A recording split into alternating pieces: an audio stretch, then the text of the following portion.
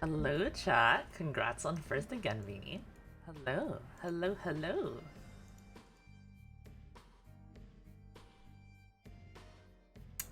I am fucking ready to finish this game, bro. Hello, Oscar. Hello.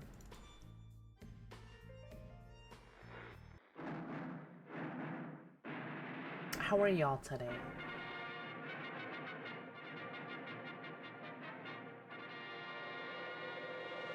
Also, Killer 7 soundtrack for the for the starting soon screen today. I hope you appreciate it. You do be chilling? That's good, that's good. We're gonna stay chilling with some good old Alien Isolation.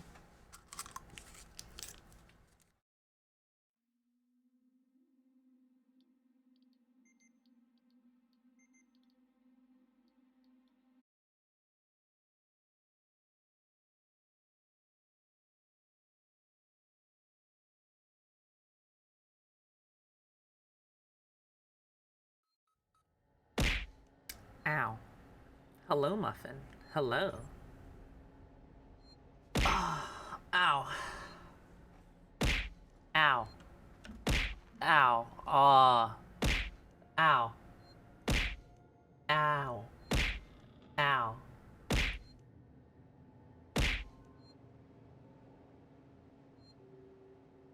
Are you done?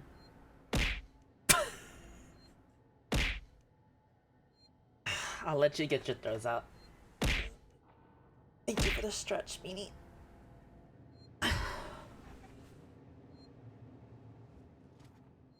Nice ghost flamethrower, bro. Is this a flamethrower or is this the bolt gun?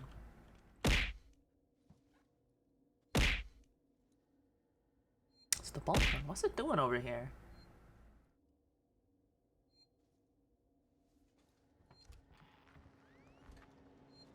Thank you for the noises. Anytime. Damn it. I can't get past the lockdown. Keep on it. That ship's out there waiting for us. Apollo won't let me in. Try our not codes alone again. anyway.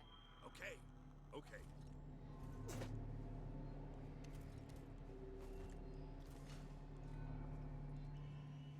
Around here somewhere.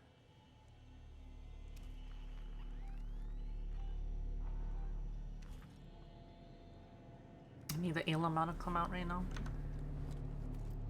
Time you say. Okay, maybe not anytime, but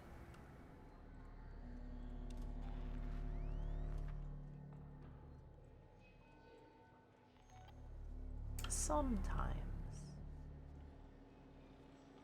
1, 2, 3. Okay.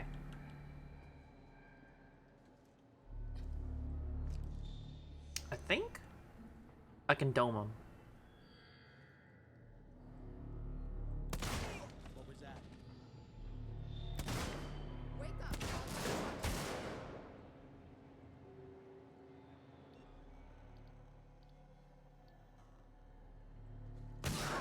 Ooh! You're trash? Oh, he's not! No, he's not! Never mind!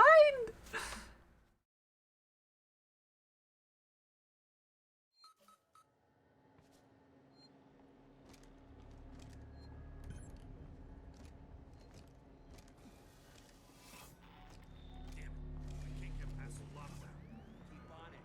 That ship's out there waiting for us. Apollo won't let me in. Try our codes again. Okay. Okay.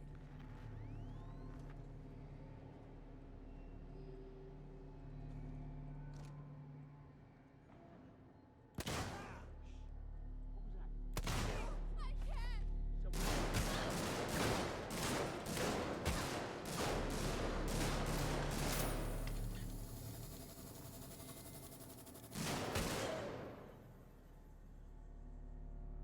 Okay, this is not the move.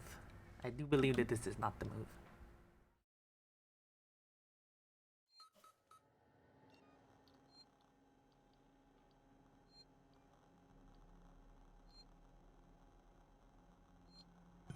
Okay, let's just use the I think I heard an Among Us. Where's the Among Us? There's the Among Us. Damn it. I can't get past the lockdown.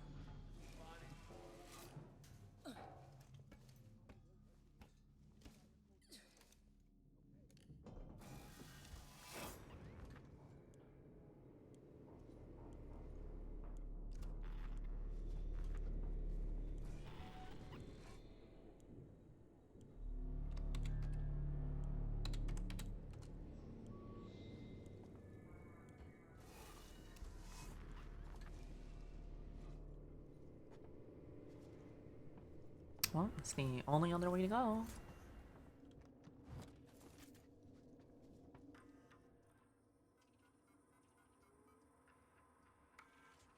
This is the commercial vessel Torrens out of St. Clair, registration number MSV7760, calling Sebastopol Traffic Control. We're carrying 3 passengers on a Wayland Yutani bond, holding the Nostromo flight Ow. recorder unit. We request immediate permission to transfer the passengers port side over. More lore. This is Verlaine on the Torrens. What the hell just happened? Sebastopol! Did any of our EVA team make it on board? Please respond. We've taken damage in the explosion and are pulling out of Sebastopol space. Systems will be down. Oh, okay, this is like right after. Okay. This is Waits, Colonial Marshal at Sebastopol Station. We have a serious situation here. Non-local comms are down, and we need you to send out an emergency message. Do you read me? Repeat, our ranged communications are down, and we need help. Stand off and send help. Oh, my spoon! I fucking hate you, Zach! Made that shit 1K for a reason!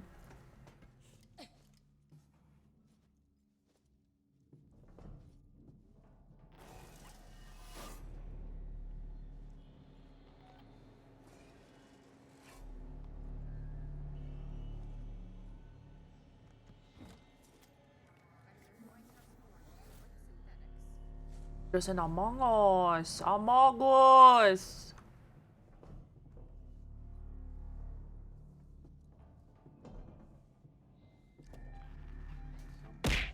Ow. Bogus? Among Us.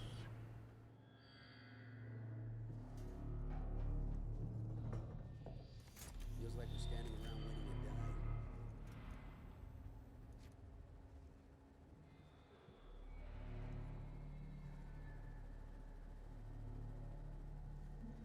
I can barely remember a time when we haven't been next. I'm gonna make a new noisemaker. Lob it over here. Just in case.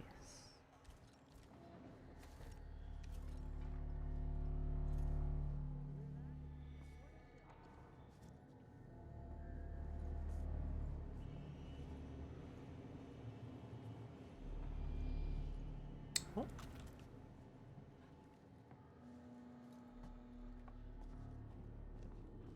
Bogus? A bogus?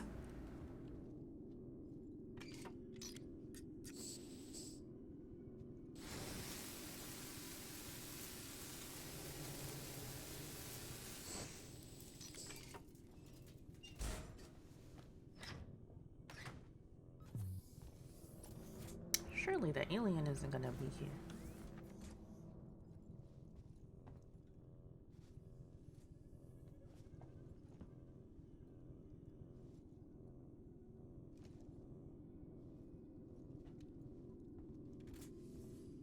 You sure are an ugly fella, aren't you? How you been? Oh my. Wait, this is so pretty though. Nice sun, bro.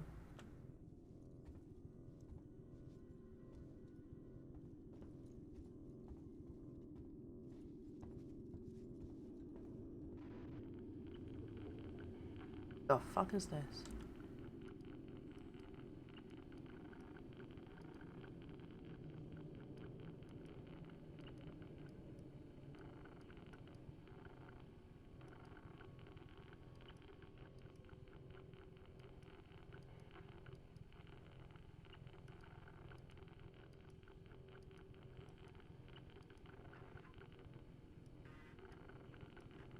Oh, I see.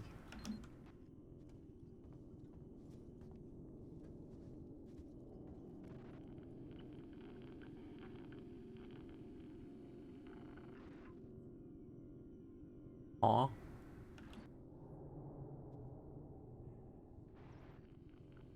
Huh?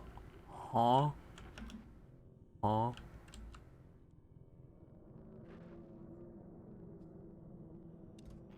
Huh? Huh? Have to be as big as the circle? Not the 4 lines? There you go.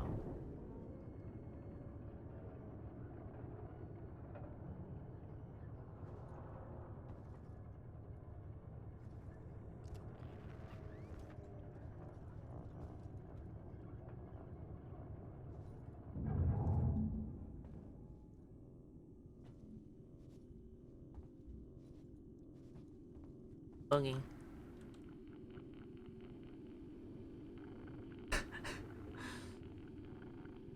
Yazzie, do you need me right now? Thank God. Ricardo, I found them. Now you've got to align the dishes to the Torrens position manually. Check. I'm going outside. You do so bad, bro.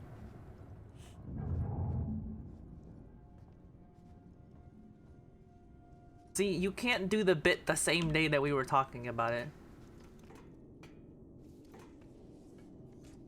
You're more than anything in the world to be on Zomboid. Yeah, about that. Don't care. I got this in see, bro. Ow. And it will. Yeah, that's fair. Ow.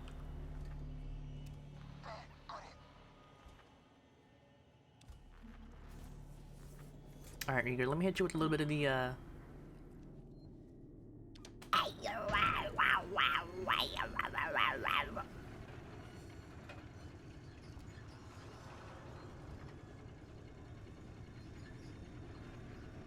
See, I'm summoning gear. Now, Regeared uses all of their points on throws and, keeping the gremlin sound check off cooldown.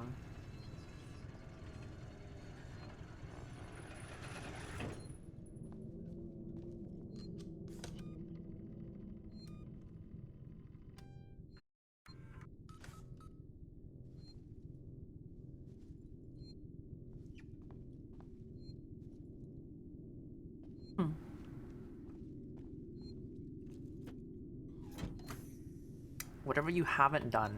I haven't done wrists because they don't want to pop on stream. Oh, kind of heard that one.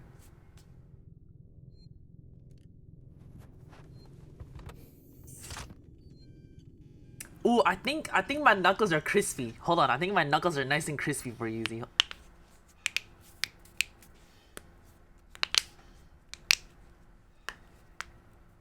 Yeah, that's the crisp. That's crispy.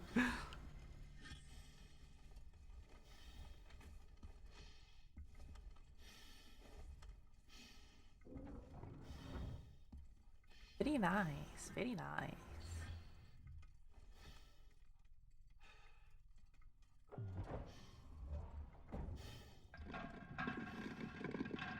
Hurry!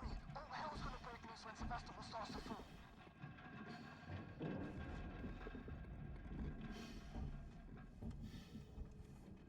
So pretty. Imagine I die getting hit by like a fucking straight piece of debris. Alien can't survive out here, right? I was just thinking about it.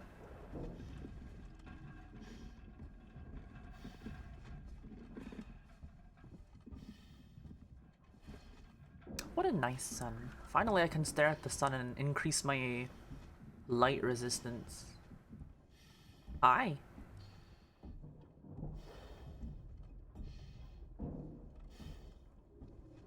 Anyway, increase my light resistance so I can stare at a flashbang and it won't blind me.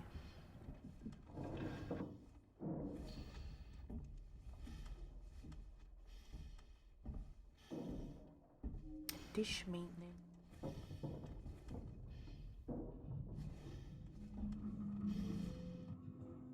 That can't be that bright. That sun in particular can't be that bright. Thank you for the posture check, weird. Maybe one of these days I rename my redeems so they make sense. But figuring them out is half the fun, Smile.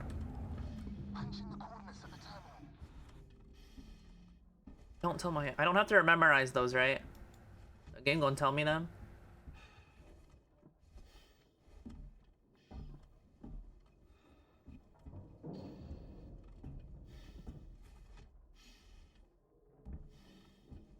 What if I do what Yume does and have like a separate hydrate and sip redeem for when I have like other drinks with me on top of the water?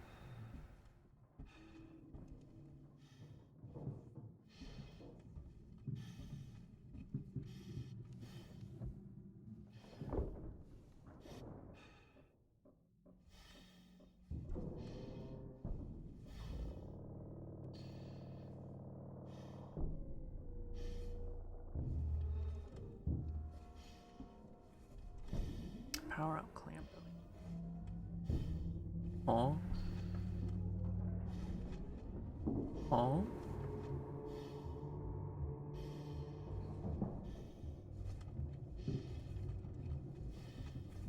Oh. Oh. Oh. Oh. Oh. Ow.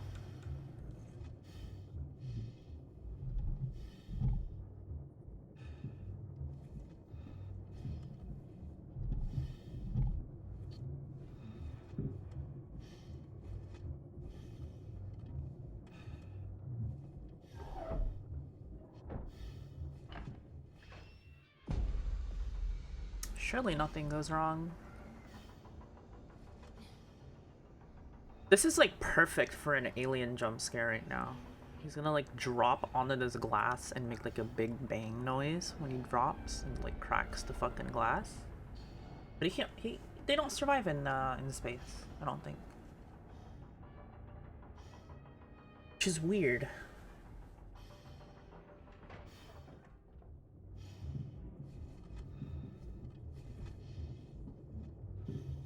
They don't? No, they don't.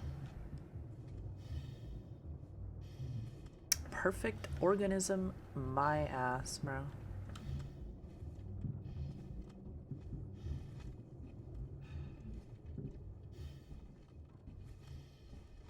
Only thing perfect about them is how much they Xenosi be dripping.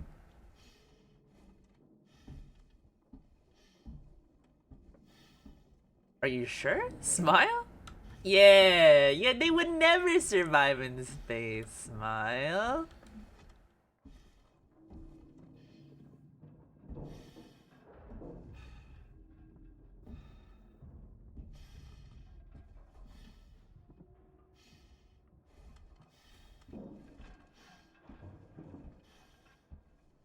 That's a Nusi be crazy though, for real.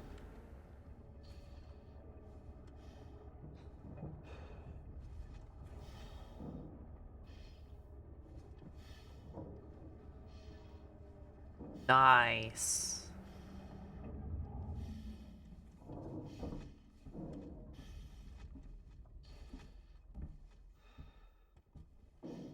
Don't tell me you made me walk all the way out here to pull the funny levers. And now I gotta walk all the way back. You're so annoying. This game is annoying, bro.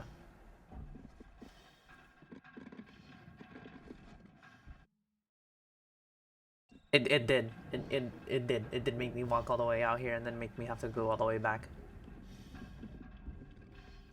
Sounds like another day in FF14 leveling. Just run Palace of the Dead, bro.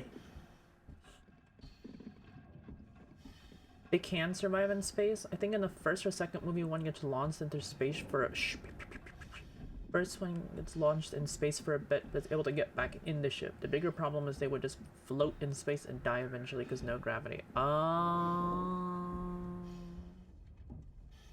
That one makes sense. That make a lot of sense actually. I was thinking like, perfect organism, can't survive in space. So, but launching them in the orbit's pretty like. I would say that launching them into space would be a move that you could do, since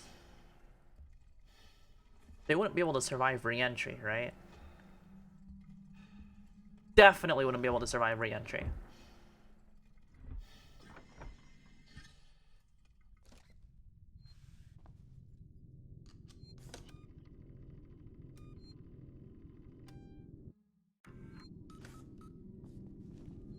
Likely not, yeah. Even if they could survive the vacuum, re-entry would most definitely crush them like a fucking bug.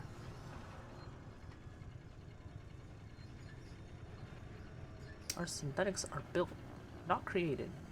Seeks and tomorrow. Together. Ain't that the same thing?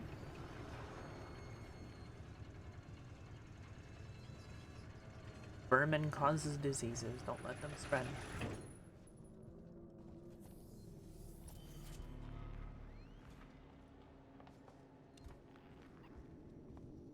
I'm honestly more surprised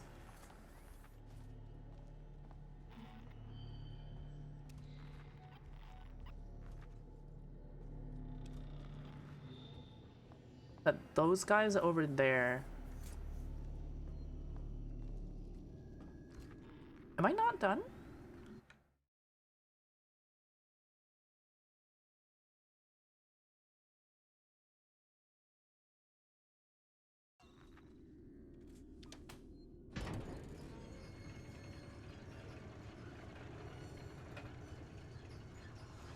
Is it cat parade time?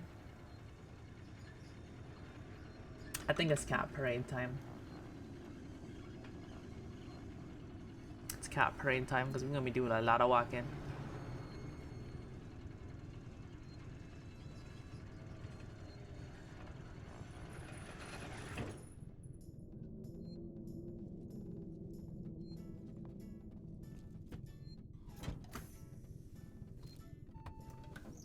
Comics, they can shut down their bodies like one who was sort of hibernation until like a ship or something were to pick it up on accident.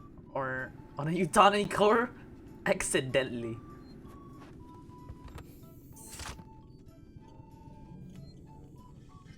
Cat parade moment.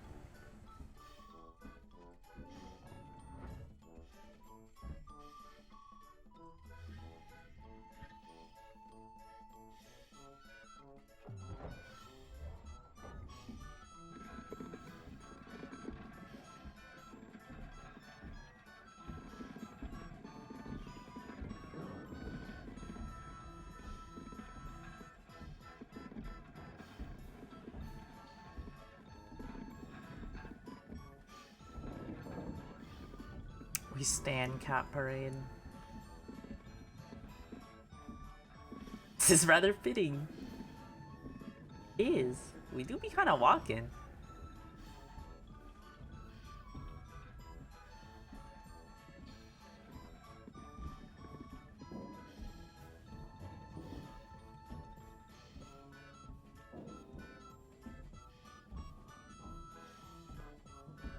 See, and I don't have to be bothered about all that metal clanking because surely that's just the debris hitting. Yeah, it's just the debris.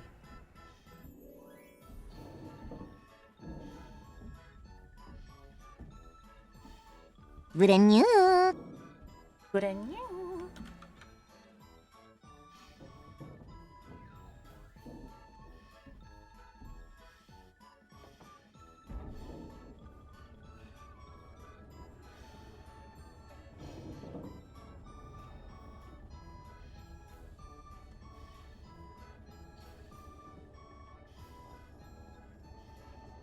God, it's actually so insane how this game was made in 2014.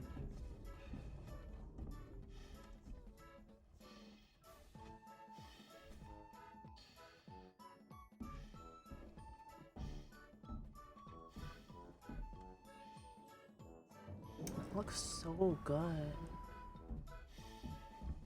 The space skyboxes are stunning. Like, even just the textures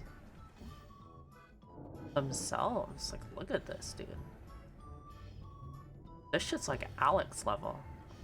IMO. Huh? Thought I heard knocking.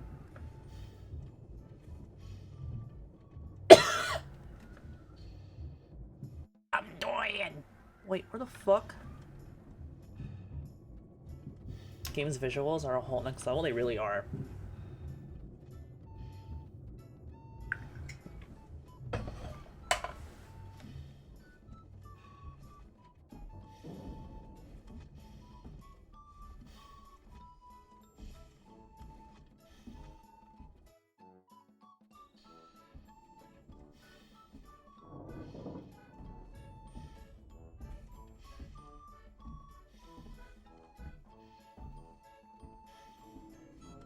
Bro, what is fucking with my throat?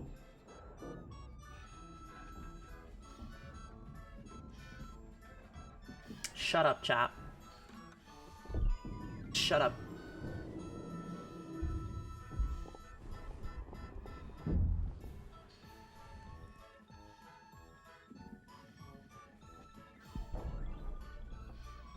Already know what you're gonna try and say. Shut up, chat.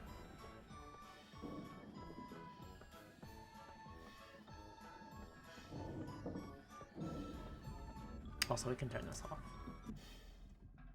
But the fur stays on. I like him.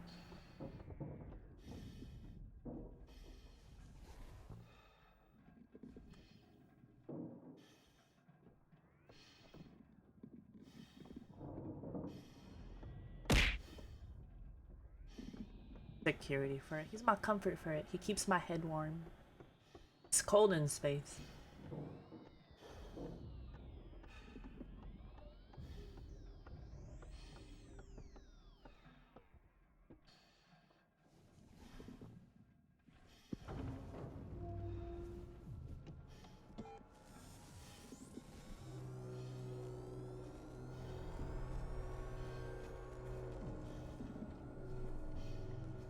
And now we get to watch the pretty animation.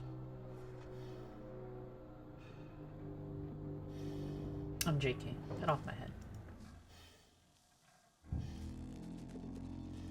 Well, however,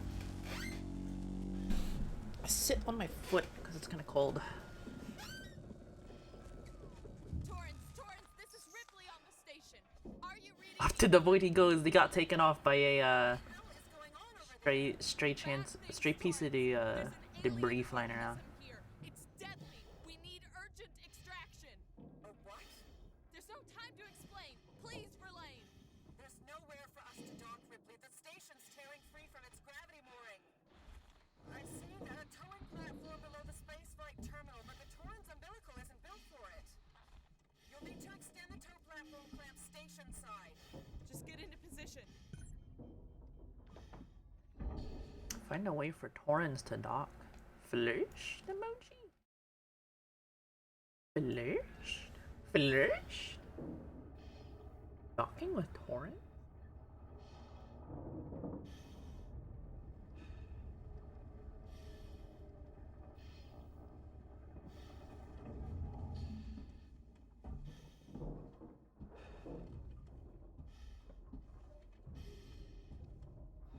Now we get to make the wonderful walk back.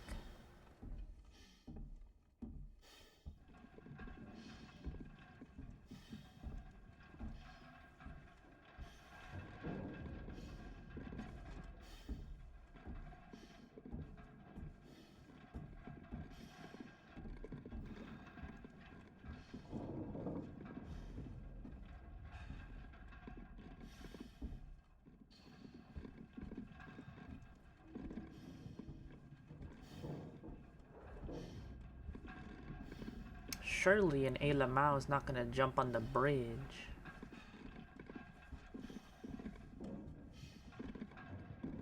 This is Jupiter, right? It's the funny thing that I think it was Gemini said. Gemini Home Entertainment The big red spot is not an eye.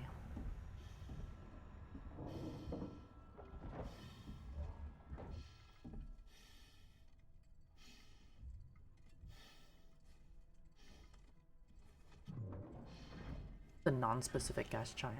Fair, fair.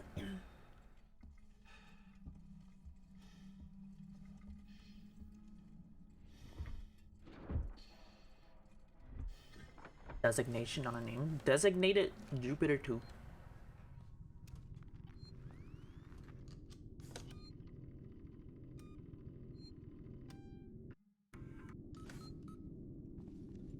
Jupiter at home.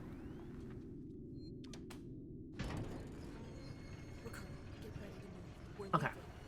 Good. Ricardo? Ricardo, do you copy? Ricardo, come in. Ricardo dead, B.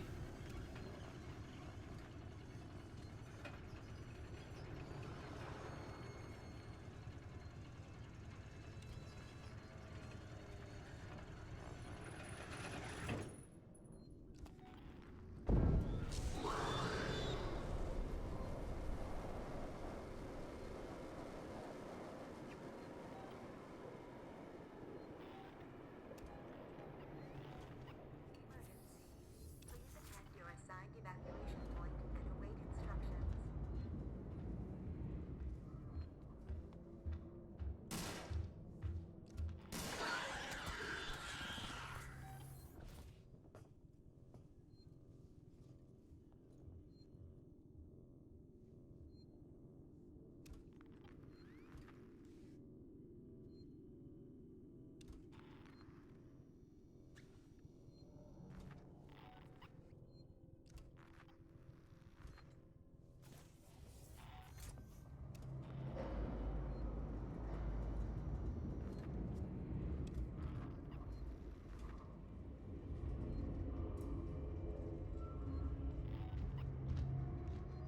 Oh, he's a big lad.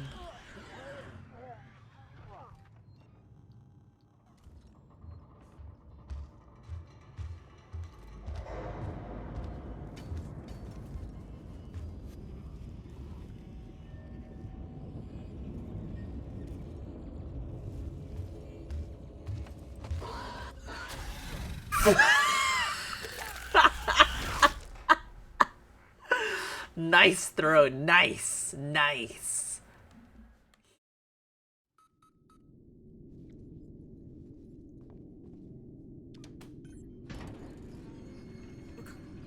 That's the throw. Best news I've heard in weeks, Rip. Ricardo? Ricardo, do you copy? Some sick eye contact with the Ilima. I was like, hi. Hi. How are you?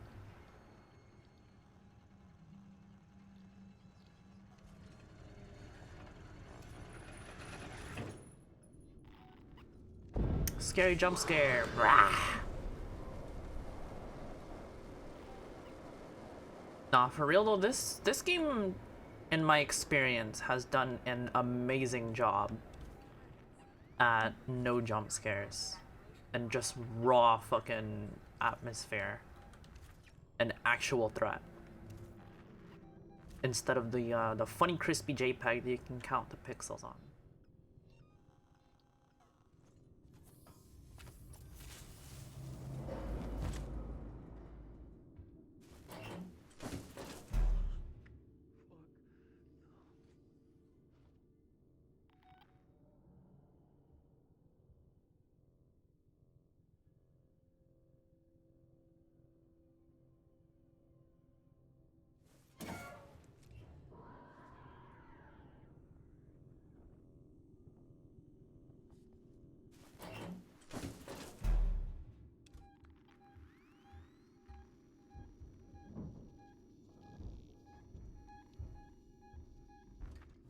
Okay. Evented.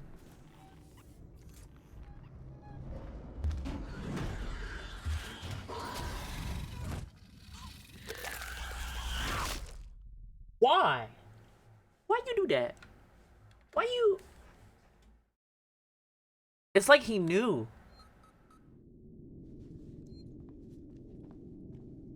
He's like, oh, you going out the door? That's crazy. I was just coming in. Got pranked. I really did, bro. I got big pranked. Ricardo, come in. Now Ricardo is Ricardon, bro.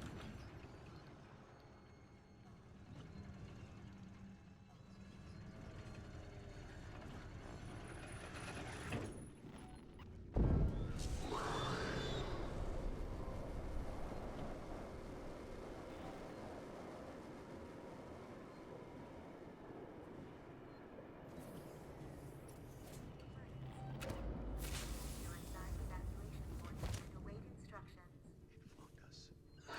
Did he say Among Us?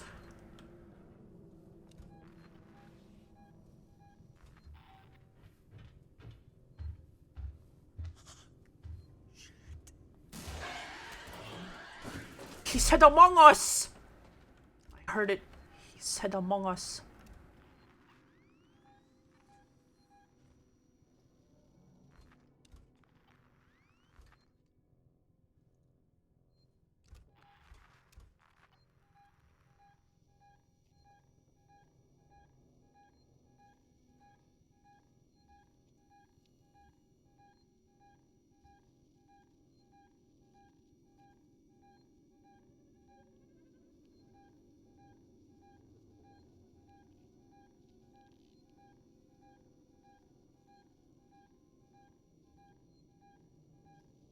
It's really nice. Can you vent now?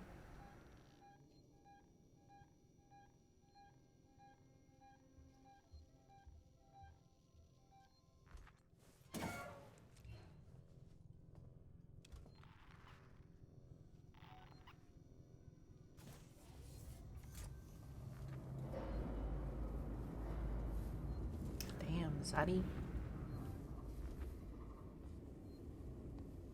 Damn, Zaddy.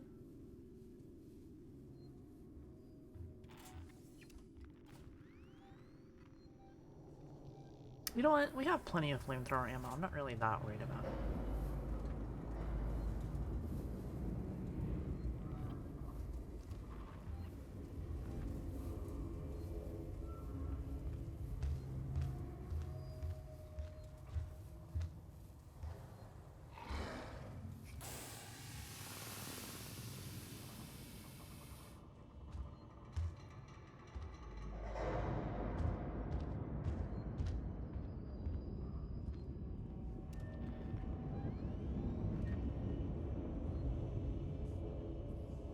Look how tall he is. He's so tall.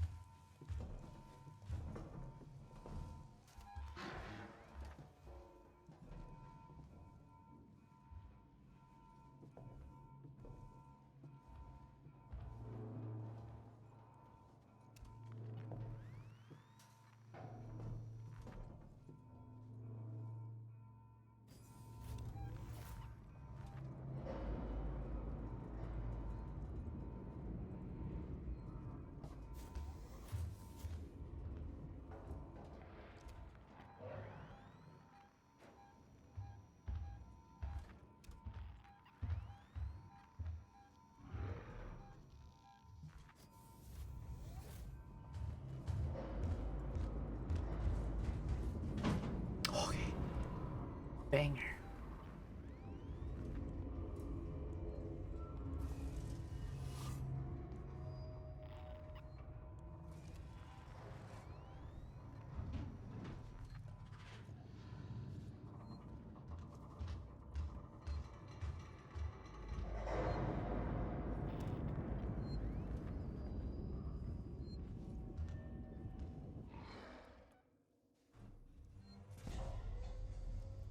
Fun fact about the alien in the game: its AI is designed to unlock new behaviors for the alien based on the way the player handles encounters.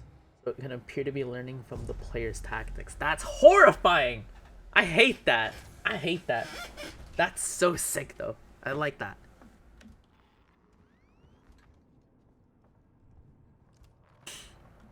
I like that a lot.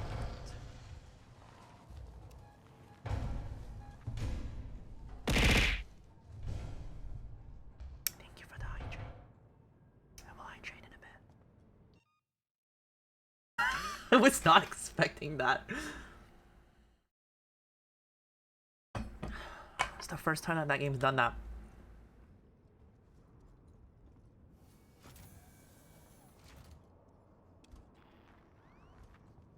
Ricardo? Oh god. Ricardo. Oh no.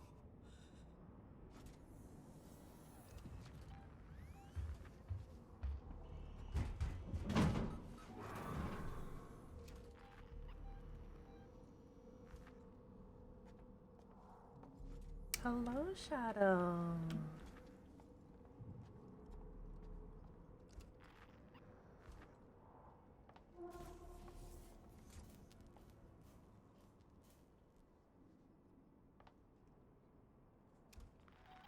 Oh, this better not mean that.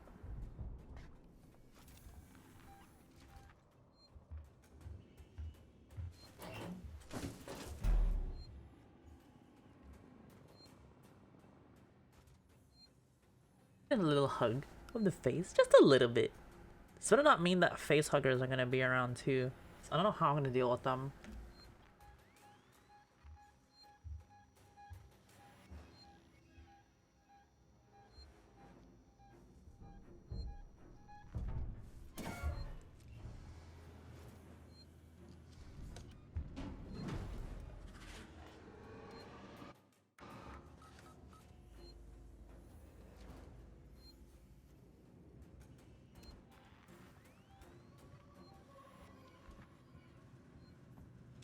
We're being chilling.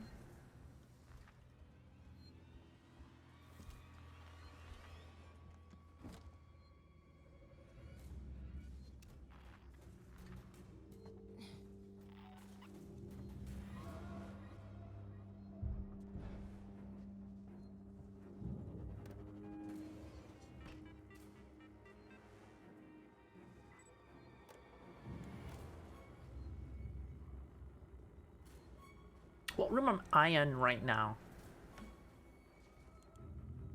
This is the room, right? So we would want speaker system here.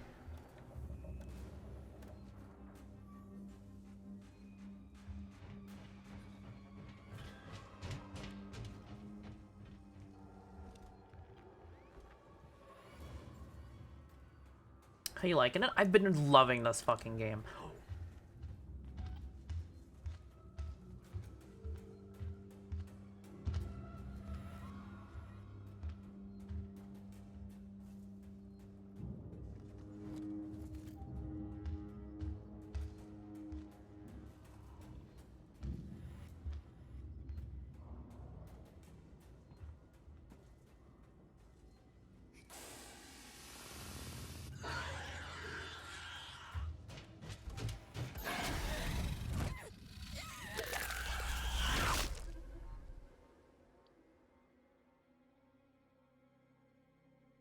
Been here an hour with no stretchies. We did get stretchies at the start, actually. But thank you, Dad. Thank you. Hello.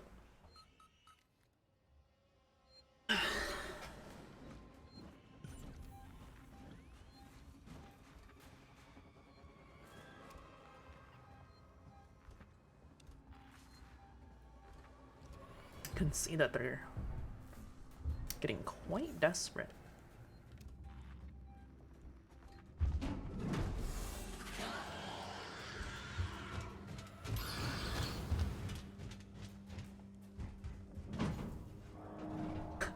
I've been loving this fucking game.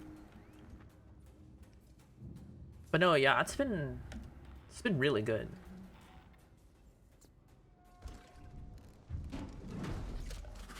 chat has not gotten a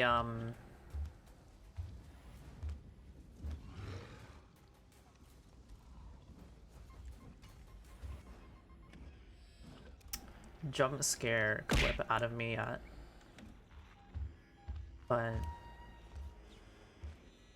even then, this game's been like really, really good at being tense.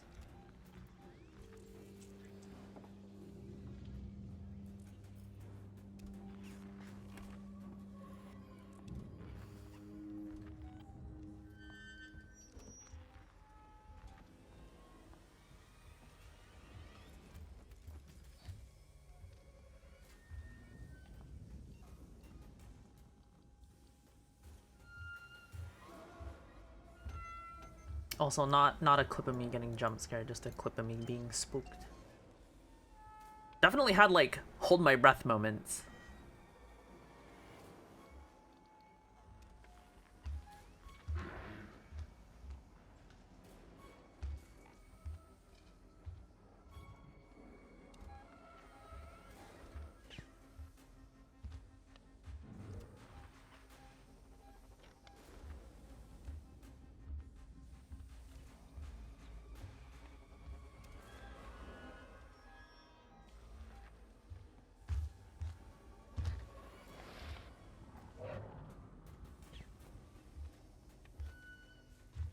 I don't like you.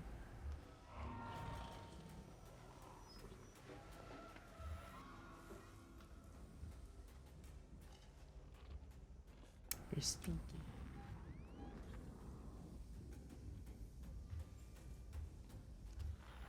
He was so good at just clench moments. Yeah.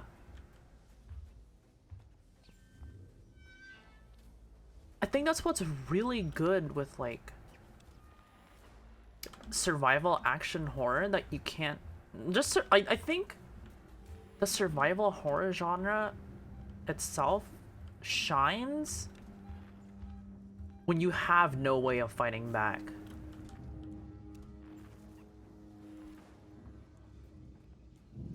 Cause with stuff like I shill it all the time, but like Cry of Fear is really good as a story spooky game, but it's not good as a spooky game. Because any of the spookies that you get spooked by, you can just shoot.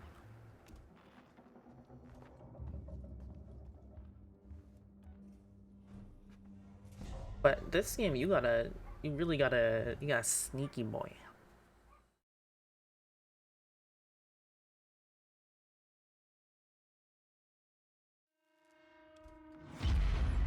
Brand new. For having a tiny fighting ability that sometimes doesn't work, yeah.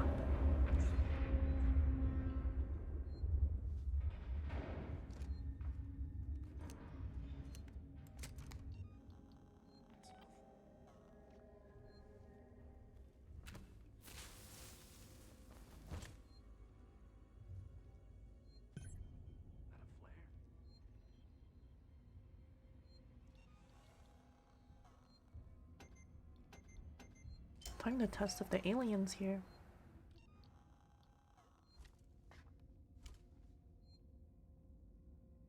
Flashbang.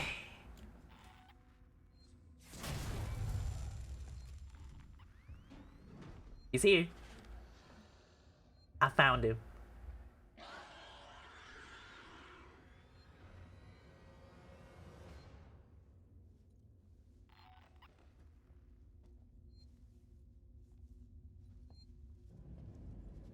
He a homey boy.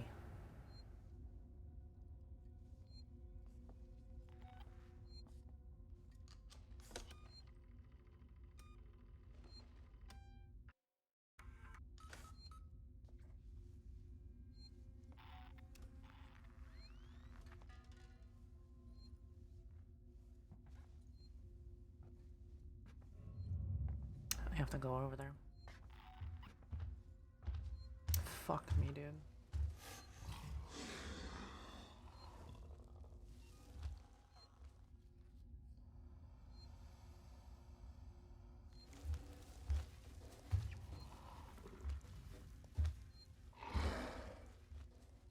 Apex predator. Perfect organism.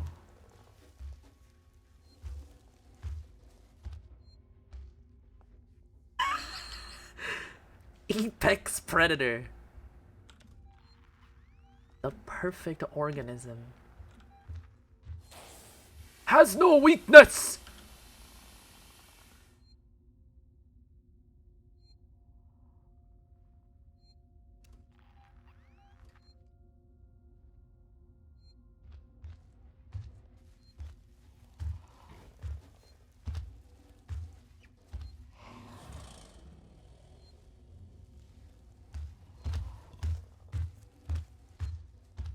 There's no way, man. There's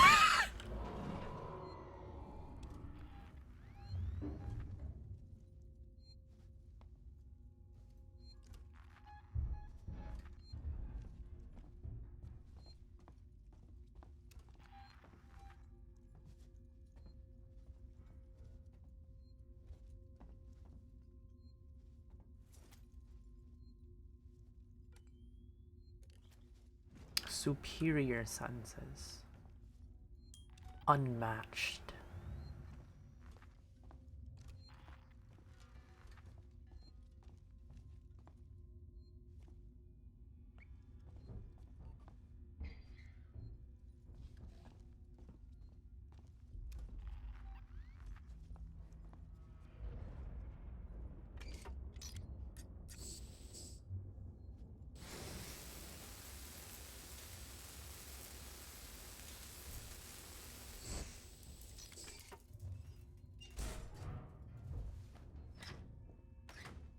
Rob didn't have his coffee.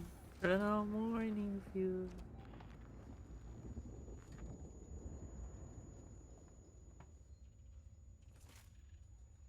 What is that ringing? Ow.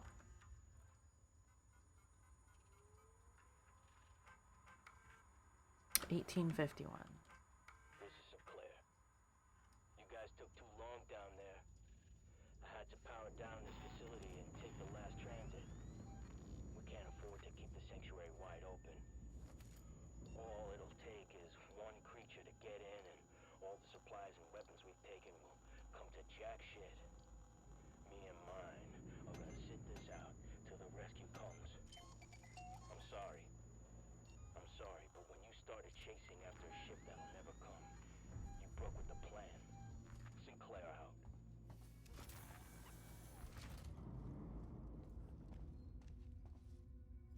It was 1851, right?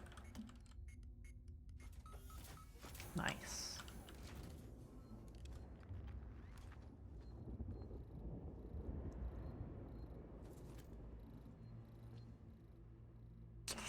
Don't be alarmed. Don't be alarmed. Don't be alarmed. Okay.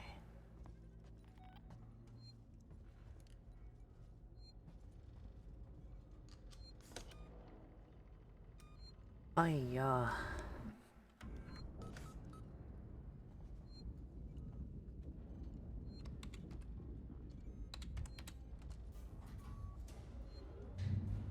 Oh, but now that's gonna alarm.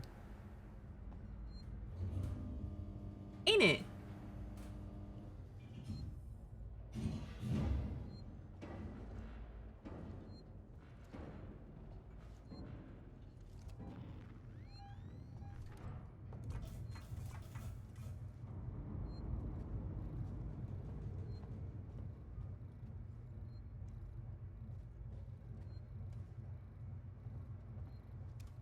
Yeah, man.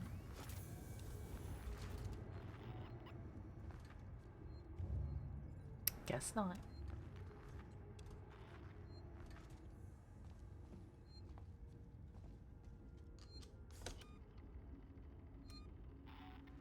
It's a cute way to fuck with you though, because there was a point that alarmed in the game. Just wasn't that time.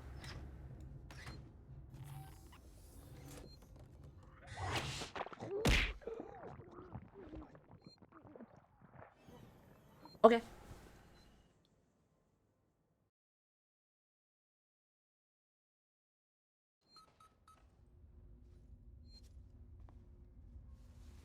I will get this.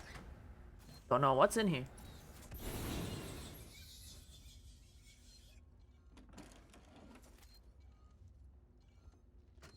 Were good here when they were sealing the sanctuary. don't know what I expected. Maybe they changed their mind and let me in. Maybe they'd shoot me dead. They shut the door in my face. Mora, hello. I can hear movement from the floor below me. I haven't got long. Sinclair and his people have Sevastopol's food supplies and much of its weaponry. But I heard the voices of children too. I'd wondered where the children had gone. Perhaps I can keep these monsters from them. I hope they do.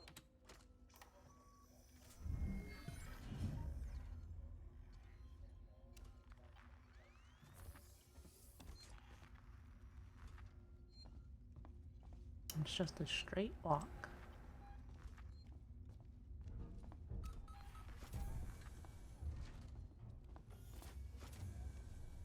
Oh, them bitches make sound though.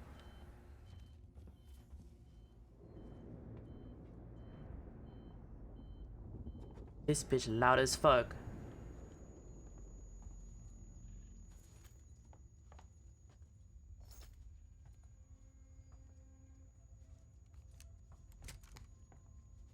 How's your night going? It's going pretty good.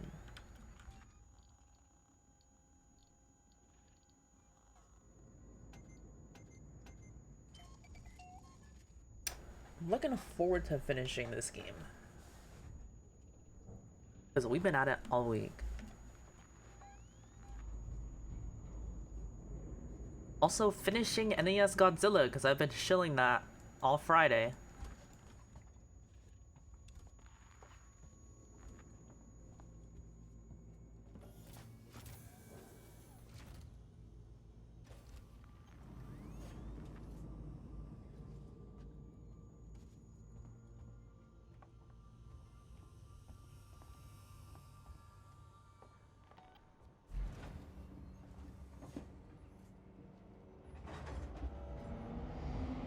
He is a good gamer.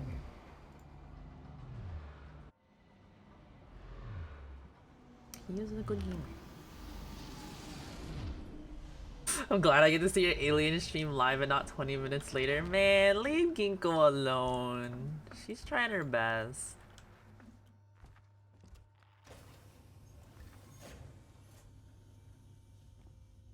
Torrens to Ripley. Ripley, we're about to move into position for the auto-umbilical dock sequence. We'll be dark on comms until we've matched the decaying orbit of the station and are in position. We're just waiting on you to extend the towing platform clamps. I don't know how you sweet-talked me into this. Where's my save station? Pre-hypersleep health checks have been performed on the entire crew, including, after some persistence from the engineer staff, the ship's cat. Everyone regular. Does he has great timing? Yeah. Out an report I've just logged with Mother. I have a little more work to do setting up my equipment and initializing systems, but otherwise, we're ready to go.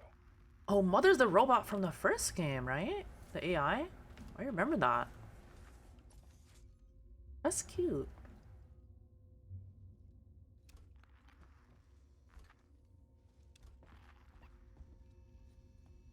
Is it here?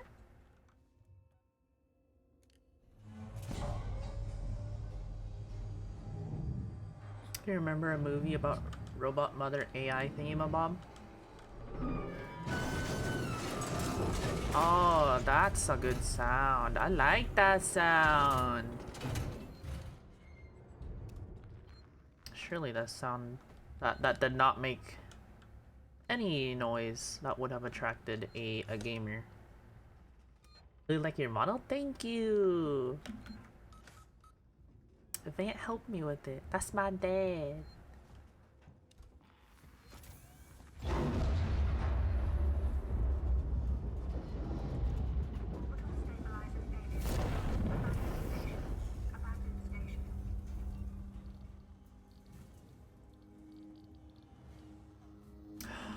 I don't want to have to do this.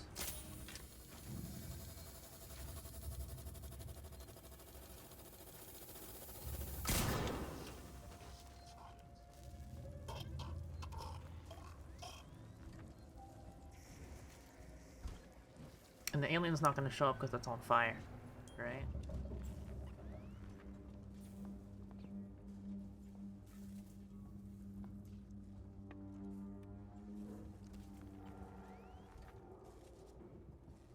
Not seen many go the creepy cute and its route, and it's great. It is. I made friends with somebody on Twitter who had a similar model.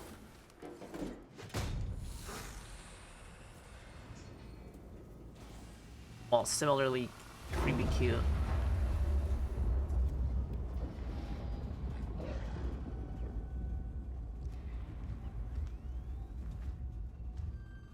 And she's chilling. I like her.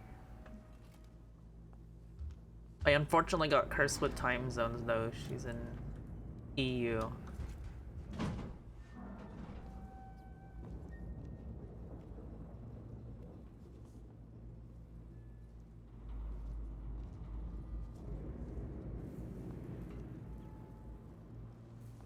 So about the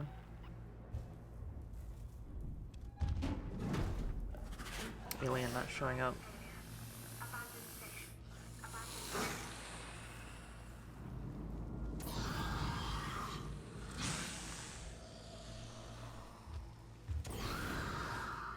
Pesky EU people. There's nothing wrong with them. It's just like there's something wrong with y'all's time zone, you know? I can't hang out with y'all. Cause I wake up and it's like, I'm going to sleep. Huh? Huh? So many great people that are at time zones on just matchup, yeah. Unfortunate, but it happens. 1984.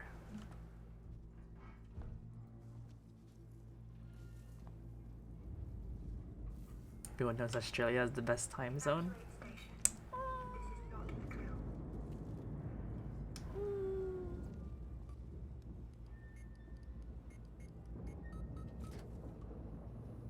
It was on American EST? Oh.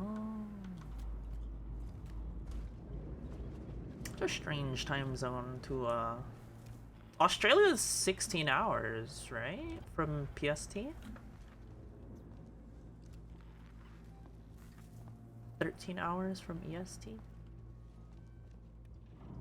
That shit wacko mode.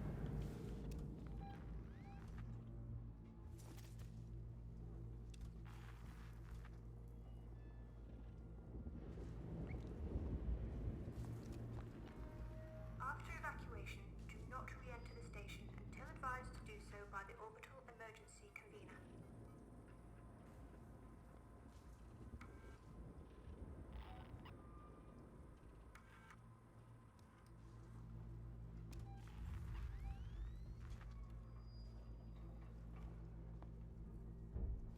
Aw.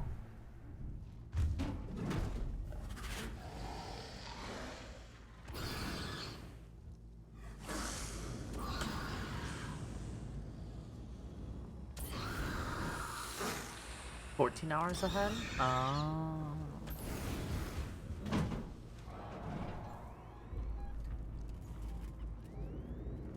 Huh? Huh? Emergency. Please attend Oh. your assigned evacuation point and wait for your synthetic emergency. You're a genuine dickhead for making those noises, you know that? 17 hours ahead of PST? Yeah.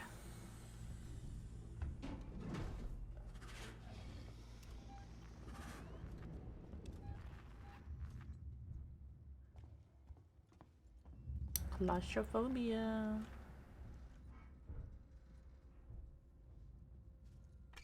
My favorite.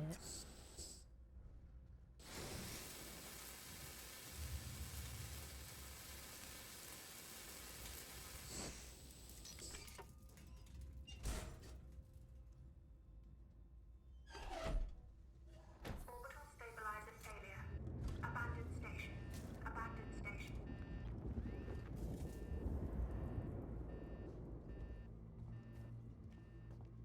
Surely the alien's not gonna drop out in front of me.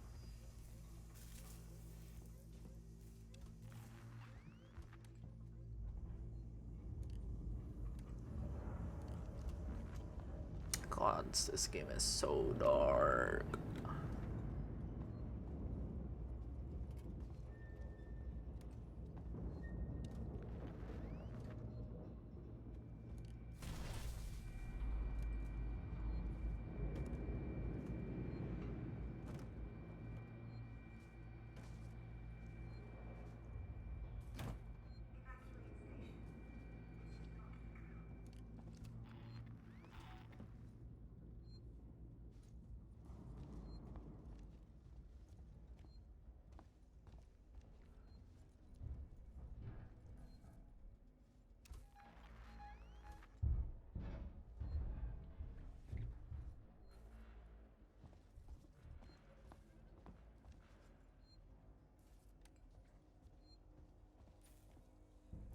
I do not enjoy this.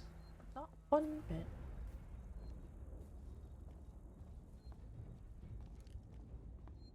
So safe. Safe station. Safe station.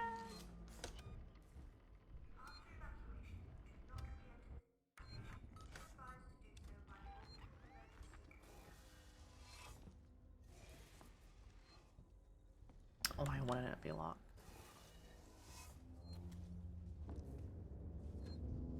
I do not like it. I don't like it, Sam. I am. Would not like it being bent. I would not like it in a vent.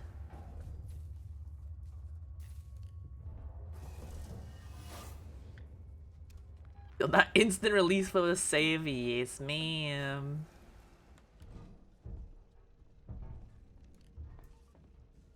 Card.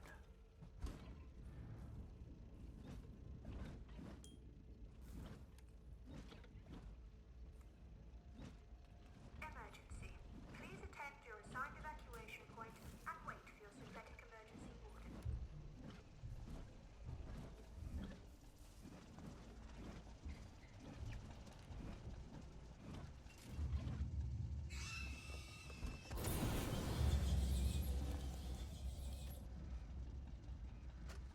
Why does he squeak around in events like a fucking Seal the habitation sanctuary. There's one way in, one way out. goddamn slippery shoes on? Heading out to loot supplies and weapons. But it looks like we shut it off just in time. The Seeks and synthetics have started.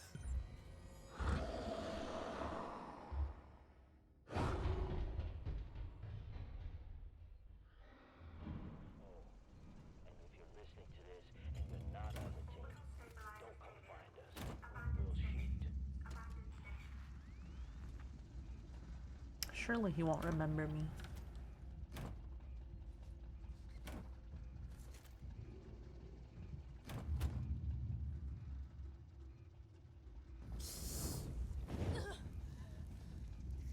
My bad, Ripley.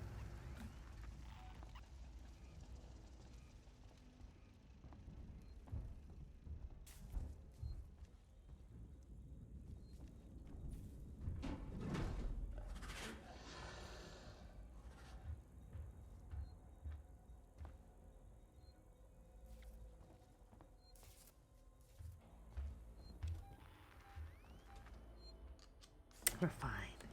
We're fine.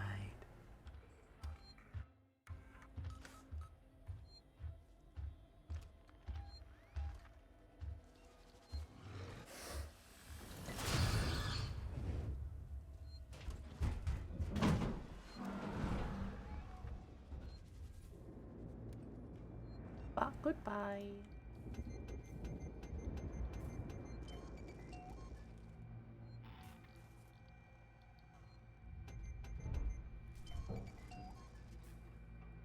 So you're gonna hear this noisemaker in this room come out from the vent in this room and investigate it, okay? Ignore me. Not here.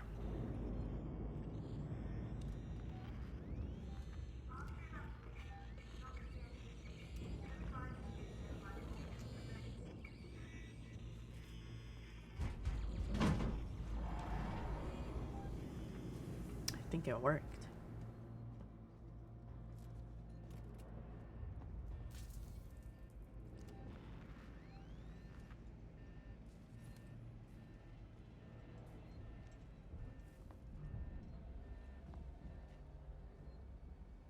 Not me frantically searching every room where the vent is so I know where he comes out of.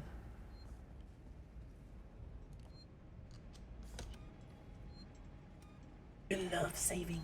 We love it. We love saving.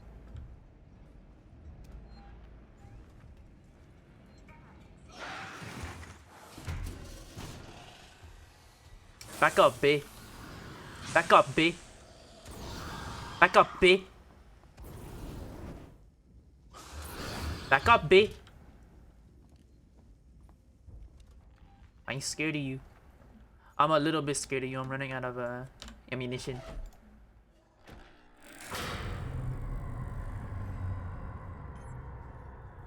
Nah, my brother.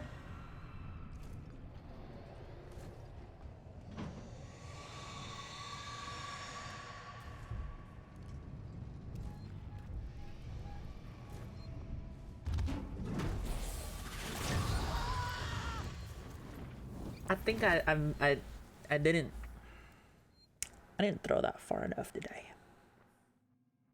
I didn't throw that far enough.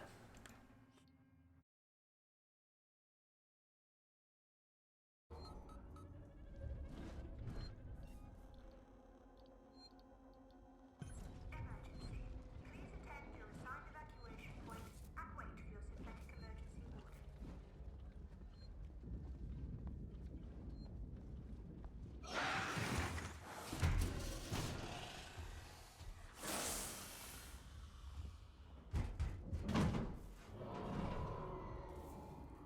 It's the worst throw ever of all time. For real, for real. How many times do I have to teach you this lesson, old man?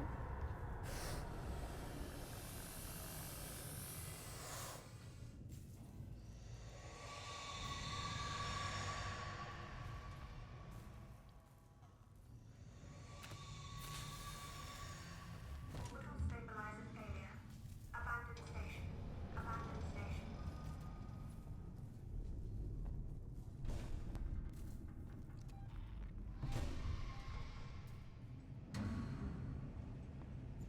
Generators always taking naps, for real.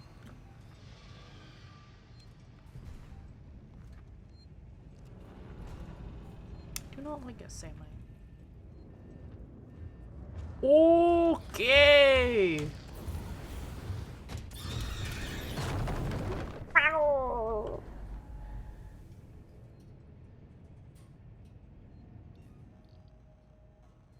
Okay, well, this is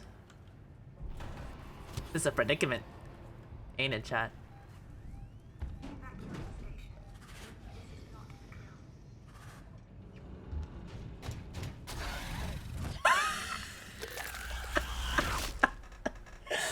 drill. Okay.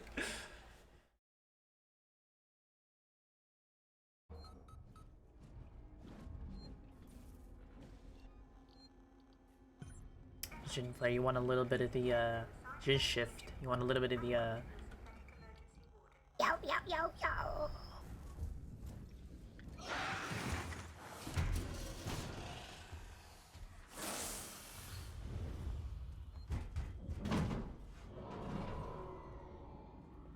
came back with a vengeance. He really did.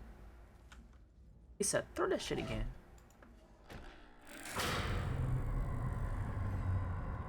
We are not gonna wait for that. We're gonna be immediately moving, guys.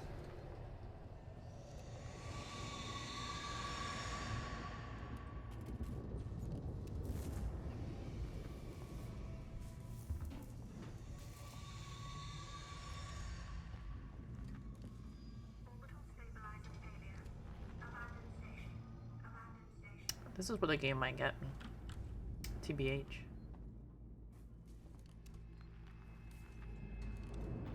I do not like the dark.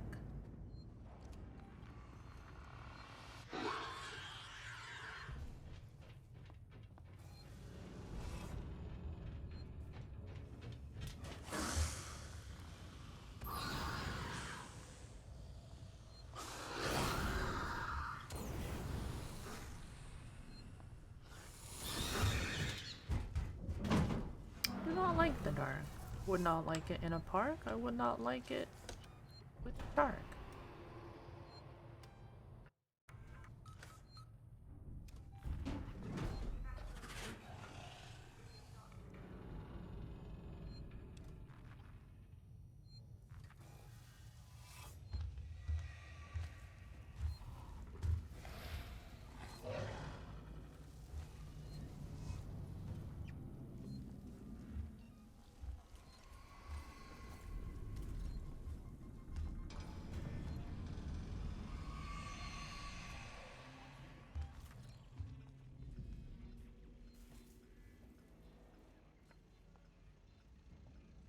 I do not like it, Sam. I am.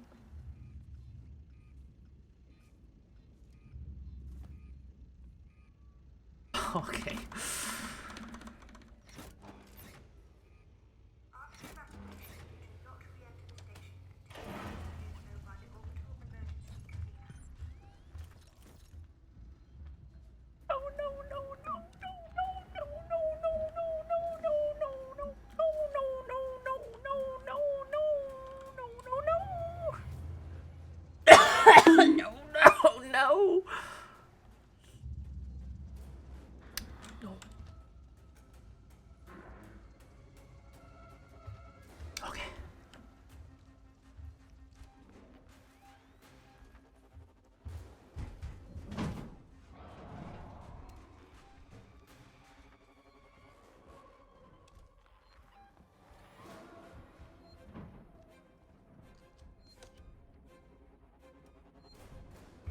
Come. I heard him drop right next to me.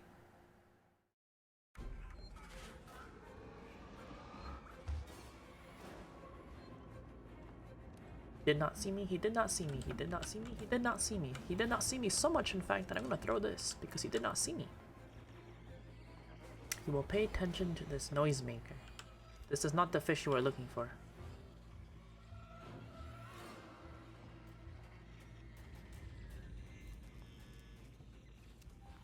This is not the fish you are looking for. You will go away now.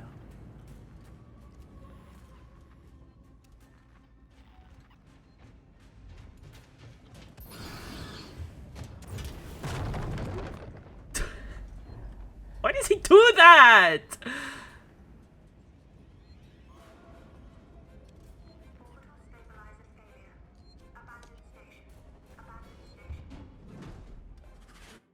Stop! Stop, man! Ring around the alien. Pocket full of alien. That's what your mama did. What's she gonna in a casket?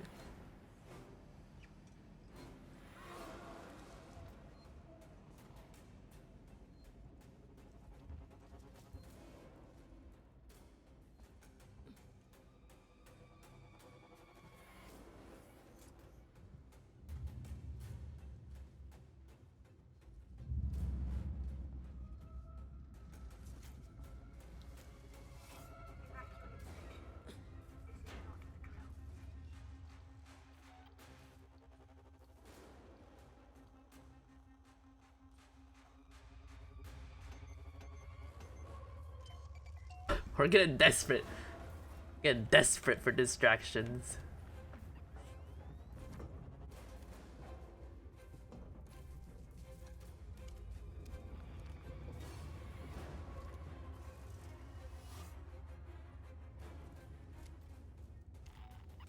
Sebastopol, this is Diane Verlaine of the Torrens. I am attempting to dock on the tow platform below your spaceflight terminal. We can take survivors. Okay. Heard this part being a pin in the tail, so nice job, she.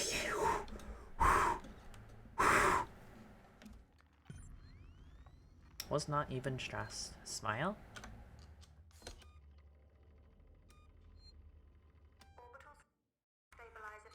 Not at all. No vents? No vents. No movement.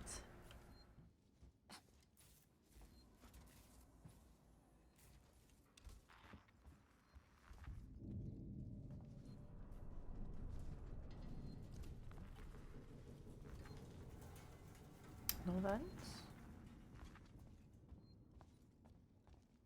Keep it that way.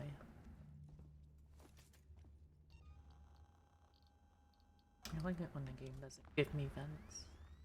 There's less to worry about.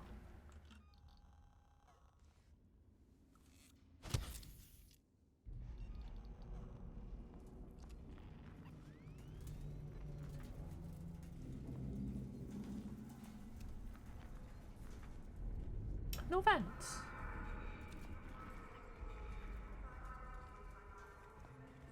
No vents. No vents. No.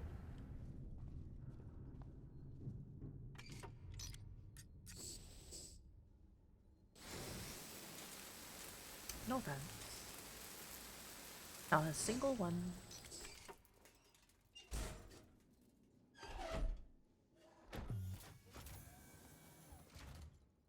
No vent. No vent. No Among Us. Among Us gone.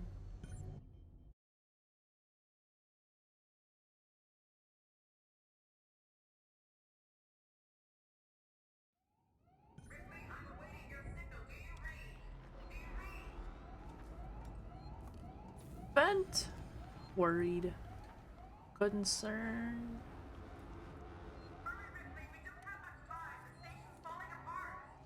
Concern. Concern. Verlaine, can you hear me? Are you close enough for radio contact? I'm here. Ripley, thank God, I hear you. I need you to extend the dog cradle plants quickly. There are two. Should be close by.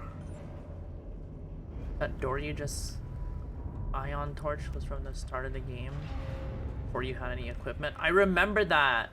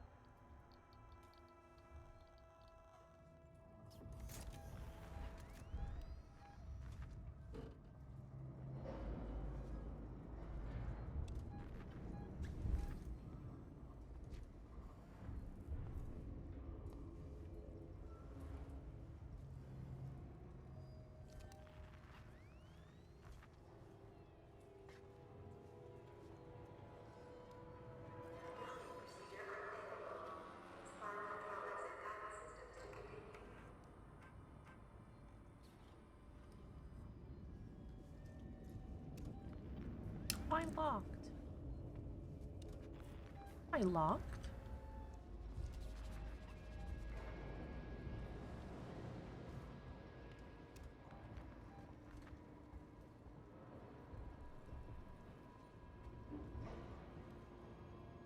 Why locked?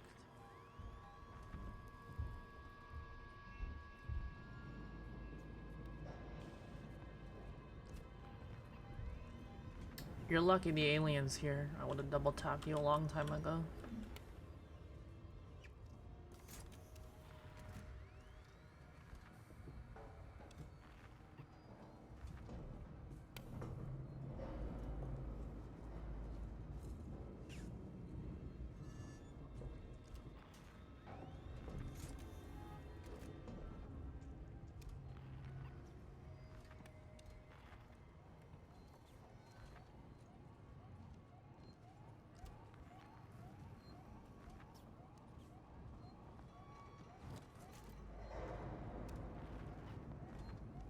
But where?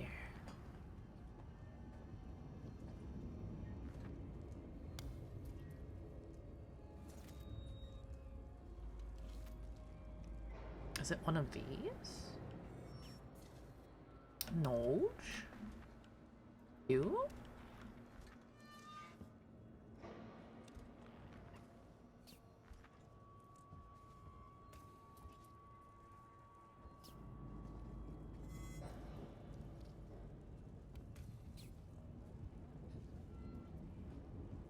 You, maybe? You look right.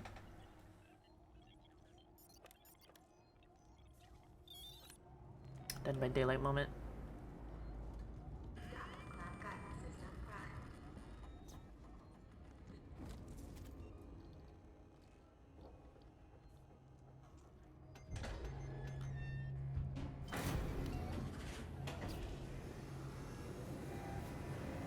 In the vent we go.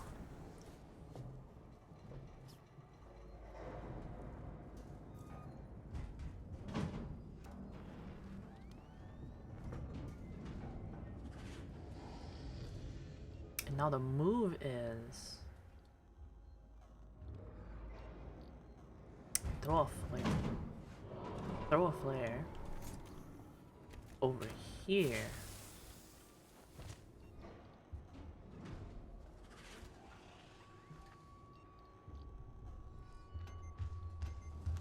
What the? Ah!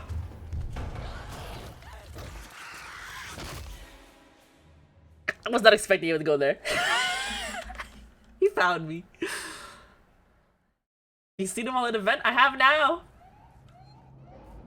Verlaine, can you hear me? Are you close enough for radio contact? He's like, he said, "What you doing in here? What you doing?" Hi. I heard him start crawling closer and I was like, there's no way, right? Surely there's no way.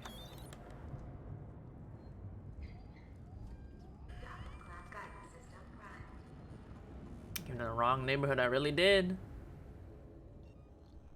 Okay, so what we're gonna do, we're gonna make another flashbang. I'm gonna make a flare. I'm gonna throw it over here. I'm gonna make a flashbang. I'm gonna throw it over there as well so it makes noise.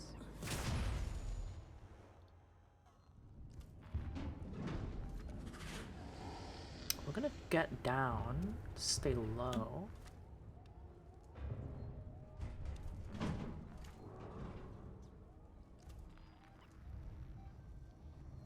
He's gonna investigate.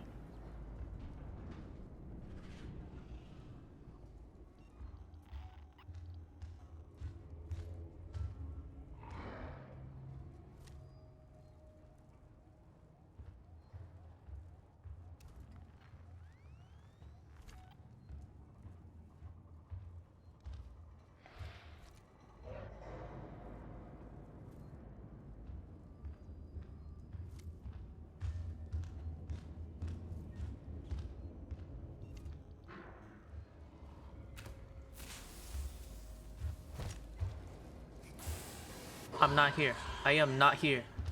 I am not here. I am not here. I am not here.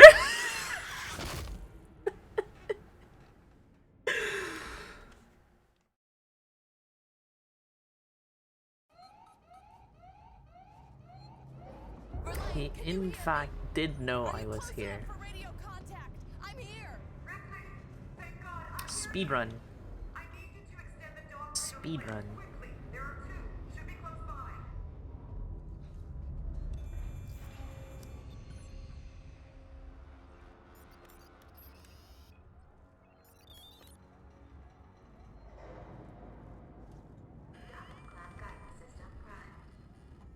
I think it's just better if we just don't bug him.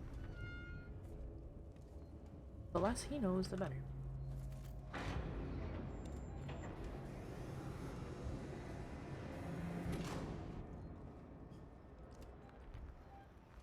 Clueless emoji.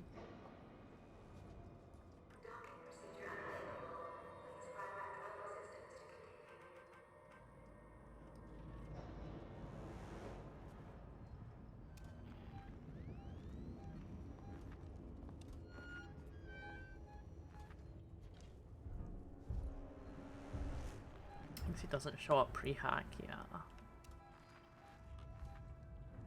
I consider. But the issue is, what do I make? Like, we're fucking starving for resources right now.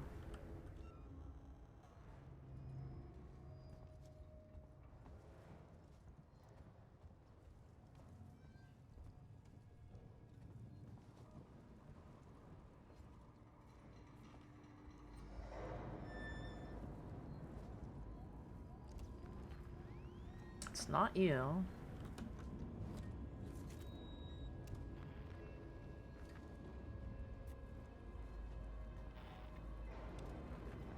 I want to make more shit. Well, I can make her flashbangs, and I think one noisemaker if we go down here.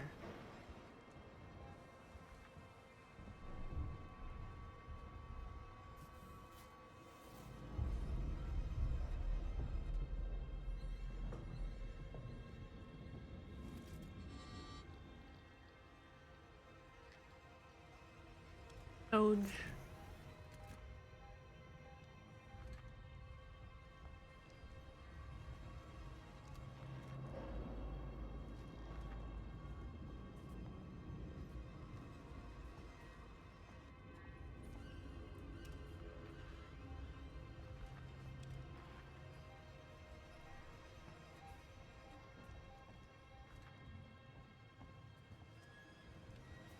Where?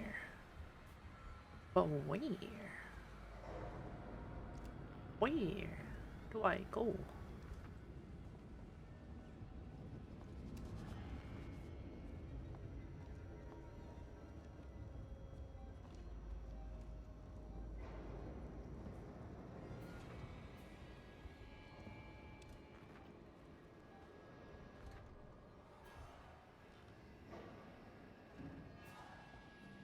Restore power. Okay. So I guess we go under here. Follow the wires? Oh. Naruhodo. I see. Understand. Power gets restored, then we go back.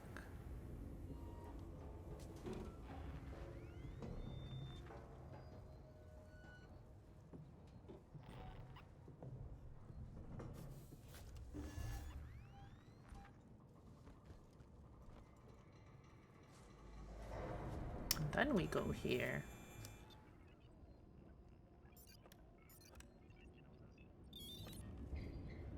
And then we do the console.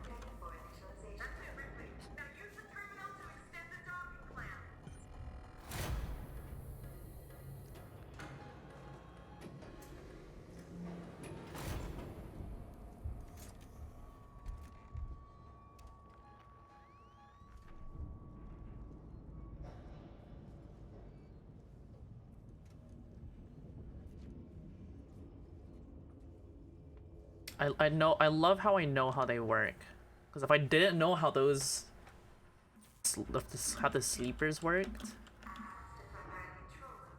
it'd be fucking over.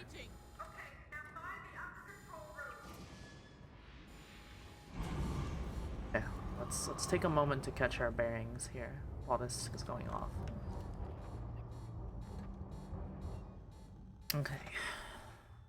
I have a flashbang. Smoke bot, but that's it.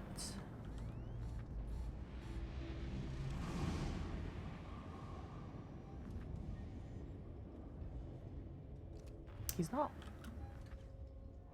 walking around. Knock on wood.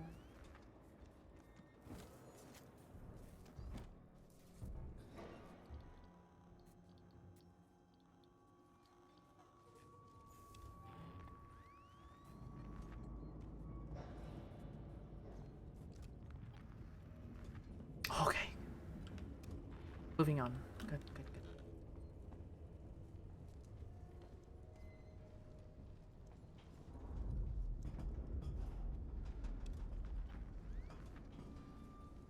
Oh yeah, this is fine.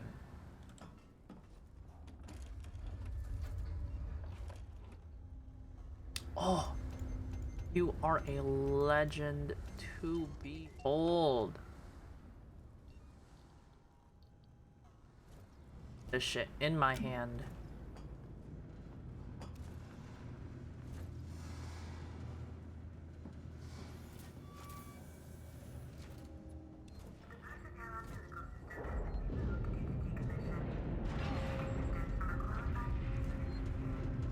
Save, don't give a fuck. Oh, so much stress just got off my fucking shoulders. Oh, my spoon. Oh, my spoon. My spoon. Elaine, there is no personnel umbilical. It's long gone. What? Wait, I think I can use the maintenance rig instead. If I can find an EVA suit, I can still get to you. Be careful, Ripley. That's it.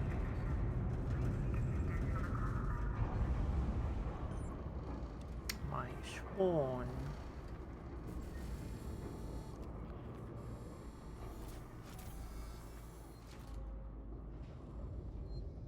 Vent. Vent.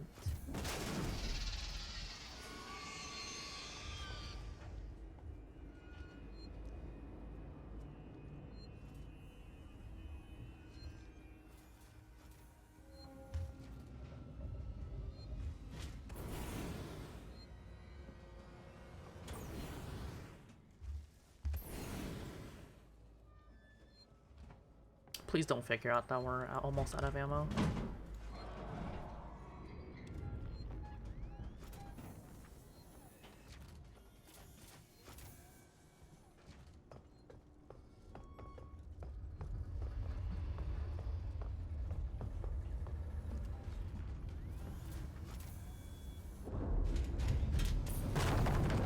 Oh!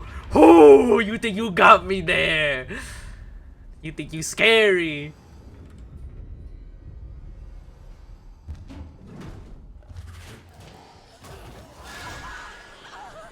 I ran out of ammo. I got comfy. I got comfy. I got comfy.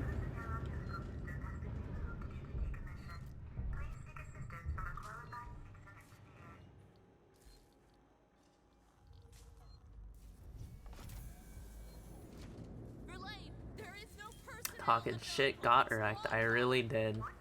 Wait, I think I can use the maintenance rig instead. If I can find an EVA suit, I can still get to you. Be careful, Ripley.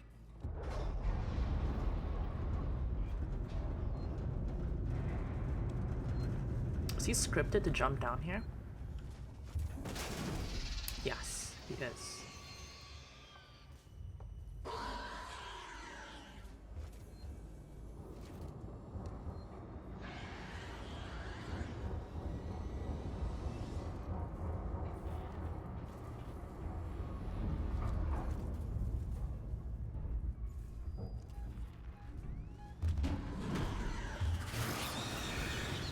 How does he know? You're cheating!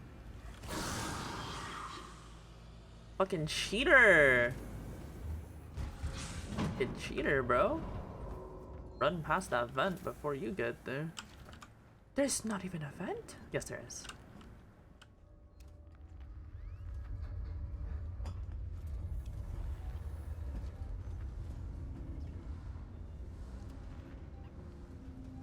Can you hear the thing in your hand? That'd be crazy if I could.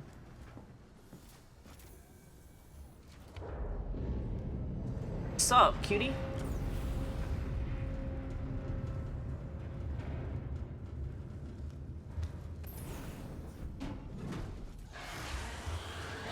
Excuse me, you what?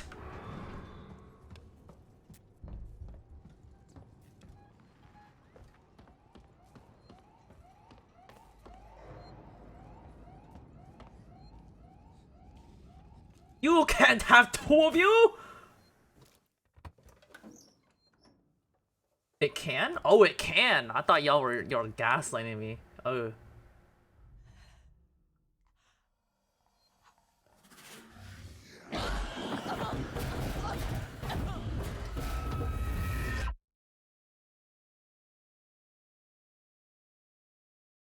Alien isolation. Anything that can go wrong will go wrong.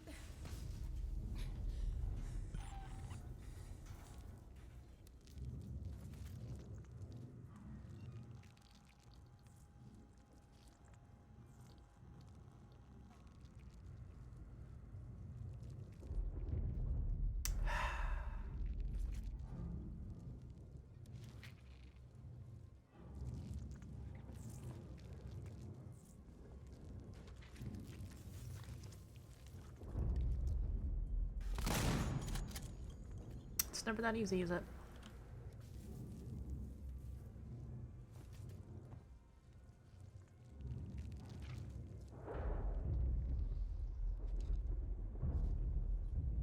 Can't be that easy, ever.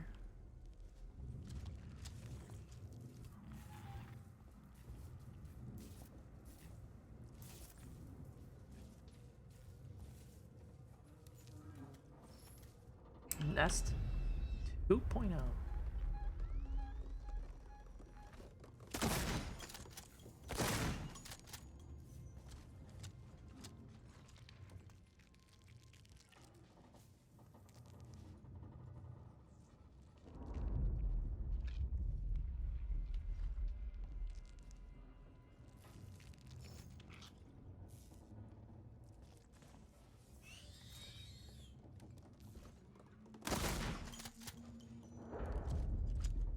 Time for bed suit. Alright, have a good one, Judge.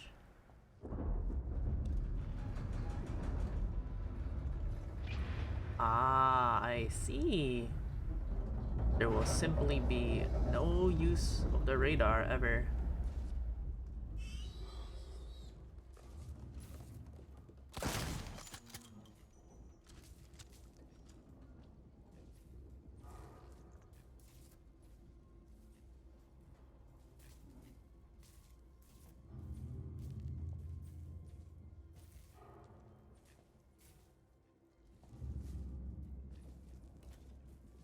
I wonder why they're giving me all this flamethrower fuel all of a sudden.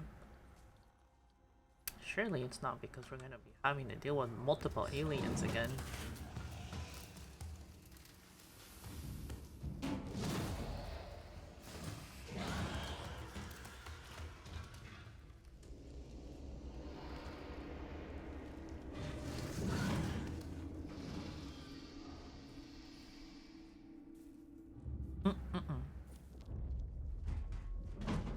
Most definitely not. Multiple aliens. That would be terrible.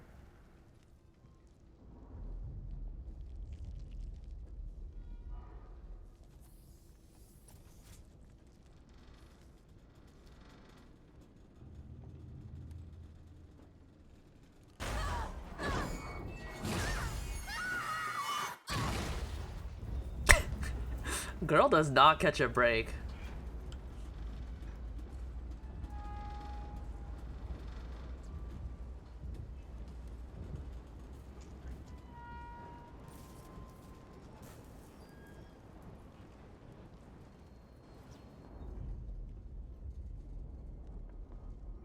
More than one Alamau is Alamany.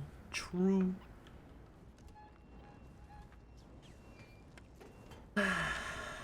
Scanner broke.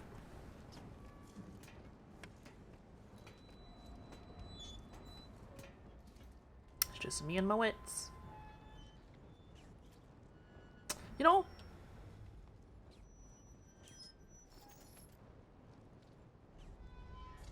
I would put that on.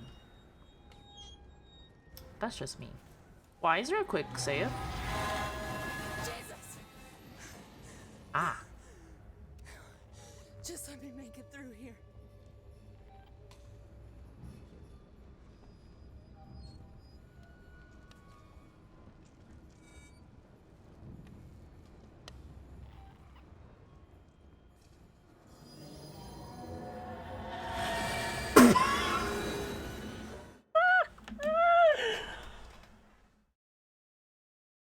Ripley should have checked her horoscope for bad fucking day today, for real. Jesus. Just let me make it through here.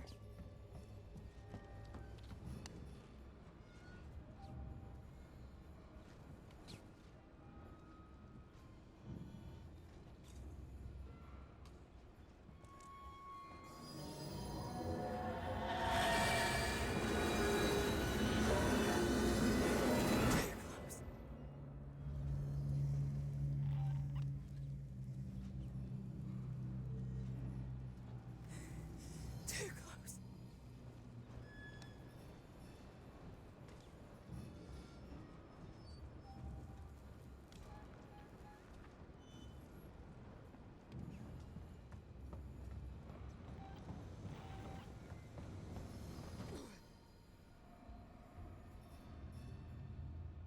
I don't trust this. I knew it. I knew it.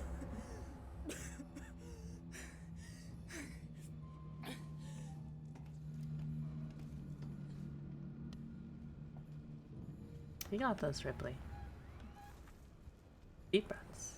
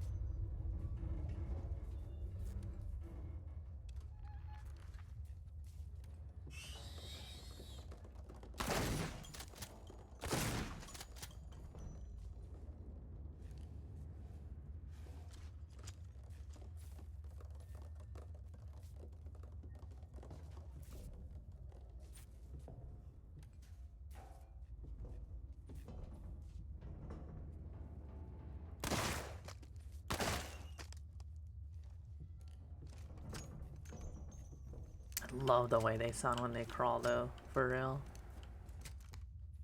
For real, for real.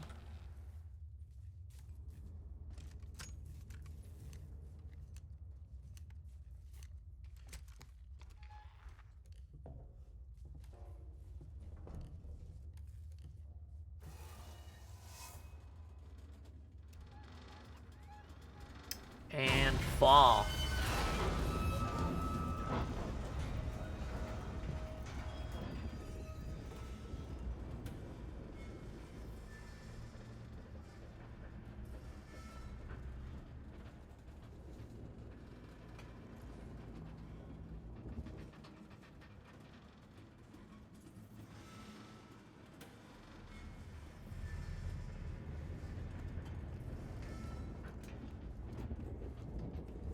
Oh, surely it's not gonna fall like behind me.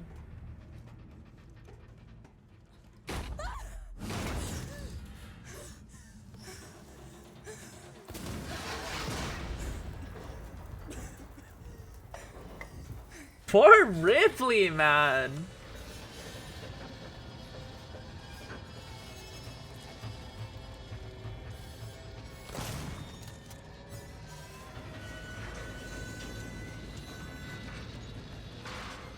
Med kit.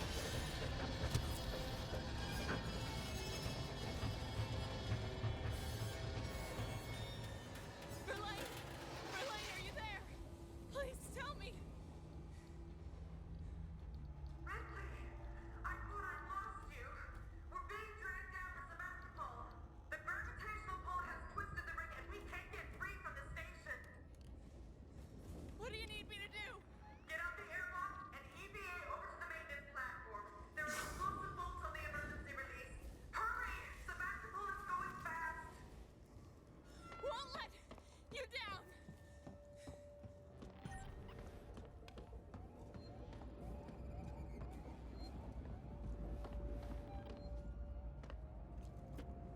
Ripley, more like Ripley.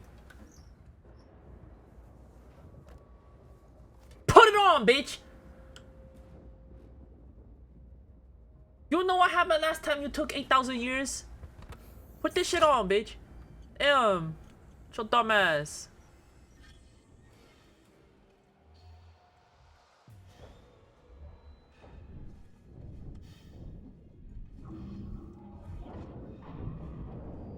She really said, oh, the last time I took 8,000 years to put on the helmet, there was a xenomorph who like looked down after an event above me and was like, hi, you're looking like my next dinner. Let me take 8,000 years again to put the helmet on.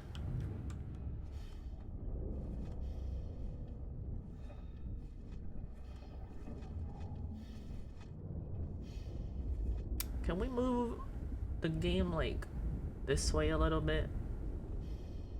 I just have to play like this.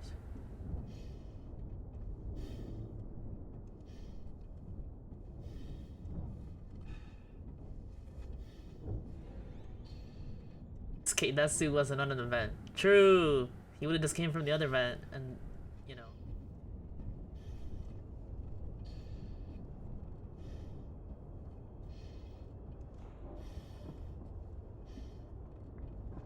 Is this what we need to do? Yes.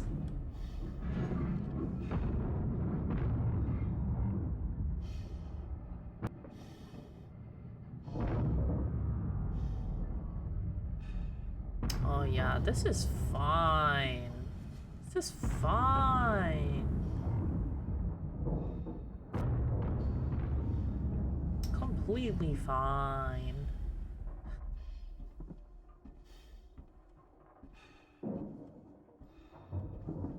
Nobody gon' hit my style.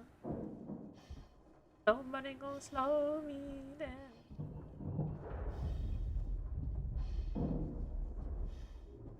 Got to keep on Xeno.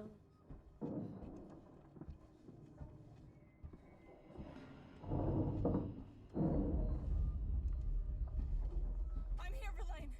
There should be 2 priming mechanisms to unlock the manual release. I see them.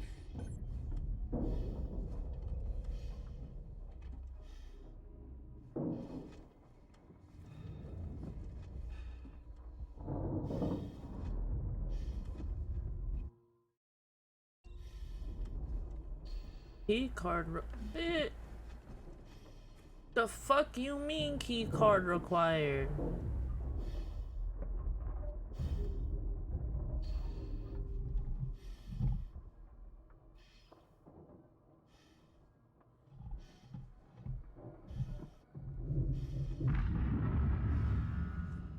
Oh Lord.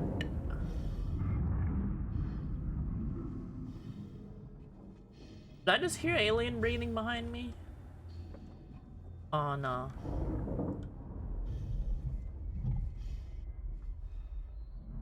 It's just the sound of the locks going off.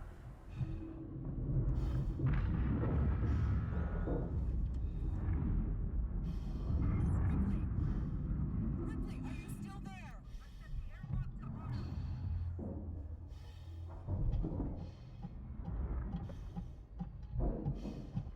It's like a little puzzle game.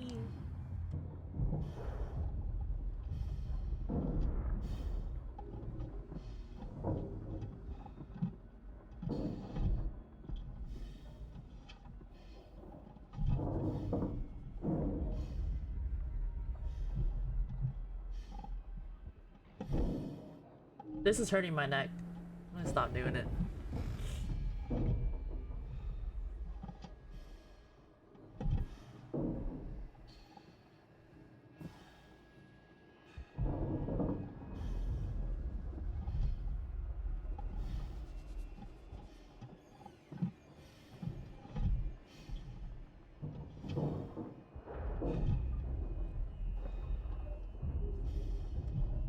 I feel like on the last one an alien's gonna jump scare you. Just feels right.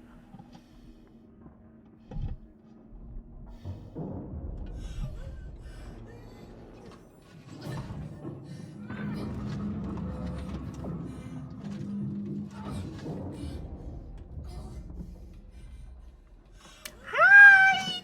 Hi! Hi! Look at them! That's my dog! My dog bite. My dog got friends. He got friends for the he made friends with the stray dogs in the neighborhood.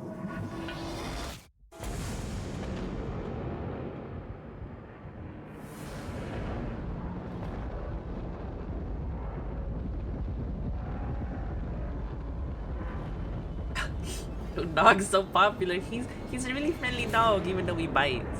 He only bites people. He doesn't bite other dogs.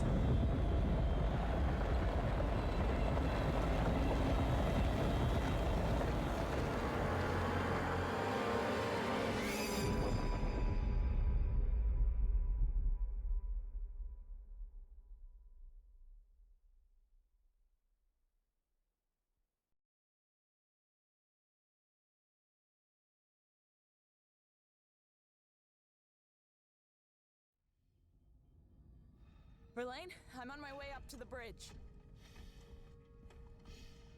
Did we do it, gamers?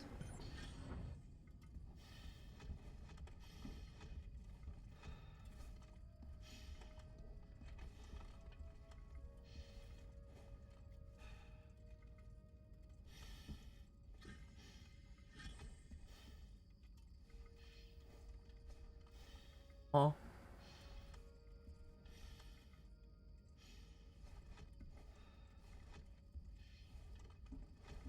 Now, why did I do that?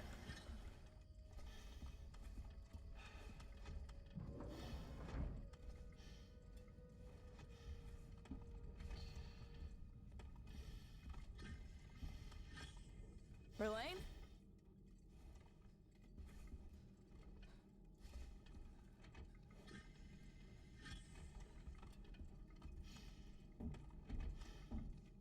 Oh no, surely the alien didn't somehow get on board.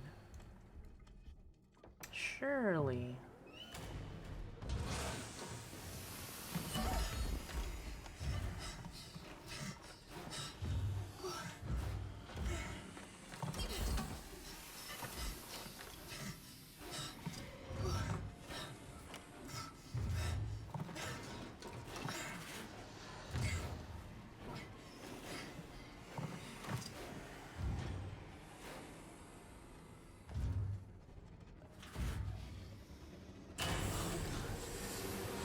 because we're in the suits. He doesn't sense us.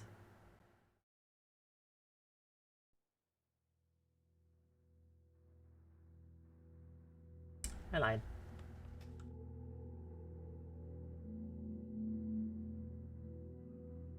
Poor Ripley, man.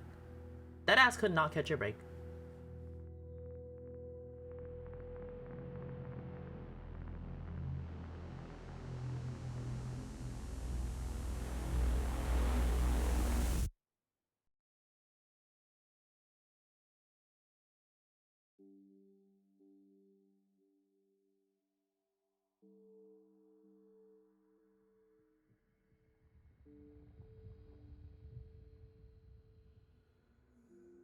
That was good. That was really good. I really enjoyed that. Genuinely one of the more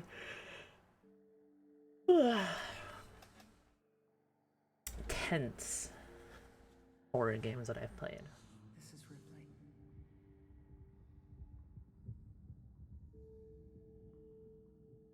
But we did it.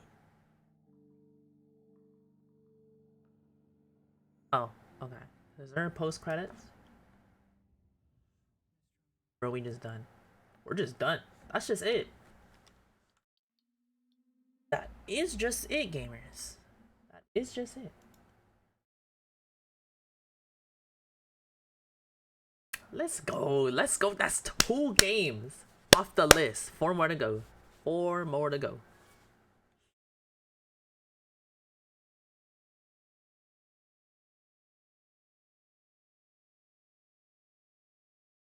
People think there might be a sequel one day because you can see a light shining across Ripley's face there at the end. Could be. Could be.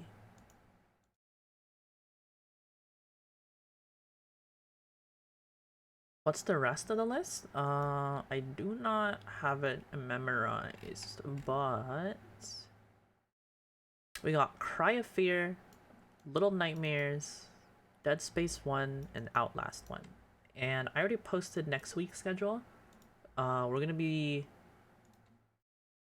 I did not post next week's schedule on my server.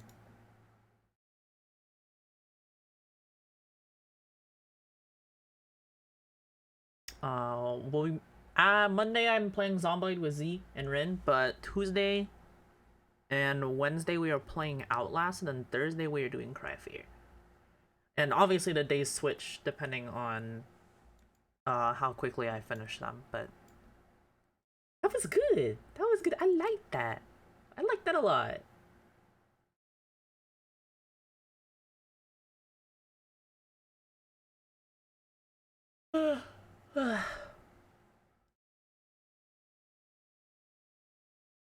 Alright though. I'm gonna go on a quick break. And when we come back, it's time for NES Godzilla. It's time for NES Godzilla.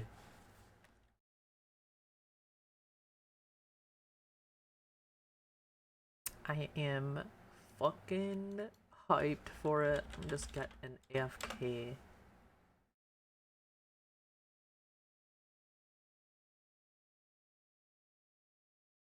Fortunately, the sequel theory has been disproven. There are comics that expand on what happened to Ripley after she got rescued.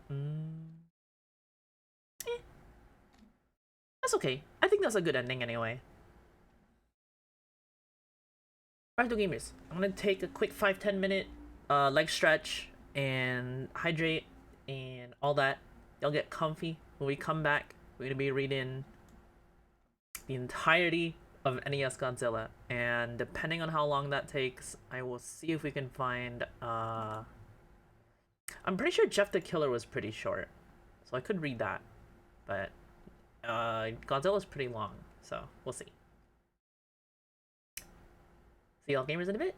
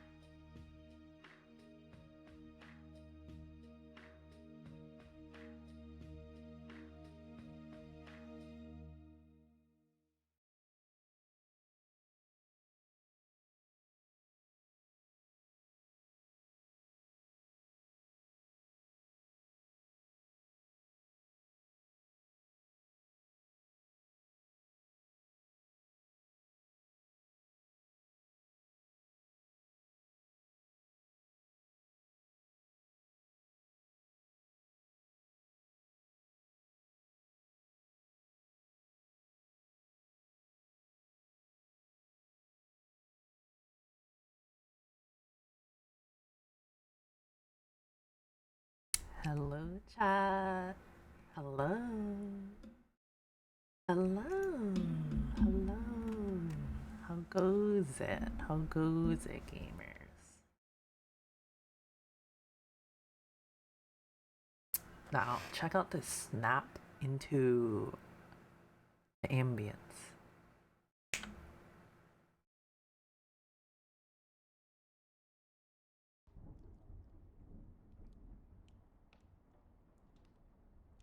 Hello. Ooh.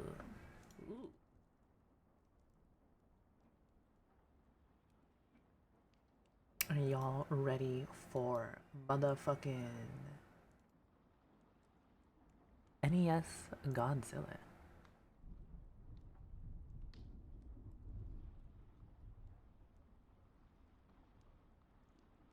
It's looking good. I'm glad. I'm glad.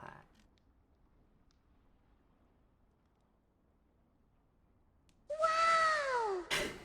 Thank you. Thank you. I think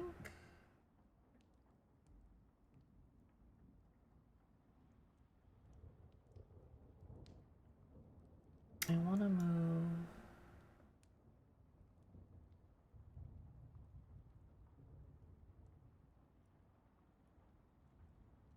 notifications here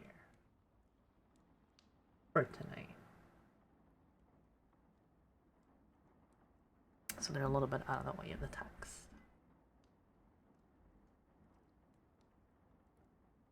So where we left off, gamers, on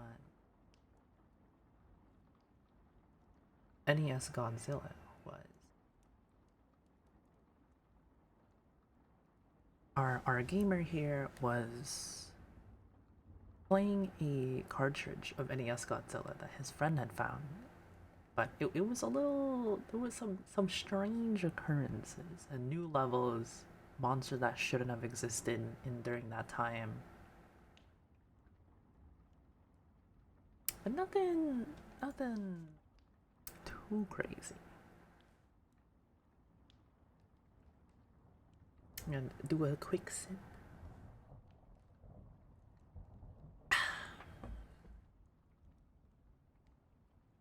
And we are going to immediately get started on chapter 4 of NES Godzilla Dementia.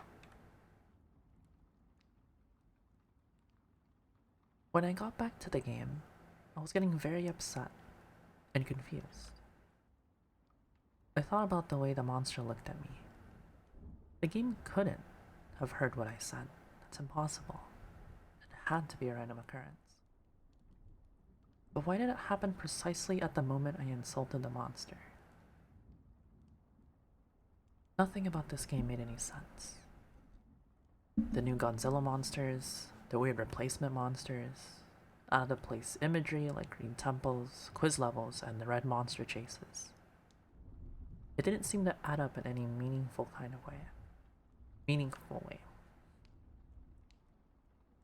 If it was a prank, it wasn't funny in any way that I could understand.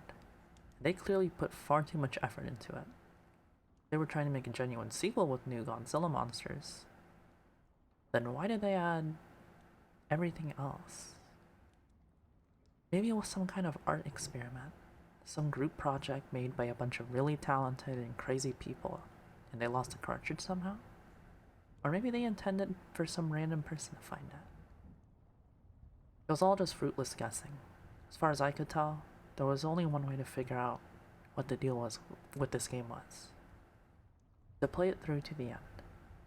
Maybe, just maybe, there would be something in the credits, an explanation by the creators as to why they made this. Or it could be something much more cryptic and strange, maybe even something horrifying. Before I got a good look at the Dementia board, I considered replaying Trance to see if the red monster would look at me again. But I decided against it. I wanted to keep moving forward. I was also somewhat worried that backtracking might cause the game to become even more strange. The Dementia board music sounded a lot like Saturn music, except it was slowed down and played with a piano-sounding instrument. Like one of these new map themes It had a dangerous, suspenseful feel. While listening to the music, I looked at the dementia board. There were 4 boss monsters this time: Space Godzilla, Vanda, Gigon, and Baragon. I was surprised to see 2 new Toho monsters this time. But the best surprise was still to come. I started the quiz level. Here's another list of results in the same format as the last one. Quiz 2. Can you swim? Yes. Reaction: happy. Do you like fish? Yes. Reaction: sick. Can penguins fly? No. Reaction: sad. Can it spin in all directions? There was no clarification of what face meant by it, so I just guessed. No. Surprise. Do you breathe oxygen? Yes. Weird face number 8. Does it taste good when you bite a woman? I don't know who came up with this question, but I really hope they're getting mental help. No. Annoying. Is it night where you are? Yes. Weird face number 6. Do you like cats? Yes. Confused. Is water wet? Yes. Angry. Have you ever broken a bone? No. Reaction: happy. Do you like your job? Yes. Hurt. Would you like a new monster? Yes. Weird face 11. Bringing up with my disability. Hey man, it's okay to bite women. Consensually.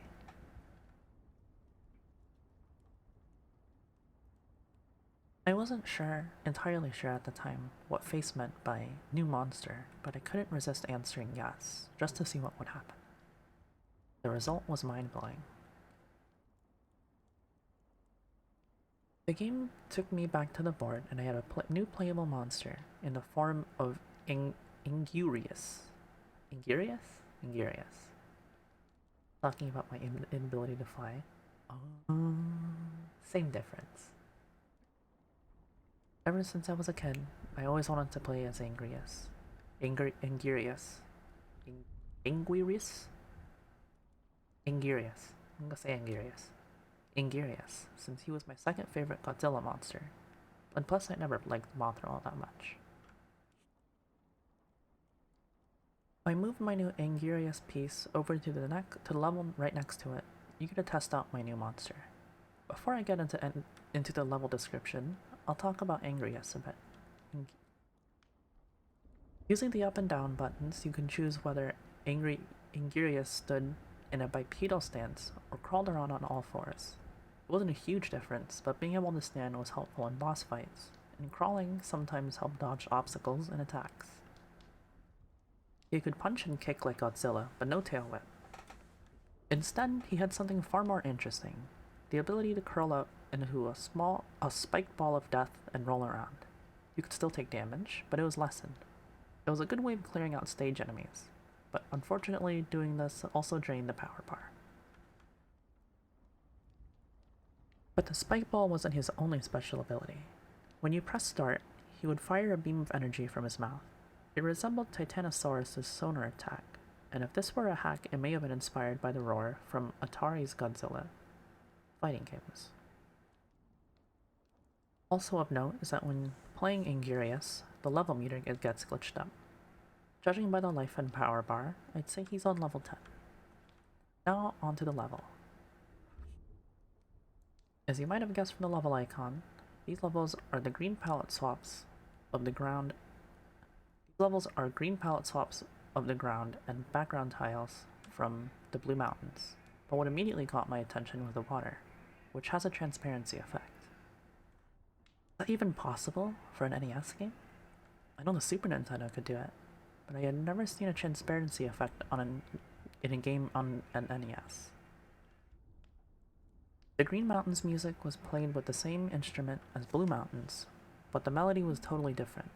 It was a very simple song with a lot of abrupt pauses, followed by a loud note every few seconds.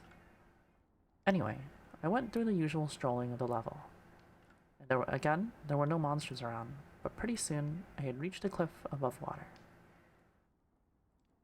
There was nowhere to go but into the water, so down I went. The water transparency made things a bit harder to see, but it's tolerable. After going underwater, I encountered 2 new enemies, a giant piranha and some kind of spiky bottom feeder thing. I liked the piranha because I could easily tell what it was. It was a sane enemy design that would appear in a real game, and there were very few enemies like this. They didn't take much hits to kill, but they were quite annoying and could considerably trim down your life if they got close enough. They also tend to travel in packs. As for the bottom feeders, they're easy to deal with. They swim along the bottom of the screen towards you and are easily crushed with the roll attack or jumped over. In this screen cap you can see me about to run one of them over, and there's a pack of piranhas behind it. After I beat that level, I moved Godzilla onto the blue castle icon. I started the level and I got a title screen with the text "Unforgiving Cold." The level itself looked like a castle dungeon made of blue bricks, with rows of identical white statue faces on the walls. These statue faces had a permanent look of horror on their faces. There was also some flickering gray static, which didn't really obscure my vision, but it adds to the very unsettling mood of these levels. The music was a 12-second loop of a low-pitched choir vocalizing. That sounded very familiar to me. Whenever I played through one of these levels, I got this sudden, horrible feeling of anxiety. I had the feeling that the farther I progressed through the level, the closer I was getting to something unspeakably evil. There wasn't any enemies, but these were some of the longest levels in the game. I only played one level, but it took 7 minutes to complete. I didn't want to admit it to myself at the time, but I realized something playing the Blue Castle level. This game has the power to make the player feel certain things. I don't mean in the sense that you get irritated playing a crappy game or get unnerved by something scary in a game. What I mean is that certain events in this game can instantly make you start feeling something. I know that sounds completely insane. I don't believe you for not believing me. I don't blame you for not believing me. I wouldn't believe any of this if I didn't play the game myself. But there is something very, very wrong with this game, and I still don't know how to explain it. So, then it was time to fight Baragon's replacement. Although Baragon was the smallest monster in the game, his replacement was the largest. It was so tall, in fact, that the ground was noticeably lowered, and not Baragon's head was still barely avoided collision with the bar at the top of the screen, and he was just as frighteningly bizarre as he was huge. You may be wondering how he attacks without arms. Well, he has the most powerful kick in the game, but his other fighting technique is much stranger. First, he blasts a cloudy breath of pixels at you, which causes you to freeze. He then walks back to the right of the screen and extends a huge Gatling gun from his abdomen. That might almost seem amusing to you, but it certainly wasn't when I was playing the game.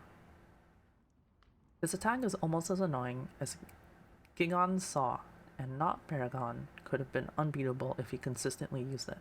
Thankfully, he only did it twice while fighting him. Once you unfreeze, you run up and start damaging the gun, which does extra damage to him. His penis a minigun?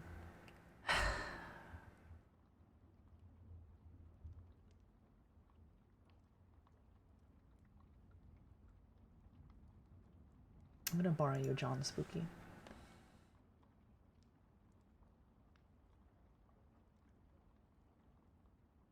I'm stupid.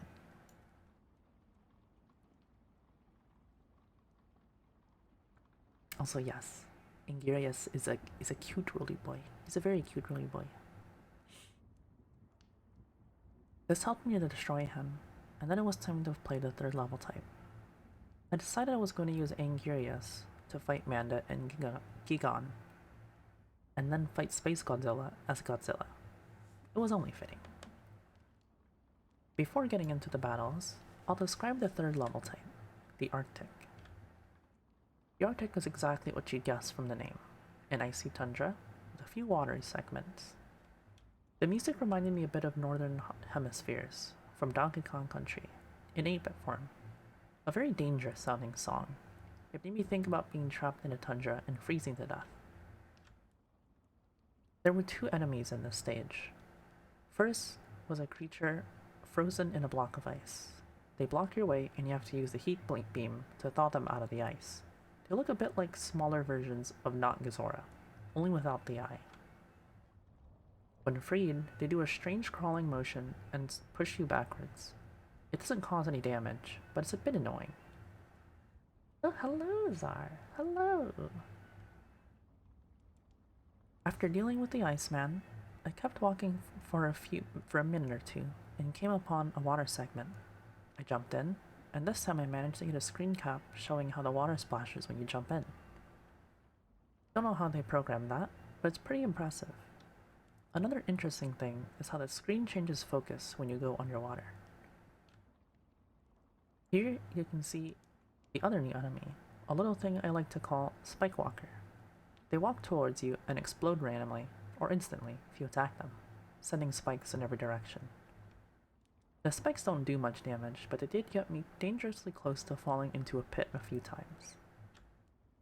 Oh, speaking of pits, down in the water, the game has a platformer element, bottomless pits. There weren't any of these in the original game, since it was strictly an action game, but the pits were a neat addition.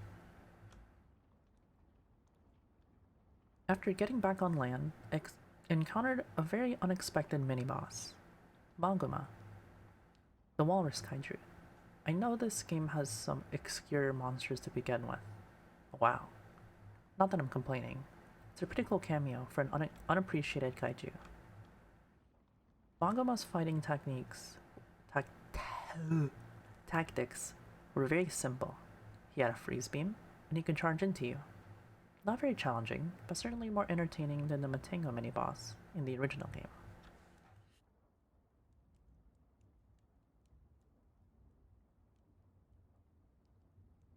One really interesting thing about Maguma is that he doesn't die when you defeat him. He turns tail and retreats. This was the first time I had ever seen a monster change direction, let alone retreat. I tried to chase after him, but he disappeared after I got into the water. Poor bastard. And that does it for the Arctic. I'll talk about the Manda fight next. I forgot to mention before, but the music that played during the new monster fights is reused from themes actually in the game.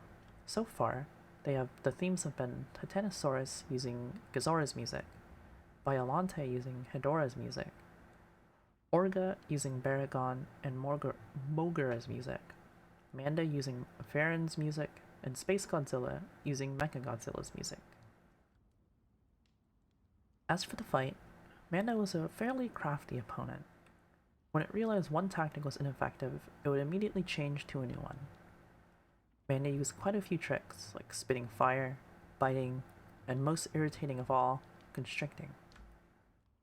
It doesn't mercilessly drain your life down like Gigan's cutter, but it was by far Manda's strongest attack. One last thing to note that I found pretty cool was that the Atragon showed up during the fight to help me out. Manda crushed it with ease, but it was still cool. After I slayed Manda, I played through an Arctic level for health power-ups, and then it was on to Gigan's replacement. When the fight started, I was very confused, because there was nothing there. I thought this was going to be like the Titanosaurus fight in Pathos. But just about the time it would have been going back to a map, a piranha appeared on screen. But he wasn't there for long. As soon as it appeared, the speakers emitted an ear-splitting screech, and Not Gigan flew in and ripped the poor fish to pieces. Well, that's one way to get the player on their toes. The abrupt entrance scared the hell out of me and got my adrenaline rushing. While in retrospect was a good thing, because Not Gigan was one of the fastest, most unrelenting opponents in the game. Not Gigan was tough, but my new skills with Ingurius helped me to even the score. This was still an incredibly intense fight. Not Gigan's attacks consisted of some kind of blood laser he spews from his mouth, and a downward slash. I was expecting some hellish variant of the buzzsaw attack, but thankfully, there didn't seem to be one.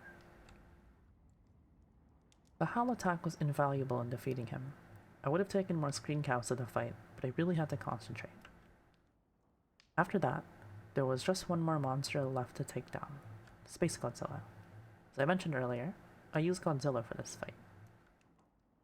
Space Godzilla's fighting technique was rather frustrating, but admittedly a very clever idea. Space Godzilla would use his energy to create 2 flying crystals, which would reach the ground and become crystal spires.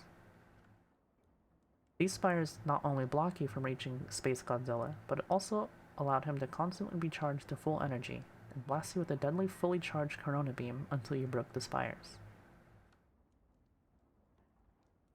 Space Godzilla would eventually drain his own spires of energy until they shattered, but if you waited for that to happen, you'd probably lose a lot of life. Heat beams actually seemed to re-energize the spires, so you had to use physical attacks. When you finally got close enough to hit Space Godzilla, he was no pushover. Whenever I punched him, he hit me back just as hard. Space Godzilla does everything in his power to knock you back to the left corner of the screen so we can create more spires. By the time this was over, I had only about 5 life bars left. But it didn't matter anymore, because I didn't need to fight anymore. I needed to run. Here we go again. I decided right then that I really wanted to see the end of this game. As terrifying as these levels could be, I had to beat them to get through. I decided that no matter what happened... Oh, my spawn! Thank you, button. I decided that no matter what happened, no matter what the game showed me, I was going to get to the end. And I also made sure not to say a damned word while playing a chase level from here on. For this chase, I tried out Angurius, since his roll attack allowed me to move faster than Godzilla or Mothra. The chase started off like the first 2, except there was a river of blood below the ground. I was beginning to get the hang of it, and the extra speed from the roll helped me get an edge on the red monster. Especially since I didn't have to worry about a power limit, you could keep rolling endlessly.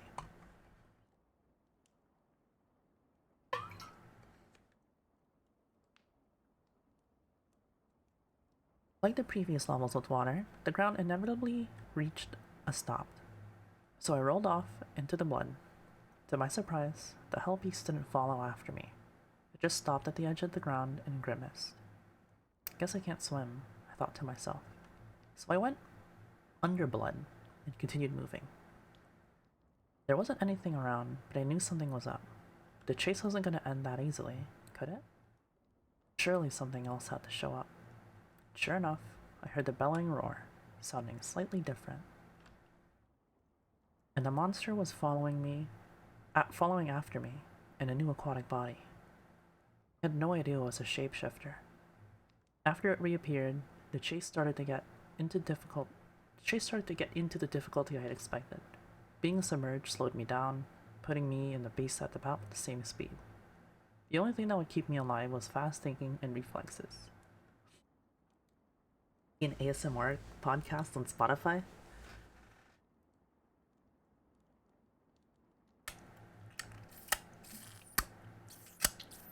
Anyway. Everyone needs a good bedtime story. Yeah, these are good bedtime stories. Yeah, I like these. I encountered some bottomless pits in which mines would float up from. I assume if you hit one, it would damage you and knock you back. Considering how fast the red monster swims, hitting the mines would be instant death, so I went through the great effort to avoid them. Not gonna say anything about that noise. I'm stuck in my teeth, bro. But that wasn't all I had to be wary of. Halfway through the chase, the Hellbeast revealed yet another surprise. A tentacle formed of intestine and tipped with a clawed set of jaws burst from its mouth, trying to pull me in and devour me. I only barely avoided both the tentacle and the mines, but I could tell the beast was getting desperate, because the chase was nearly over. And about a minute later, I had spotted a bit of ground that served as the exit. I leaped with all the might I could muster, without breaking my controller. The beast screamed with rage and jumped out of the blood river with one last attempt to drag me down, but I escaped its grasp, this time. I fell back on my bed and took a deep breath, satisfied with yet another successful escape. Now I was headed to the fifth world, Entropy.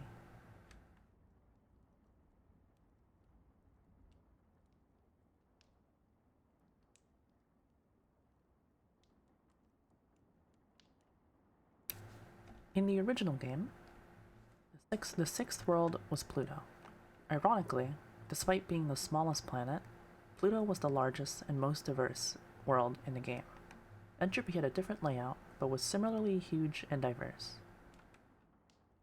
The board music was played by a violin instrument, a melody that started out mournful, and then it gets rather, I guess you would call it distorted. It made me feel depressed and unnerved. Not something I would want to hear while trying to sleep. Strangely, none of the levels from the previous worlds were here. Instead, there were 8 brand new icons. The bosses this time were Megalon, Batra, and Mecha Godzilla. As usual, the first thing I did was go to the quiz level for another interrogation from Face.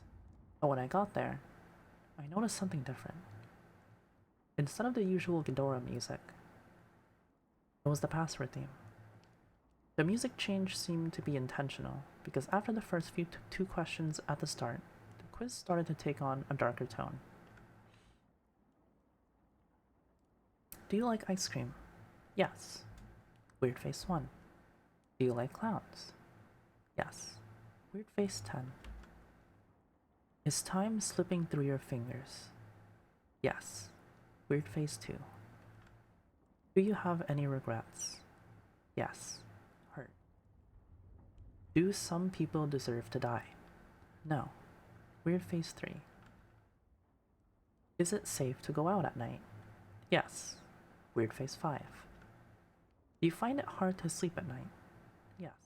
Weird face 9. Have you ever killed anyone? No. Weird face 7. Do you want to kill anyone? No. Angry. Are you actually accomplishing anything? No. Weird face 4. Does life have any real meaning? No. Love. Do you like Mothra? No. Maniacal. I knew the last one was going to be a gameplay related question, but I had no idea what the result would be. I answered honestly, because as I said before, I never liked Mothra. Nobody liked playing as Mothra in this game. There was a good reason for that. Every other time Mothra gets hit, she gets slammed back to the left corner of the screen, and she sucks at fighting because her attacks are so weak. The only benefit Mothra had was being able to fly over obstacles in some levels. So, I answered no, and Face actually replied back to me, not only with her maniacal expression, but with the text, "Too bad."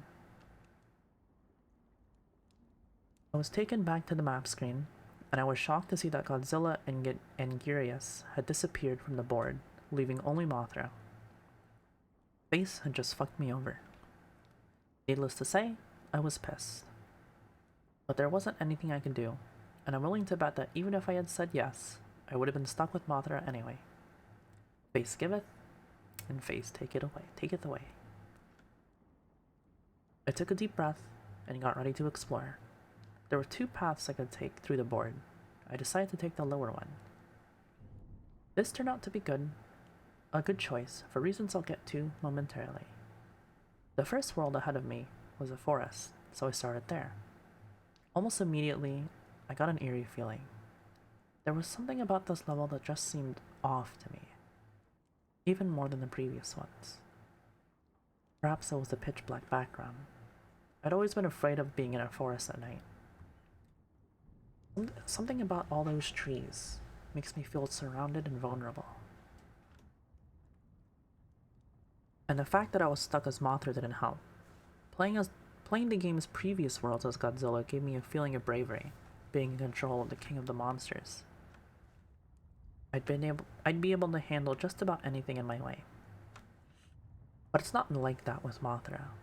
No feeling of strength or security. Now I'm just a weak, easily overwhelmed bug, traversing the unknown. Back to the level. The music had new instruments, sounding like woodwinds, followed by a slow, rhythmic drums and chiming bells. It gave me this feeling that I was intruding into some dangerous place I really shouldn't be. After a while, I encountered the first enemies of the stage. Or at least, I assumed they were enemies. They were strange, long-legged, deer-like creatures. Instead of attacking, they were just idly walking around. I went to approach them, and they ran away. I thought about shooting one with an I-beam to see what would happen, but it seemed wrong. These creatures were harmless. So I passed over them and continued through the level. Based. About halfway through, I encountered groups of the deer-like animals, and also two new creatures. A sloth-like creature with a beak climbing on a tree, and hairy raptor-esque beasts that were preying on the deer. It was very surreal watching these creatures interact. I didn't feel like I was playing a video game, but rather that I was traveling through a forest in some other dimension. The creatures ignored me for the most part, although the raptors did attack me when I got too close. Or if I attacked them first. I know I shot one of them trying to help the deer creatures escape. I got clawed at, but the confrontation was easily avoided by flying up to the top of the screen. After that, I had to choose whether I wanted to play the levels with the hourglass or the TV screen. I picked the latter. What I got was not what I expected. When I pressed the button to start a level on the TV screen like I normally would, this screen with an animation plate popped up. There was also the music in the background, which was the goofy Ghidorah music that used to be playing in the quiz levels. I was somewhat unsettled by this, because it was just so strange. I also found it a bit spooky, because I had a shirt that looked just like that when I was a kid. After starting the animation, you could go back to the board by pressing any button. After that, I had no idea what to expect of the rest of these icons. I went to try an hourglass icon next. I was actually somewhat relieved when an actual level came up. It was certainly an unorthodox looking level, all brown, with time measuring instruments floating in the air and a gigantic grandfather clocks in the background. The music was the same as the board screen. And very early in the level, I encountered something else I didn't expect to see. Original enemies from the game. But not just that, it seemed to be a whole fleet of them. And the yellow tanks, which were normally immobile, could now move. I took some damage, but it was nothing I couldn't handle. But the most interesting thing about this level was the colored hourglass items. There were 3 of these. A blue hourglass that made time slow down and filled the level with enemies from the past. A red hourglass that made time speed up and filled the level with enemies from the future. And a green hourglass that set time to normal speed and filled the level with original game enemies. I encountered the blue hourglass first.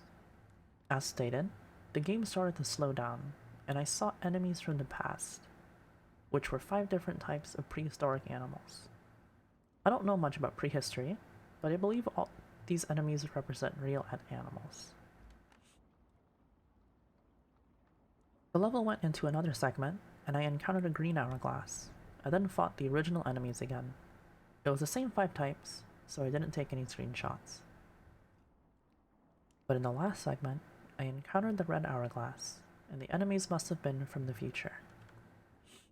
Now, whether or not the game was showing me 8-bit renditions of creatures that will actually exist thousands of years into Earth's future, I have no idea. But with that thought in mind, I found this particular segment to be very eerie, and it was made more tense because everything moved faster. One of the future enemies bore a striking resemblance to something I saw in a book once, called Trudon Man. Another looked like some kind of organic spaceship.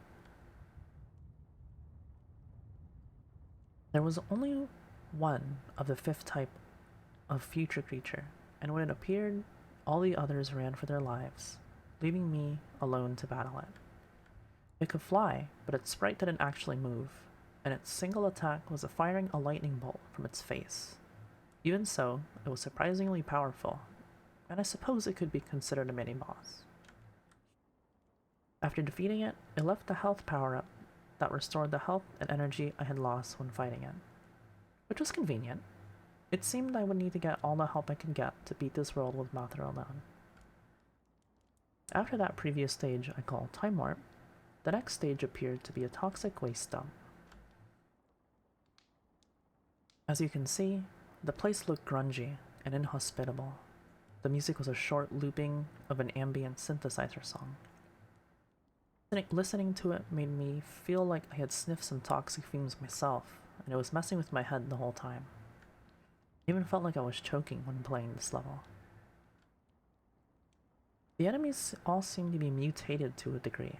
In the above screenshot, you can see green mummies with bird skulls that jump out of the waste to spit projectiles. There's also a brownish cow skeleton monster with spider legs. Halfway through the level, I even saw one of the deer from the forest.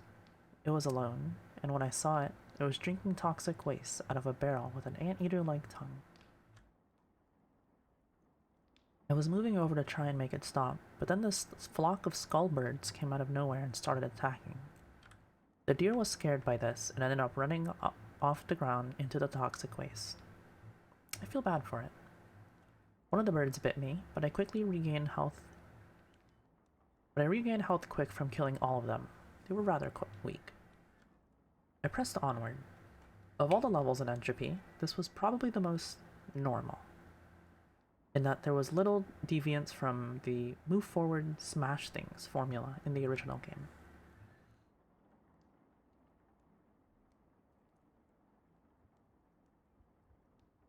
I encountered more creatures through the level, like tentacled blobs, and some kind of deformed thing with human-like teeth.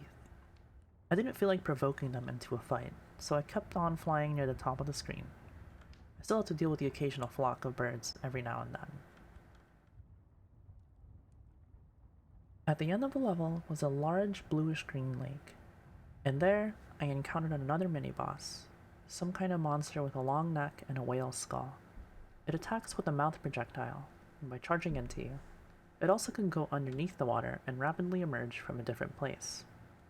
It was harder to beat than the boss from the Time Warp, and had a lot of health because it must have taken me 3 minutes to defeat it. It let out a really loud noise when it died, and then sank back into the water as I left the screen.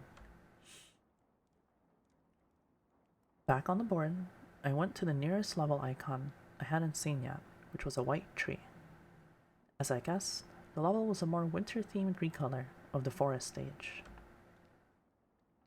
But unlike the regular forest, I didn't feel unnerved starting this one. I think the music had a lot to do with it. It was a gentle, calm song. It almost sounded romantic. It was quite stress-relieving, and the forest itself looked much less ominous covered in snow. I traveled through the first segment, enjoying the atmosphere for 4 minutes, when I suddenly realized something. I haven't seen a single creature since I started the level.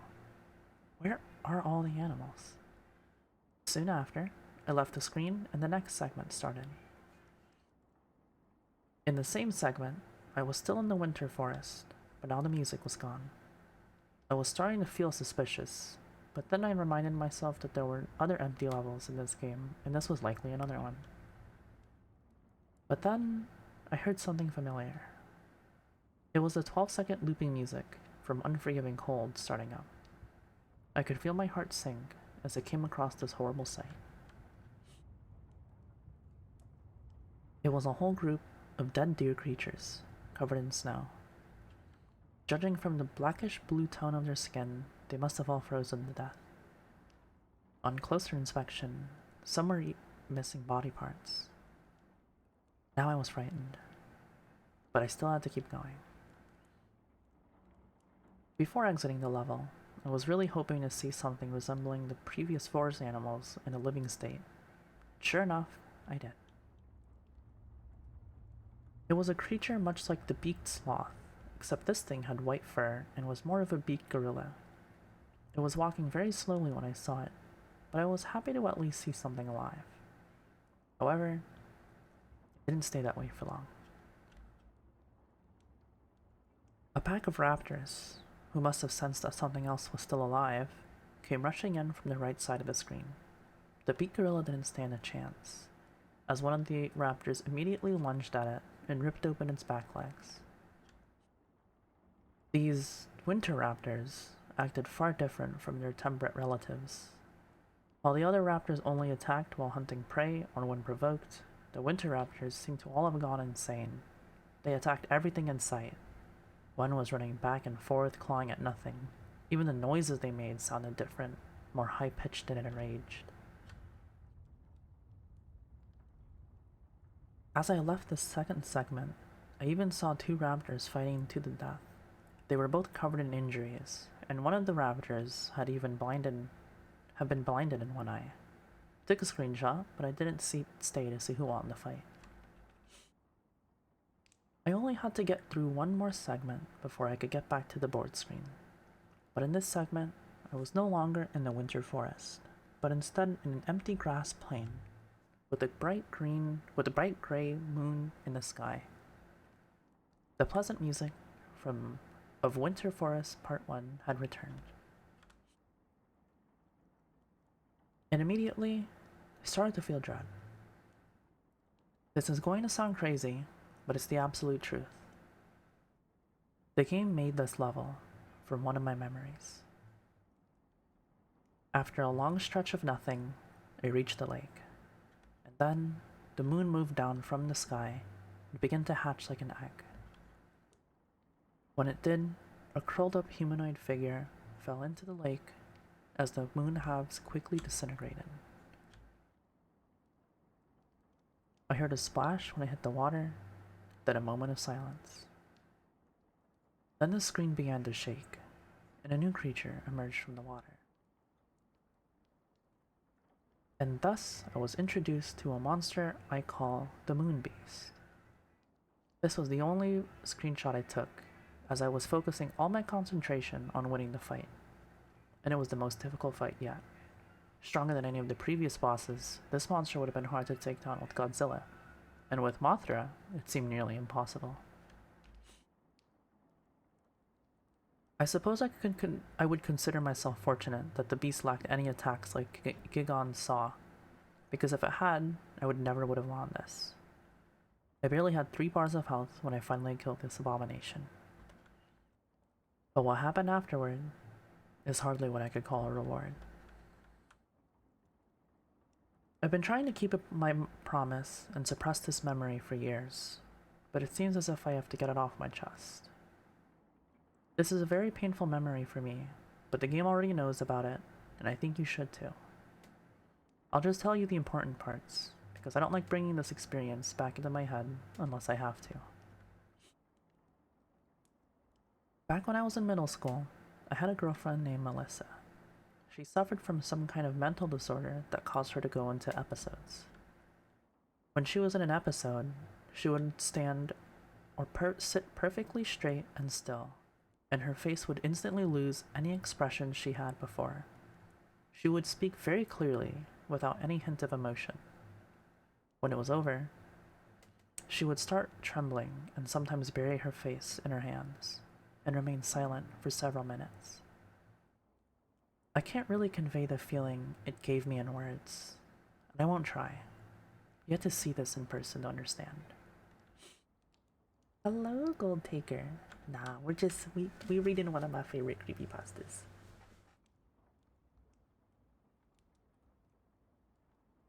But despite this, she was a very kind person, and I cared about her dearly. We liked to hang out in a field at night, and look up at the stars. But one night, she didn't say anything to me at all. She just stared directly at the moon, trembling. I tried to talk to her, but she suddenly sprung up and ran right into traffic. I tried to stop her, but I was too late. She got hit by a truck and was killed that night. I looked her right into the eyes when the wheels went over her neck. That sight has always haunted me. I know that the game knows about this, because after I defeated the Moon Beast, this happened.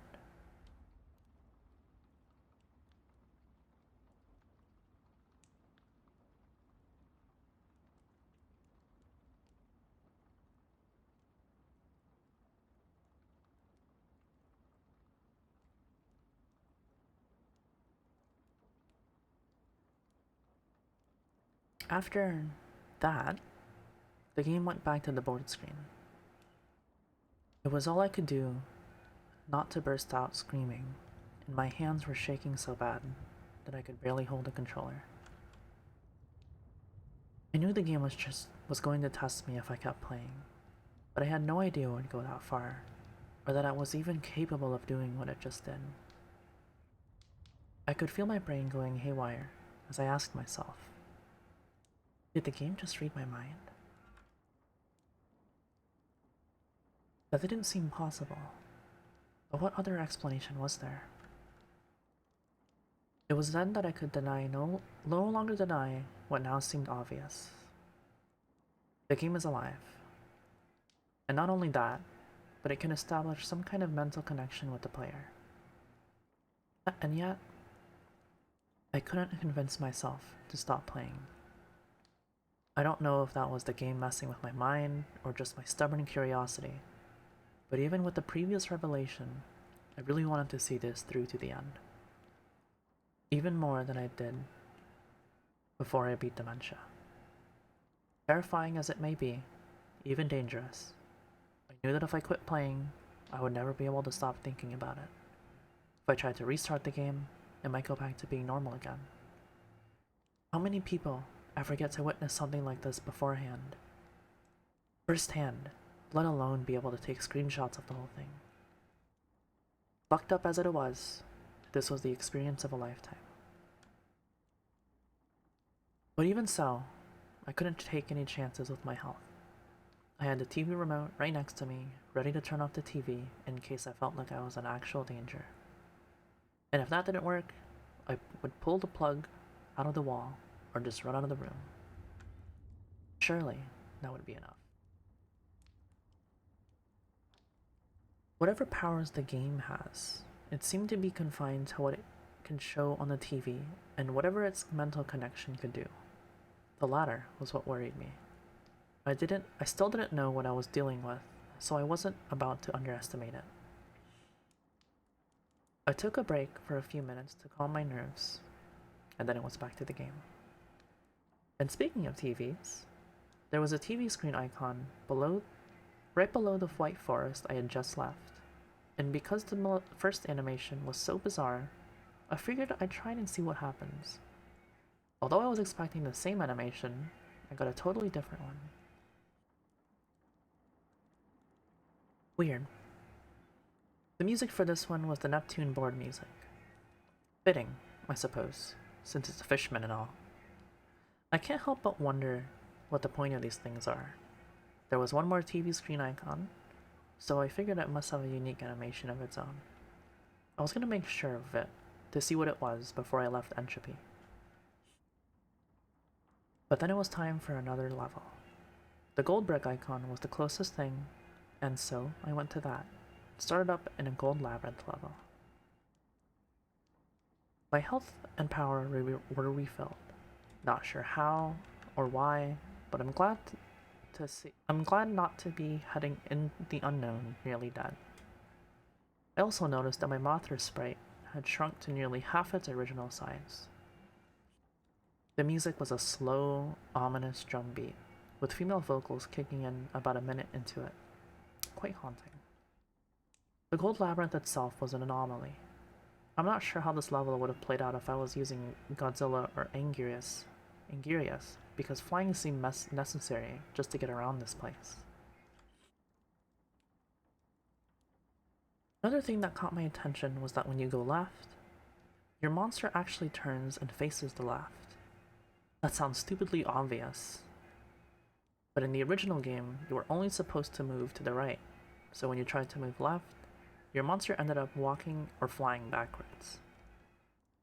This level was apparently gigantic in size, because every time I thought I had reached the end of it, or thought I was going to end up right back where I started, I encountered something totally new. Things like lava blockades, new enemies, and statue faces.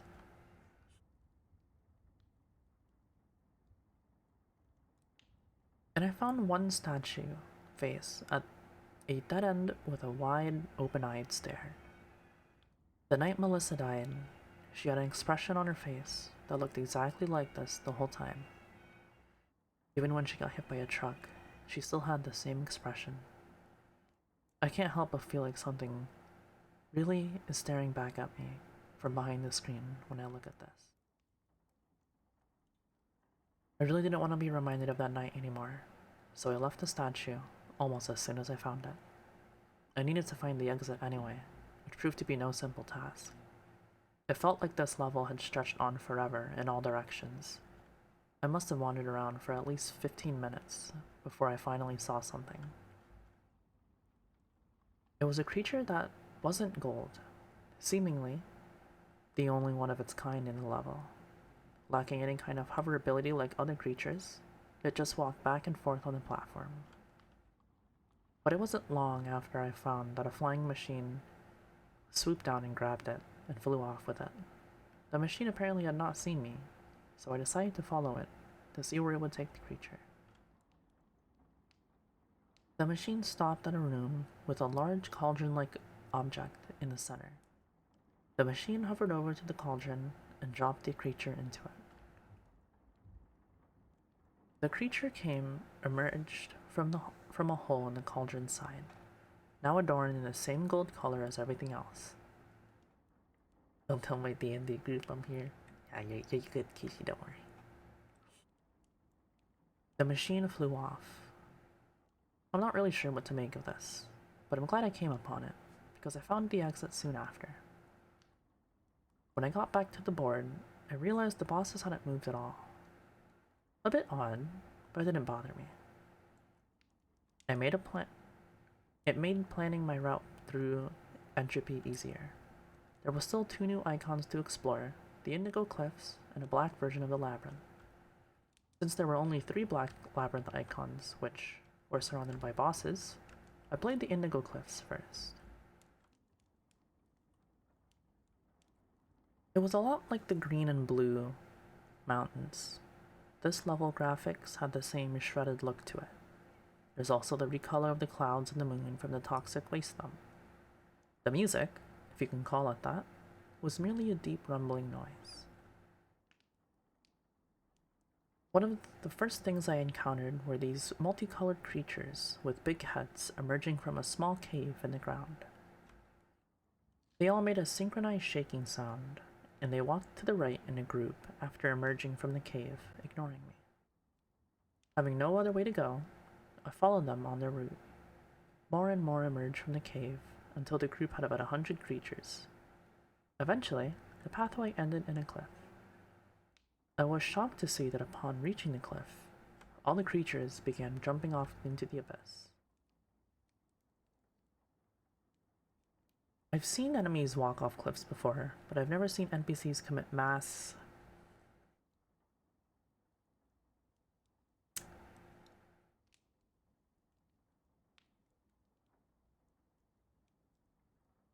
Blizzard's hiring percentage like this. Very unsettling way to start off a level. I continued on, flying over various strange animals like the one shown here. Another group of multicolored bobbleheads was jumping up and down, only to be snatched up by the large birds, which I'm fairly sure are the sprite versions of the giant condor from Godzilla vs. the Sea Monster. I defeated some condors in battle, but it bothered me that these bobbleheads seem to be so eager to die.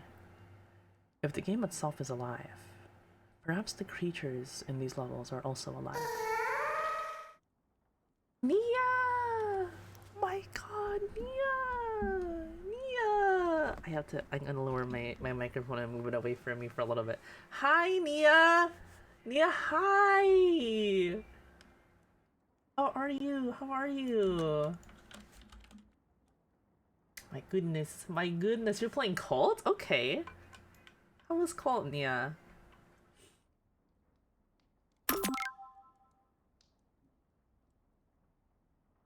Chat, Nia was the... I don't remember... Yeah, Nia was the one that I was bugging you guys in the Discord to look at her debut, and her model is... I love your model, Nia. I love your model so much. You had a very inspired cult. That's good. I'm glad. We are reading through one of my favorite creepypastas right now. We're like 6 chapters in. We in it for the long run. This is a long one. Thank you. Thank you for the raid. I love your model. Now I gotta look at your model real quick. I mentioned this because I was watching with Z and Mord and Aishi when you were debuting, but I am enraptured by your ears. I love your fucking ears so much. I love the way they wiggle. But thank you. Got a lot to go through, so I'm gonna get back into it. But I hope y'all have a good rest of your night, and I hope you had a good stream. Yeah, thank you for the raid. The wiggles are so cute. This is good. I get to hydrate too before I keep going.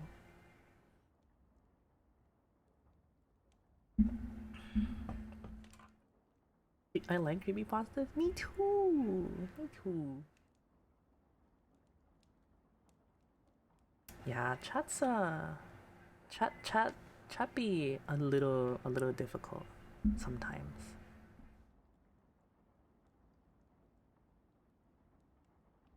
I'm gonna restart that line because I think we were halfway through it.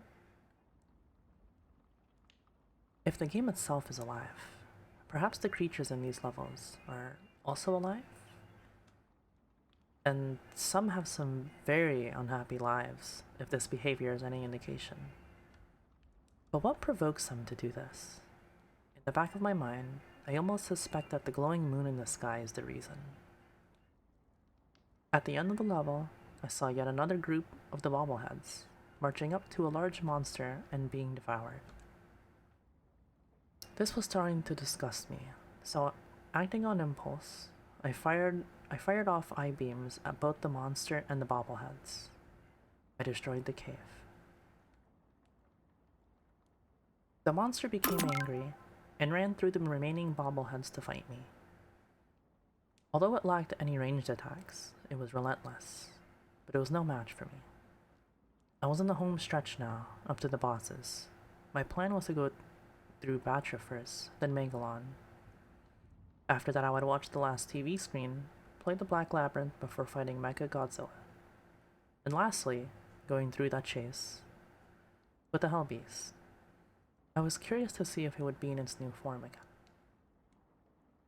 But first, time to beat up Batra. As I expected, he started off in his larva form. The music was Veron's battle theme. Whenever the game puts a new Godzilla kaiju with more than one form, the other form always shows up. For a game that's otherwise inexplicable, it's rather startling in its consistency and accuracy with the new kaiju bosses. Hello, Hex!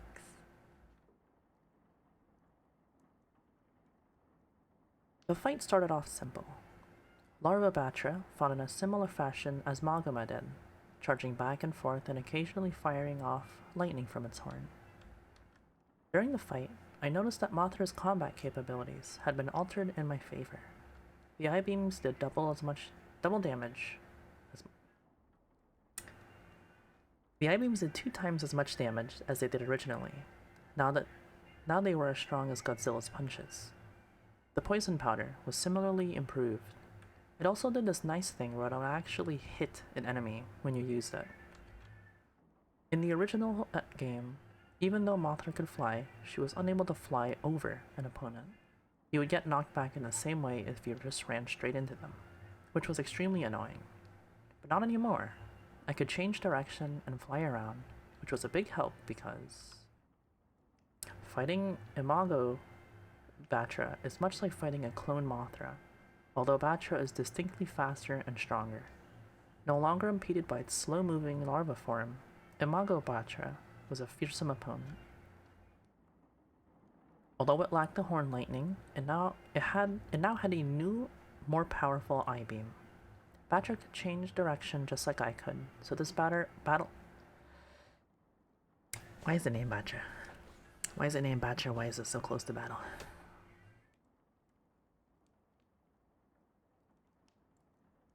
So this battle involved a lot of flipping and flying around. It was pretty damn fun, to be honest. So, after defeating Batra, I was excited to see what Megalon would be like. But I first went through an Indigo Cliffs level, and shot through a lot of the creatures for the health power-ups. So about Megalon. His music was Gigan's theme. Makes sense, since Gigan was his battle partner in Megalon's one, and so far, only, film appearance. He was a lot like Mogira, but faster and with more weapons. He'd start off charging with his drills. I liked to fly back and forth around him, which seemed to really annoy him. After a few seconds, he'd step back, turn around, and start spitting grenades. Those were a pain because they would bounce when they hit the ground. Lastly, he started spamming his lightning beams. It only went straight forward, so it was easy to duck under it and then shoot him with the I-beams. Overall, I'd describe him as strong, persistent, but dumb. I was now nearing the end of Entropy. I had just taken down Megalon and started up the last TV screen to see what I'd get this time. The result was unpleasant. The music for this gruesome scene was the password theme. I couldn't figure out why this animation was so sinister and violent in comparison to the other two. The whole game seemed to be growing more malevolent. As I went on to finish Entropy, I began to feel drained. Like I had suddenly become tired when I wasn't before.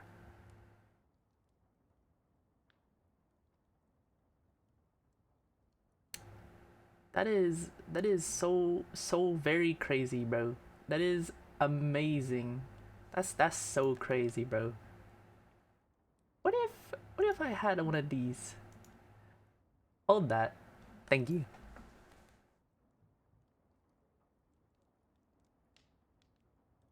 Thank you. Most likely it was just the tension from all that had happened in this game getting to me, but who knows? The last level type on Entropy is what I like to call the Shadow Labyrinth.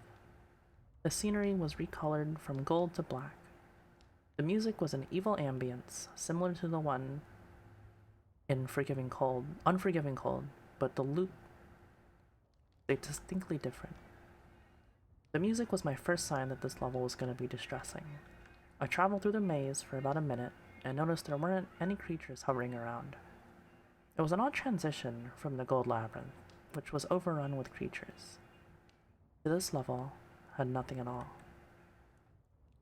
This level that had nothing at all. But then this might be a good thing. Maybe there wouldn't be any obstacles and I can get through the level with ease. Then the screen went dark. And I immediately snapped out of my daze from a few seconds earlier. Everything had been darkened, so the only thing I could see was the Mothra sprite. I couldn't tell where I was going, and then I ended up frantically running into walls. I heard a noise, the sound of a crowd running through a hallway. And along with running came the roars, loud roaring sounds, which I would describe as something like a rabid dog the size of an elephant screaming with fury. And I could tell that whatever was making this noise. There were lots of them. I knew that there was something there, but it wasn't until I did some screen cap editing that I got to see what my pursuers looked like. But at the time I couldn't even see where they were or where I was going. I was literally running blind, and this mob of beasts eventually caught up with me. All I could think was, no, as I saw my life bar rapidly declining. The monsters had just taken me down to half my total health. When I was saved, the light came back on, and the attackers had disappeared. Good night, Zach. And so the challenge of this level was revealed. Find the exit before the lights go out and a pack of monsters maul you to death. I was in panic mode now, moving as fast as I could go while trying every path I could for a way out. As I played through the level, the lights went out a total of 3 times. The second time, I would have been dead meat if not for one of the 4 wide-eyed statues. Or not for one of the wide-eyed statues. As I stayed close to it, the monsters seemed to all avoid me until the light came back. The statue wore them away, somehow. I was safe as long as I stayed near the statue, but at the same time, I had to leave to find the exit. The Shadow Labyrinth turned out to be much smaller than the Gold Labyrinth, and it only took about 6 minutes to navigate to the end. But before the exit, there was a row of halls leading straight down, with no way out once entered. You either got to the exit before the monsters reached you, or you died. Thankfully, I made it out. Only one more boss, Mecha Godzilla. I started the battle and got something unexpected. Not only did my life shoot back up to 100% again, it seems to do that randomly, but instead of a replacement boss, I was fighting Godzilla. But any Godzilla fan worth their salt can figure this out. Mecha Godzilla started off fighting like a clone Godzilla, but his disguise burned away after only 3 life bars. Usually a transformation occurred at the halfway point. At this point, it was like fighting Mecha Godzilla in the normal game. Felt kinda nice to fight one of the original game enemies for a change. Although he wasn't exactly like normal. He also had a rainbow beam and finger missiles. This prevented me from doing the old trick of backing him into a corner and hitting him with I-beams in a spot where he can't hit me. But that was a cheap trick anyway. But after getting him to half his health, something weird began to happen. His sprite started to glitch, in much the same way Ghidorah had back in the first world. After a few seconds, the glitches began to form a new shape. And thus, the game created not Mechagodzilla, and I discovered that this visual glitch was somehow related to the game created things. The human face on this one gave it a very uncanny look. It was one of the stronger replacement monsters, and had the most firepower. Pictured here is its mouth beam, which I got caught in the middle of. Even though it was a bit stronger, it was also slower than its original counterpart and couldn't jump around as much. I won the fight by constantly staying out of its line of fire, bombarding the machine with poison powder as I flew over it. One last thing to do. The Hellbeast chase. Oh boy. Might as well get this one over with, I thought.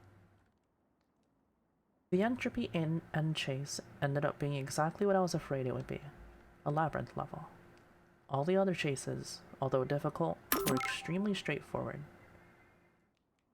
You just had to run to the right and not get touched. But this took all the simplicity out of it. There was no telling how big this labyrinth would be, or where the exit was. And now, not only did I have to constantly backtrack to find my way out, I also had to avoid getting one hit killed by the red monster. And for those first 30 seconds, it didn't show up. But I knew it would, and as I started picking up pace, I heard a loud flapping noise. And there it was, in a flying form. It flew with bat-like wings, and it was as fast and relentless as ever. For reasons already stated, this was probably the most nerve-wracking of all the end chases, and as such, I had to keep my focus on the game and not taking screen caps. However, I did take one of the red monster doing something I found very interesting. I had managed to lose it by going through a different path than it apparently expected, and it was blocked from attacking me by one of the organic walls of the red labyrinth. Or so I thought. It tried clawing through the wall for a second before opening up its mouth and tearing the wall apart with the intestine jaws. But for those brief milliseconds, that the monster was held back might have been the key for me finding the exit.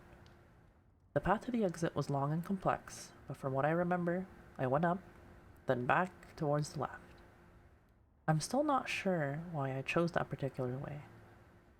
Just a lucky hunch, I suppose. I was sweating profusely, but my luck had saved me yet again. I hoped that I wouldn't run out before I finished the game. There were only 2 more worlds to go. Next was a penultimate world called Exodus.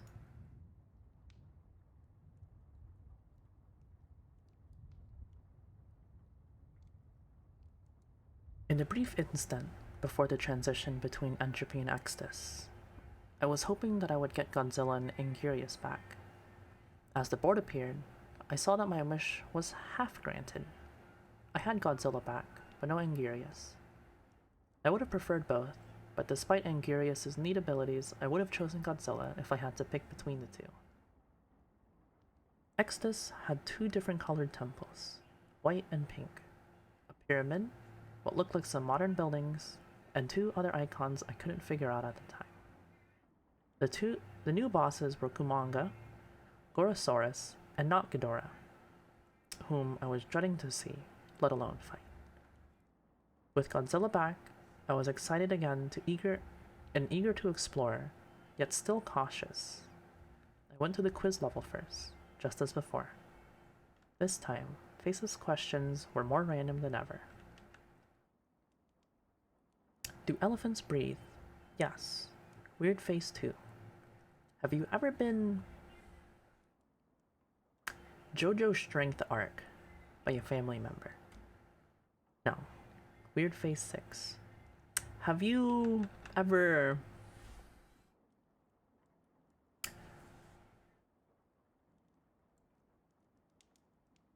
Samantha when the lights are on in Killer 7? Anyone? No. Weird Face 8. Is green your favorite color? No. Weird Face 10. Is the computer the pinnacle of modern technology? Yes. Weird Face 4. Are you a tough guy? Yes. Weird Face 12. Can you fly? No. Weird Face 9. Can you stand on your head? Yes. Weird Face 7. Do you hate raccoons? No. Confused. Do you feel blame? No. Weird Face 11. Would you like a new monster? Yes. Surprise. Will you miss me? Yes. 7.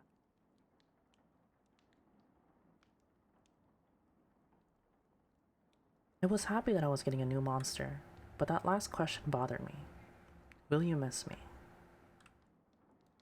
Is Face referring to when I finished the game? I thought, since the revelation of the game's truly otherworldly in nature.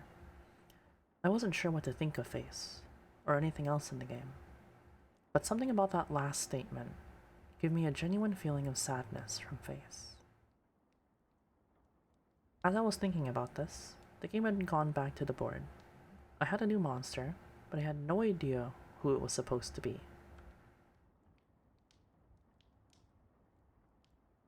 The sprite had a slight resemblance to Rodon, but the head was totally off.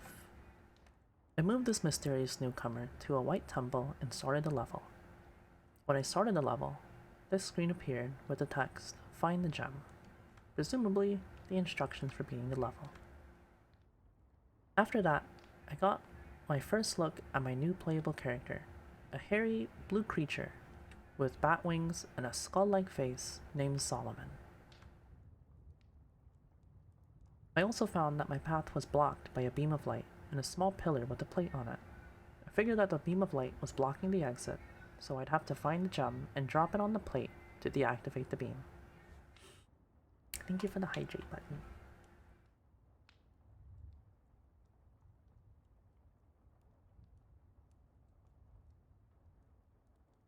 How exactly I was going to do that, I didn't know.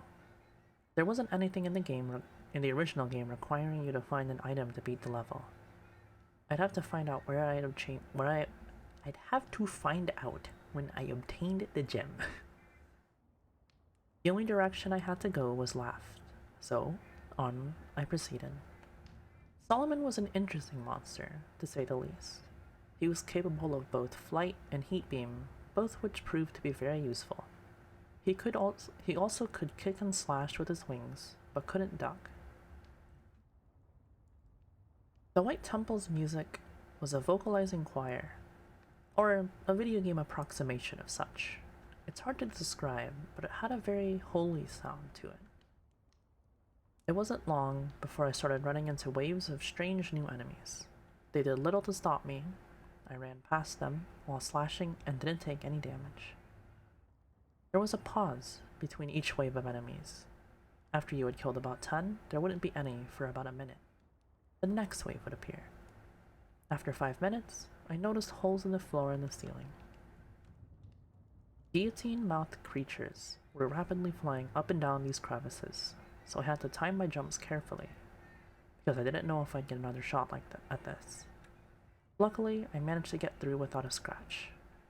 I'm just lucky, I guess. After that, I found myself at the end of the hallway, facing some kind of mini-boss monster. It moved fast and had some kind of projectile that it shot in 4 directions, but I killed it quite easily using Solomon's heat beam. When the battle was over, I had my gem, which was inside the creature's head. I found that I could pick it up and hold the gem by walking over to it and holding down B. I made a long trek back to the start, deposited the gem on the plate, which deactivated the beam. I left the stage, and what was shown was probably the strangest quirk relating to the Solomon monster. Still the best, 1973. Every time you complete a stage or defeat a boss with Solomon, this screen appears. I have no idea what still the best, 1973 means.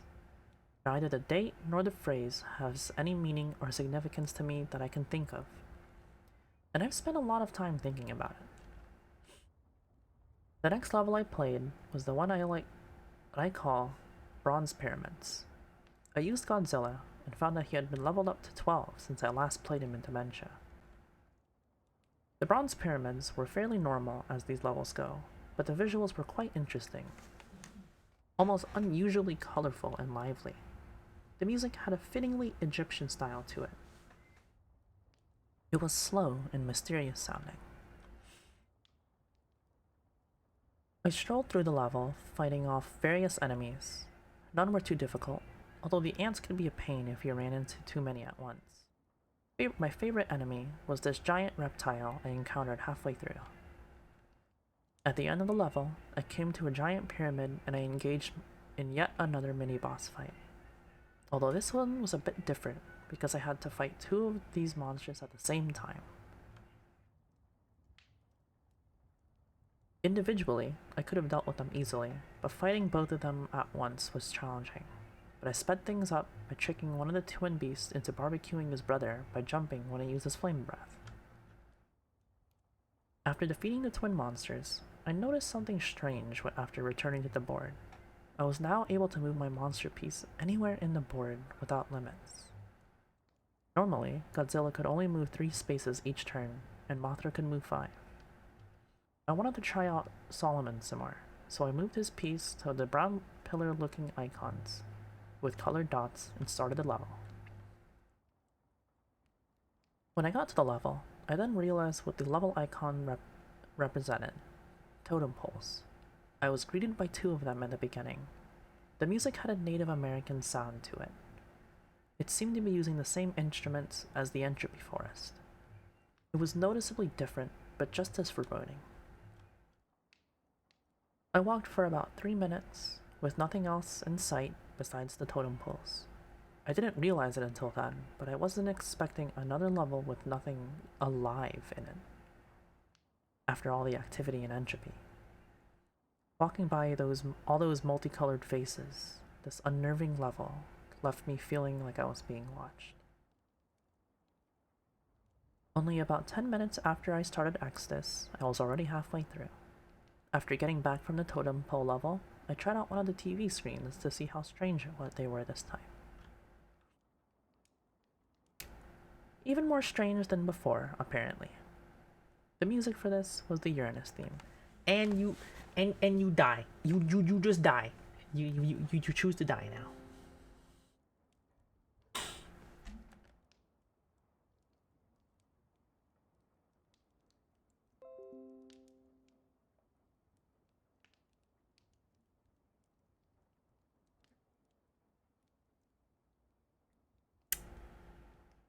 Hi.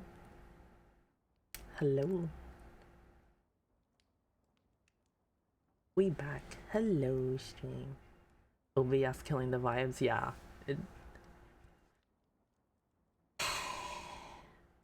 Hey, that was like 3 hours though, with no issues. Almost 4 hours with no issues. Honestly, we take those. We take those.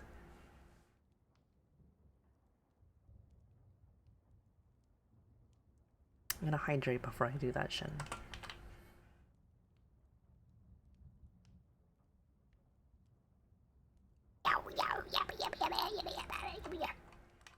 Welcome back. Hello.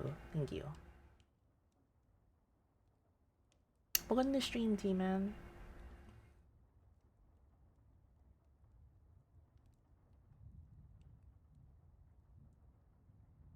Even more strange than before, apparently. The music for this was the Uranus theme.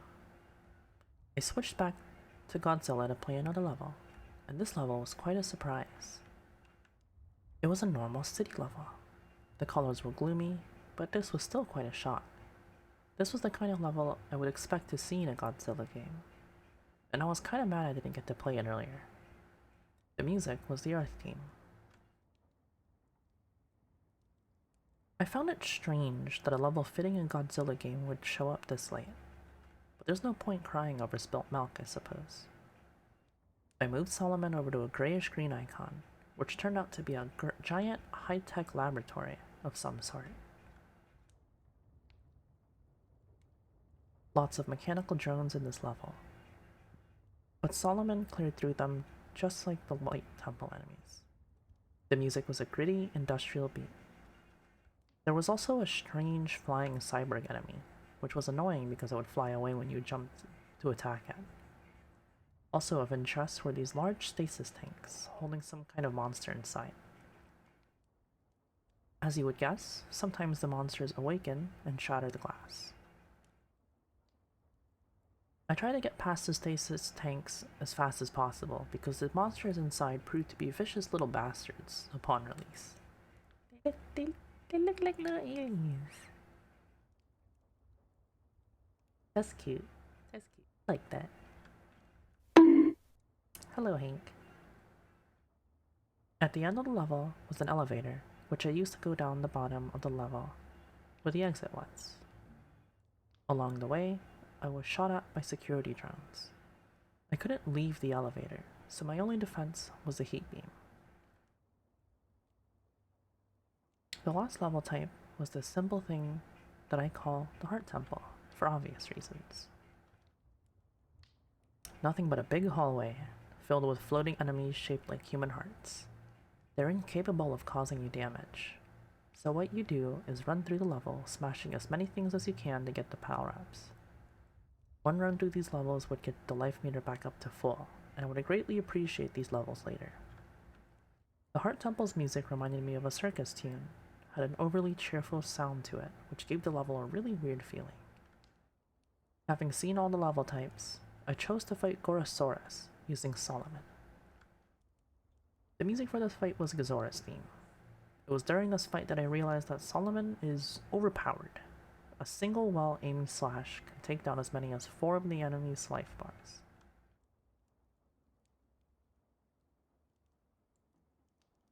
Due to this, the fight was over very quickly. Gorosaurus had no projectile attacks or anything else that could match Solomon's deadly claws. But I kept the fight going long enough just to see if Gorosaurus would use his iconic kangaroo kick, and I was greatly pleased when he did. Even though I knew Solomon was my fighting ace, I used Godzilla to battle Kumanga, just for variety. I briefly considered Mothra, but of course Godzilla won out. Kumanga was also a simple opponent, no heat beams or anything. He attacks by jumping on you, stabbing with his mandibles, and also uses his signature webbing stream to paralyze you. Once you get webbed, Kumanga will sometimes take the opportunity to attack, but it's mostly a way to buy time, like Zora backing you in the corner until time runs out. His music was Hidora's theme. With Gorosaurus and Kumanga defeated, I was at the end of Exodus, but before I fought not Ghidorah, there was something I had to do. I wasn't expecting much from it, but for documentation's sake, I took a look at the other TV screen. This is what it was. I don't think there was ever much reason behind the TV screens. If I were to guess, I'd say it's some random, uncontrolled manifestation of the cartridge's abilities. Or maybe all this makes perfect sense to the game. Who knows? Anyway, Mr. Fawcett's theme was the Saturn music. It was time for the opponent I had been dreading, not Ghidorah. Although I'd gained courage with Solomon's combat advantages, I was still nervous. And when I started the fight, I was immediately confused.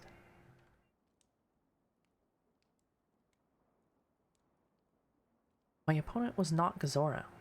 I defeated the imposter with a few strikes, and then not Mogra appeared. It made sense. In order to get not Ghidorah, I had to battle... Oh, that's a then. Okay, then it made sense. In order to get to not Ghidorah, I had to battle all the previous replacements first. And battle them I did.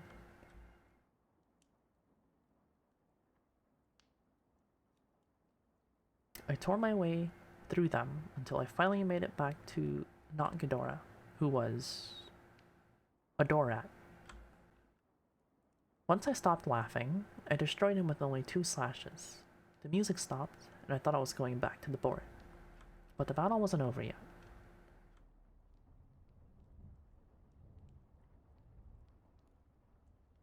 The real fight was against the Chimera, a monstrous hybrid of all the replacement beasts. This was by far the most difficult boss yet. Every one of his attacks would cut down whole life bars per use, while attacks against him were greatly weakened.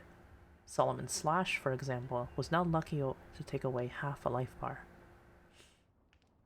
During this battle, I had gained a great appreciation for 2 things: the boss fight time limit, and the Heart Temple. Had it not been for those things, I might not have ever beaten this boss. To take down this behemoth, I came up with a strategy. I would switch between Godzilla and Solomon as one began to get dangerously low on health. I would take him through the Heart Temple while fighting Chimera with the other. I should count my blessings that Chimera couldn't regain lost health.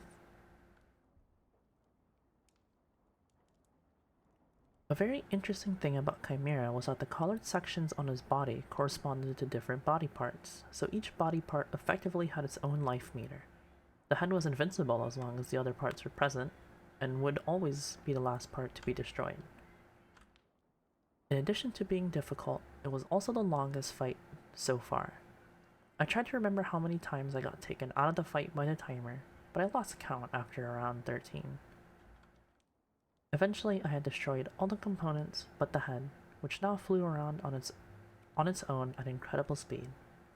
Chimera fought well, but I was extremely determined, and once he was reduced to a head, he no longer had the power to defeat Solomon, and I heat beamed him into oblivion.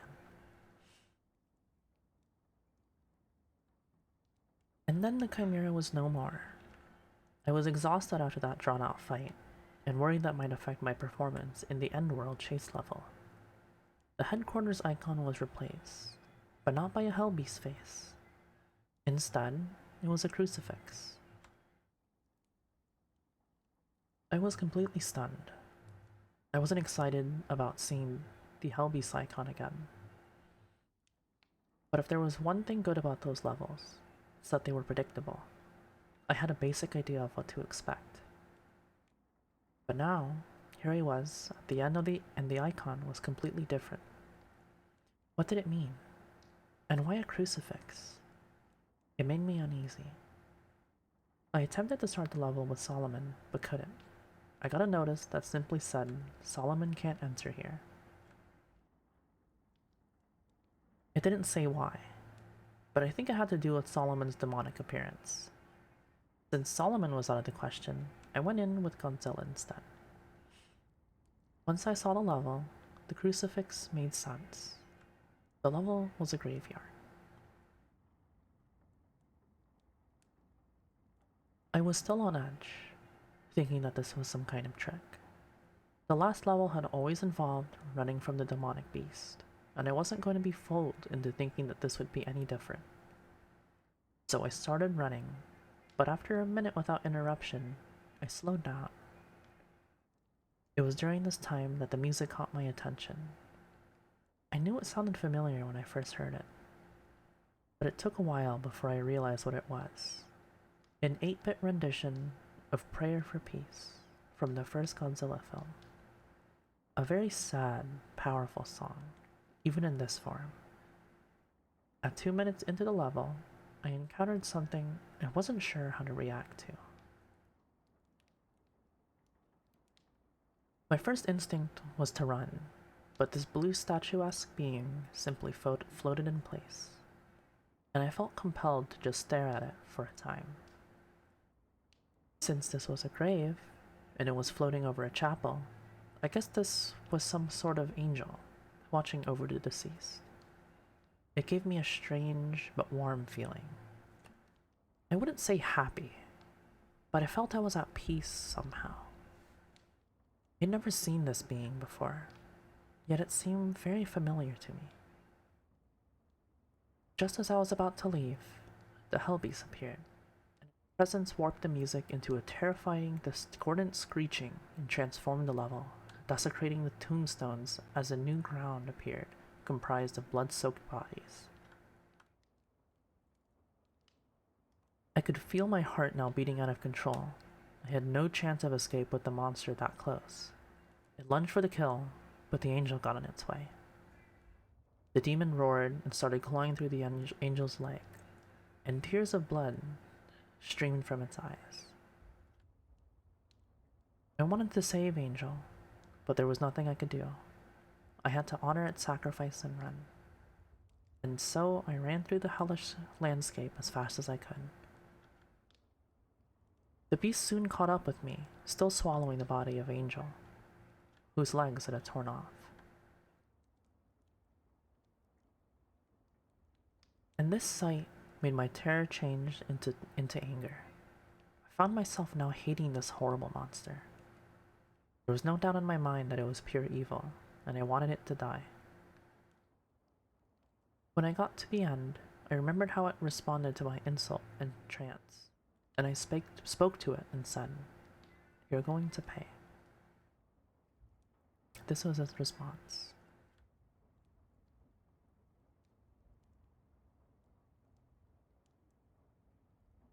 I had no idea how I would follow up on that threat, and nothing could have prepared me for the horrors of the final world, Zenith.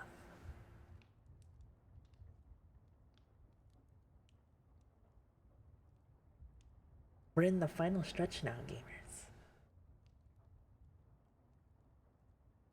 I'm a hydrate.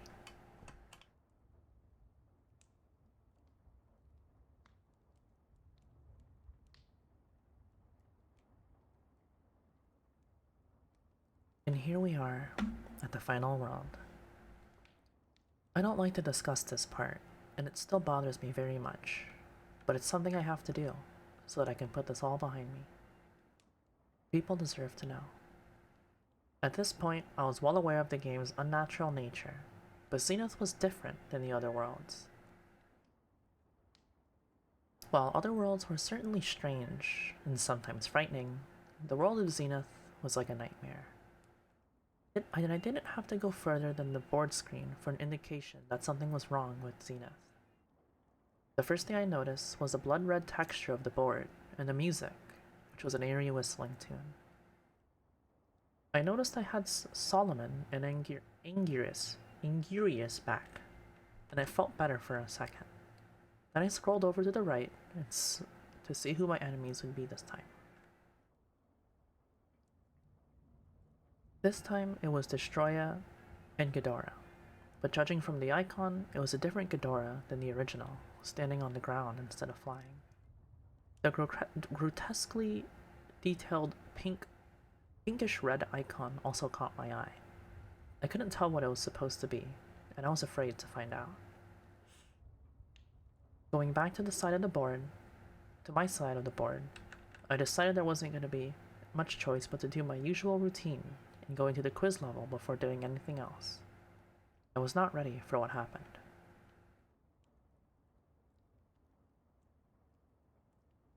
I jumped back when this appeared, accompanied by a terribly distorted version of the password theme.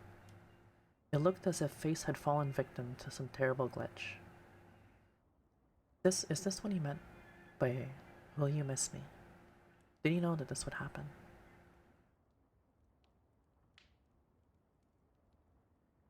My thoughts were stopped short as I noticed the screen was glitching and seemingly falling apart while I was inactive, so I quickly rushed out. And when I got back to the board, I had somehow gained a new monster. I hadn't even been asked if I wanted a new one. I tried to select it, and this happened. What the hell is going on? The game's behavior was scaring me, and I hadn't even started the levels yet. I couldn't understand why I was randomly given a new character, and then denied use of it. But for the time being, there was little that could be done, and I viewed the last TV screen. No animation, no music, dead.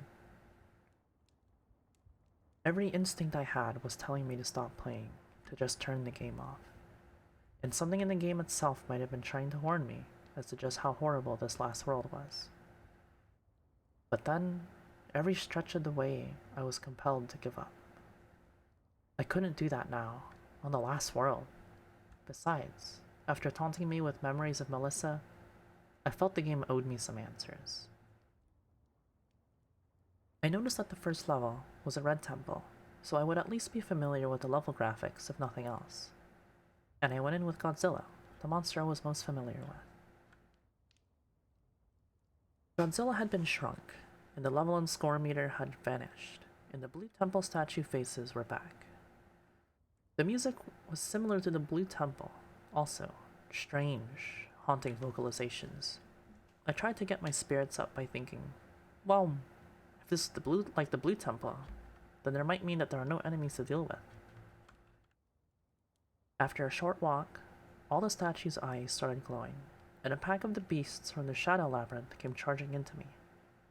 As they were coming from the right of the screen, I had to fight my way through them. This battle greatly tested my reflexes, but thanks to my speed, I plowed through the beasts. They gave off health power-ups after dying, which helped recover the damage they had given me. However, as I continued through the hallway, the statue's eyes glowed again, summoning another wave. It seemed to be the same number of them, but I was less prepared this time and took more damage. I had gone through 4 waves of these until I reached the end of the hall, where I heat beamed the last of the monsters over the edge into an abyss. At first, it seemed I had reached the end, but after the statue's eyes stopped glowing, a brick path slowly appeared before me. I followed the path, which kept me moving towards the right until it stopped at a wall, where I was to go vertically by jumping up ledges. Along the way, I encountered new creatures, and a sort of strange shrine, which had the statue of the Hell Beast, and some other creatures I didn't recognize. As I went through, the path took a downward direction. I had to I had to carefully aim my jumps to avoid the enemies, which were plentiful in this part of the stage. They didn't have many attacks, but they could easily shove you over the edge of a platform. At the end of this tunnel, there were a few small platforms floating above nothingness. I landed on one towards the left of the screen, and then something came down from above. It looked like the blue angel from the graveyard, except now it was red, and it had a skull face. Any of the pleasant feelings I had from the blue angel were not present with this red one, and as it hovered around, its eye sockets started glowing just like the statues, summoning monsters to attack me. Surely, this was not the same benevolent being I had encountered before. This must be some kind of imposter. Can't say that word, man. You can't say that word. You can't say imposter.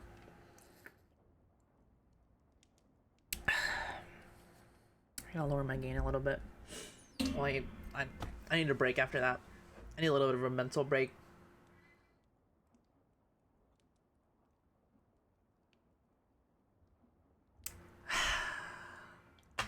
And it's red. It's red. It's red. It's red, it's imposter.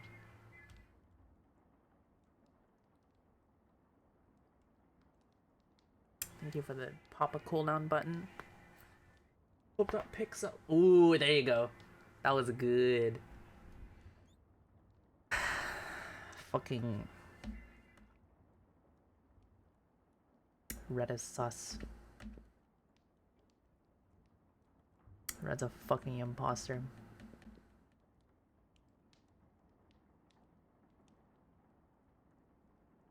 The imposter killed me! No! Not the imposter!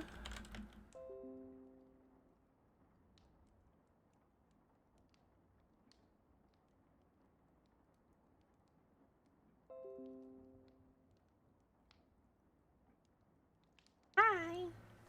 Hi! Alright, I guess that's OBS's way of saying that that's enough of a break. We're gonna keep going.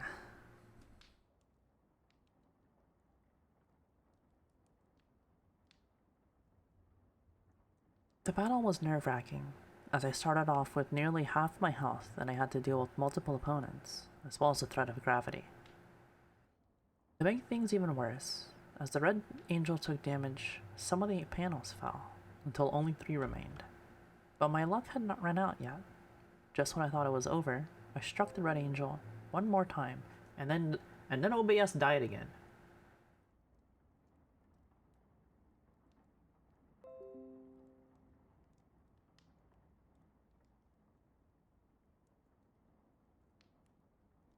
I struck the red angel one more time, and it turned out that one last hit was all I could take.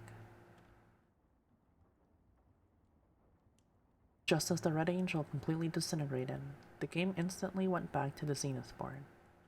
I moved Mothra over to the nearest stage from the red temple, which seemed to be a garbled mess of letters spelling kill. Began playing.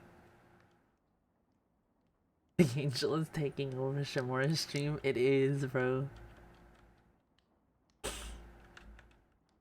As suspected, all the level's graphics were made of jumbled letters. And Mothra, just like Godzilla, was shrunk to half size. I began to suspect that all the Zenith levels would be like this. The background music was terrible, as if someone put all the sounds that NES was capable of making into a blender and then piecing them back together into a song. I had to turn down the volume because of it.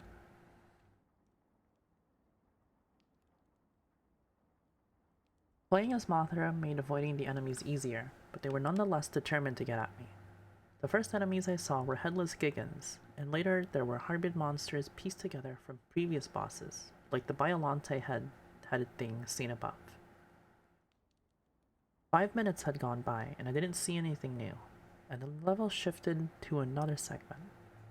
The music changed from loud and annoying beeps to something far more ambient and menacing. The graphics also changed, now looking like a blood-drenched junkyard. The way everything in this level was red made it sickening to look at.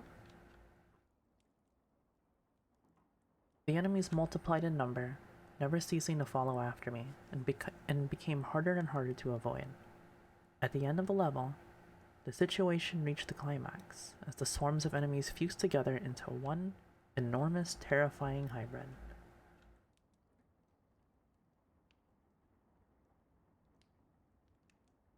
Once I had gone through the initial shock, I discovered that the way to destroy this thing, constantly shooting I-beams at the Hedora cluster that formed at its heads.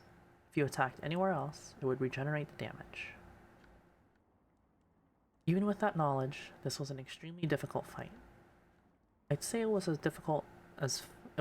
as hard as fighting the Moon Beast was, if not harder. Its most common attack was lunging forward with its arms, covered in gigan saws and blades. If they touched, it would instantly drain health. When it was over, the remaining monsters collapsed into a heap.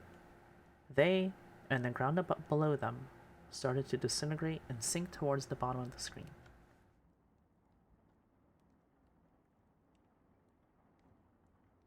When I came back to the board, I thought to myself, so far, the game had been putting the easiest levels first. If that's the case, how bad will the rest of Zenith be? With 2 levels down and 3 to go, my monsters and I had taken our foothold in the world of nightmares that was Zenith. Deciding what action to take next was more tense and difficult than ever before, but ultimately, I had no way of knowing what the next levels would be like, or how well my monsters would be prepared for them. So my only option was to guess. I tried to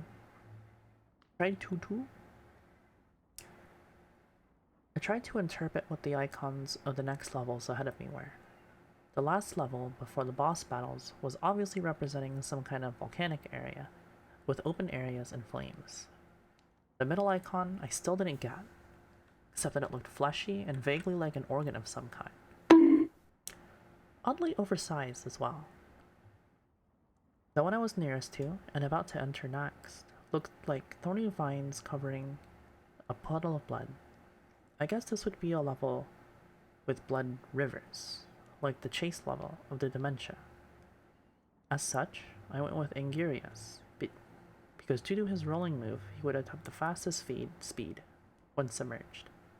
Hello, blasters. The level, which I call Blood Lake, looked like I expected. Rivers of blood accompanied by thorn-covered vines, which were scattered along the sides of the ground. The music was rather faint, but I could hear a distinct drum beat and a few other instruments. A lot of echoes, and sometimes it sounded like someone was hitting a drum underwater. I was disappointed to see that Angurius was shrunk, just as Godzilla and Mothra had been. Apparently all the Zenith levels would be like this. I felt less secure with my giant monsters no longer being giant. I walked along without interruption for only a minute until my path reached a dead end. There was a massive gap between the ground I was walking on and the ground to the right of the screen.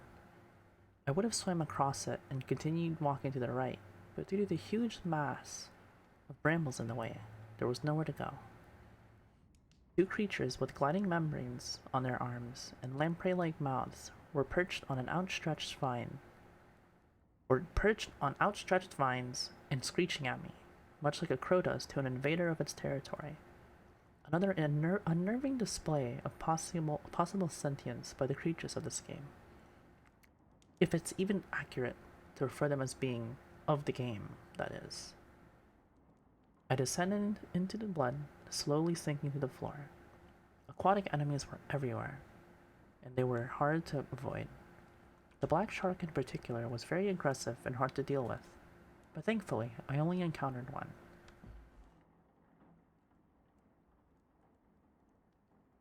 As the scene became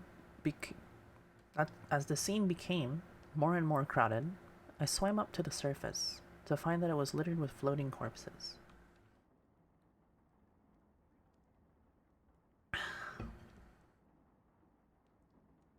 Creepy, but at least they're not a threat. Or so I thought. Till they all came to life. Till they all sprang to life and leaped at me. They were trying to pull me under, and they were draining my health as I did it. They all attacked in a group, and when I got one off me, another would jump on me from behind. I had to curl up into a ball and roll for them to loosen their grip, and when they did, I quickly retreated. It wasn't long before I had reached another land path. A note regarding brambles. You can stand on them, but it causes pain, and you can also destroy some of the vines, but only the thinner ones. I had to destroy multiple vines, as well as dealing with more enemies. I was interrupted by this scene.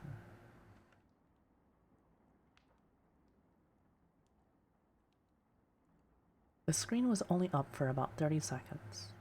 Then when it went back to the level, I was facing another dead end, and a pregnant humanoid creature being hanged from the top of the right screen. By the top right of the screen, by a spine/umbilical cord. Instantly, the creature's belly was split open from the inside. And as the lower part of its body was ripped apart and fell into the river below, the Blood Lake's boss was revealed. It came flying towards me, making a shrill, hacking scream. I was forced to move back. The bat was a highly mobile boss, fast and difficult to hit.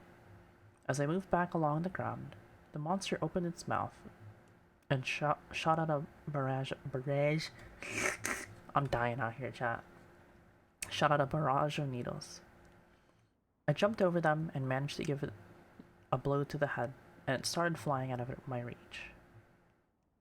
As the bat started flying, it shot a stream of fire from its eye sockets and started trying to hit me with the flames.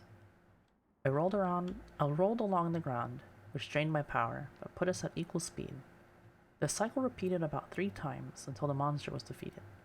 With most of my health drained, I went back to the edge of the level, and the large bramble vine blocking the exit was now gone. Now, only 2 levels left to go. Who to send this time? Godzilla, Mothra, and Ingirius had all completed 1 level, leaving Solomon, and also the mysterious 5th monster.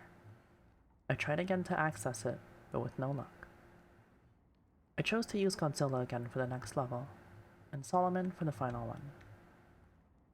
The second to last level was what I refer to as the organic level, which was the most visually unpleasant of them all.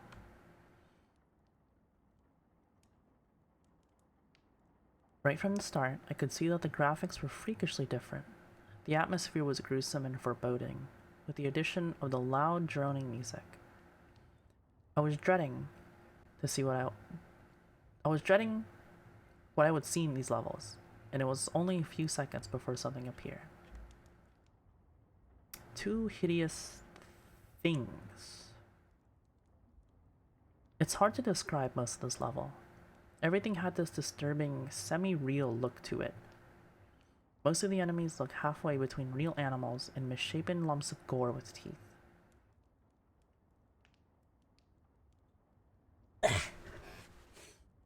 It's also worth noting that all of them were considerably larger than Godzilla, and although the majority were not very intelligent, each of them took around 30 hits to kill. Due to this, it was a better idea to run away from them than fight, but it was never clear exactly which direction to run to. While most levels involved going to the right and getting to the exit, the path of this level was primarily going down by walking to the edge of one platform and jumping down to a lower one. There was no way to make sure if you were going the right way, nor any apparent means of getting back up to higher platforms if necessary. Also, certain enemies acted as if they were aware you had to jump down and would stand at the edge of a lower platform waiting for you. When this happened, I would have to walk back and wait until the monster would leave. As I went on, I came across platforms stacked above each other, with little space in between, looking like a maze. This meant I couldn't jump, and it made escape from enemies more difficult. Thankfully, the only enemies able to fit through these mazes were these four-legged beasts seen at the beginning of the level. Adding to the difficulty were these long, tapeworm-esque monsters that would rise themselves up between the platforms and trap you. The only attack they responded to was the heat beam, which would cause them to shrink back down. But this was costing even more power, and I couldn't afford to do that. And I couldn't afford to do without the heat beam for long.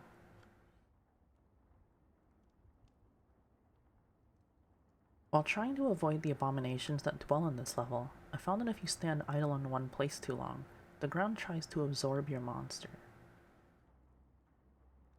I think it was about 4 minutes before the end of this at the end that this level was making me physically sick. The tension was getting to me, and having to take in all these disgusting sights made me want to puke. I nearly did pause at the game and look for a bag, but I was able to hold it together. I also found a trick at the end of the level, though it was too late to do me any real good. If two species of monster run into each other face to face, they would fight each other and leave me alone. I didn't intentionally cause this, it just happened. Finally, at the end, it was time for another boss fight. It was certainly ugly, but not quite as horrific as I had feared it would be. But more important than dealing with its appearance was defeating it, and since I had less than half my health bar to start with, there was no room for errors. It was attached to the floor when I first saw it, but after 10 hits, it detached from the floor and began floating. It moved fast, and unlike the Blood Lake boss, he wasn't impeded by any sort of gravity. It was even able to fly through the ground without any collision effect.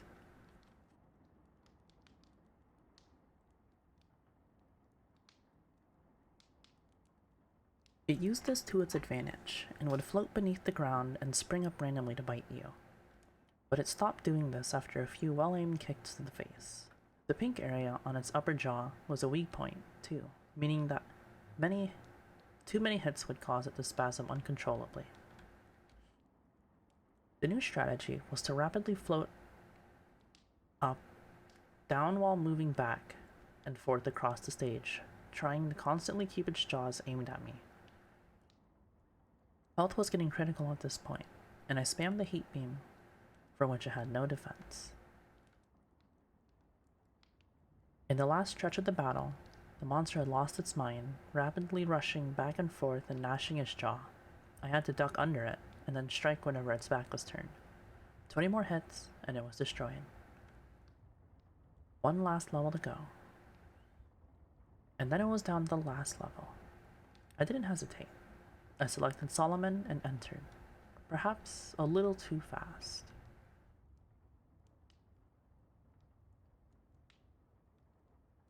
The last level was definitely the peak of disconnect between what the NES was graphically capable of and what this game could create.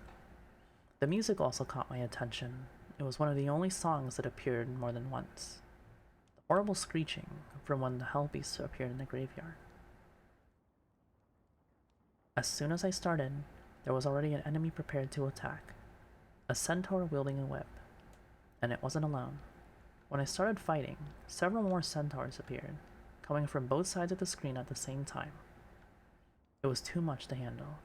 Solomon's flight saved me from taking too much damage at the start of the level. The centaurs followed after, but seemed unable to jump. After escaping the centaurs, I noticed gaps in the ground. While trying to avoid the jumping sword-mouthed creatures in mid-flight, I got too close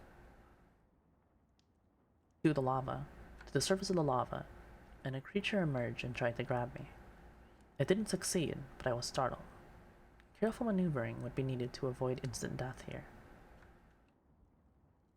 As new enemies appeared, the level soon became very difficult.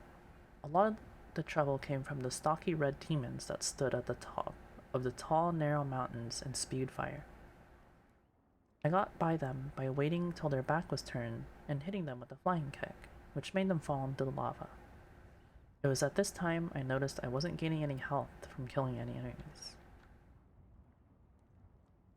Not all the ground was stable. At one point, the ground was reduced to small chunks that slowly drifted towards the right. Some of it would sink into the lava upon landing on them, and there was no way to tell which ones would sink and which ones would not. Being so close to the lava added the threat of the lava creatures, and this was very frustrating.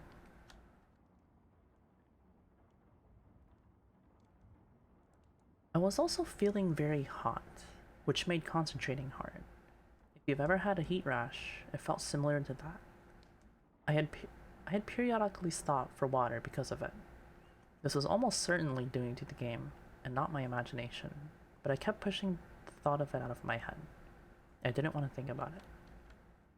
At the end of the stage, I encountered the boss rising from the lava, its arrival noted with an ungodly howling roar. When it walked onto land, I saw how gigantic it was, several times the size of Solomon. I was about to fly up and attack it, when it opened its mouth and let out a huge blast of fire.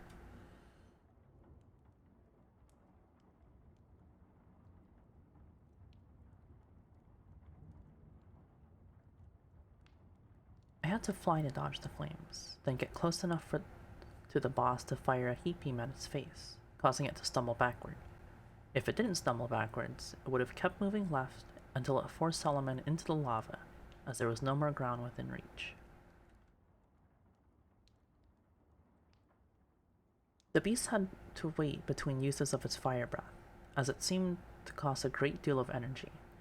I used this time to attack it, but fire wasn't its only weapon, and I had to be wary of the monster swatting at me with its clawed hands. As its health decreased, it moved faster, and the battle felt like a tug-of war between two monsters over this bridge of land. After about 40 hits, it was defeated, tumbling backwards into the lava from whence it came. Then, the final stage had been completed. At last, it was down to 2 bosses, and a final encounter with the Hellbeast.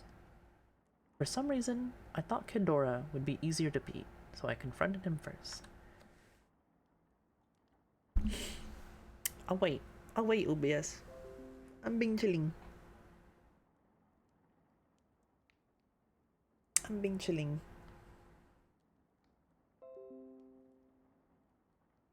Hi.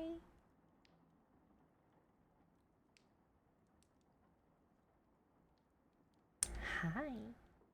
Are we back? I'll just be waiting for OBS now at this point.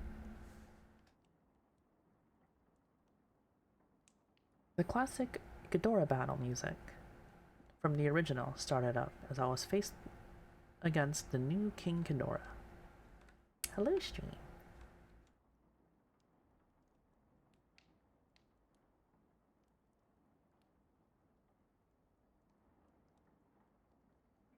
King Ghidorah was as powerful and unrelenting as ever. He instantly lashed out with his gravity beams, which were more damaging than Godzilla's heat beam. It became a struggle of constantly beating Ghidorah at every opportunity to keep him from using the attack.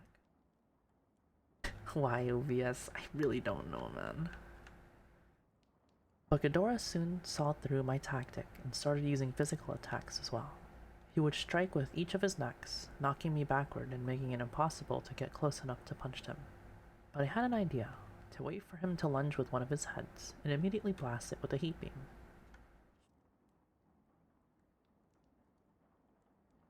It worked, and to my surprise, the heat beam had actually obliterated Ghidorah's middle head. It was only a few seconds before I realized what this would lead to, and sure enough, King Ghidorah was using the power of the glitch to transform into Mecha King Ghidorah. But what really shocked me was the sudden change of music. I had heard it before, but it wasn't from the original NES game. It was from this game's Super Godzilla, during the Mecha King Ghidorah fight. Hello, NGL. Mecha King Ghidorah's first attack was its most deadly, the Machine Hand. Very similar to Gigan's Saw, it immobilizes the monster and rapidly drains the health bar. Fortunately, before Ghidorah could do a lot of damage, the timer ran out. I would need to defeat Mecha King Ghidorah to prevent him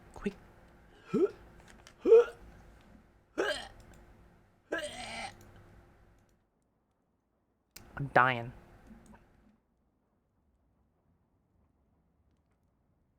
I'm fucking dying here, Chad. I would need to defeat Mecha King Ghidorah quickly to prevent him from using the machine hand, so I sent Solomon to fight him. The two monsters were evenly matched in strength. Red is taking over! Nah! But Solomon was faster, and by slashing and heat beaming without pause, the cyborg monster soon met its end. With Ghidorah defeated, I was returned to the board. I now outnumbered the enemy by four monsters to 1, and victory seemed to be soon at hand. The base icon had changed to a blood red color. I could feel hatred emanating from it. I started the fight against Destroya with Angirius, and the music was the same as Ghidorah's. When the fight began, Destroya was in microscopic form. After one hit, it changed into the Juvenile, which had a few attacks and was also dealt with easily. The fight became serious once Destroya entered the aggregate form, gaining the use of large arms and the micro-oxygen beam. Angirius' roll attack, which had been very useful up to now, was rendered useless by Destroya constantly attacking me with his large arms when I tried to use it. For this part of the fight, I had to rely on brute strength. Just before time ran out, Destroya had changed into his flying form, which Angirius was ill-suited to fight back. Going back in, I fought against the flying form with Mothra, which seemed fitting. Mothra was weaker than Angirius, but was much better equipped to dodge and counter flying Destroya's attacks, so the fight was in my favor.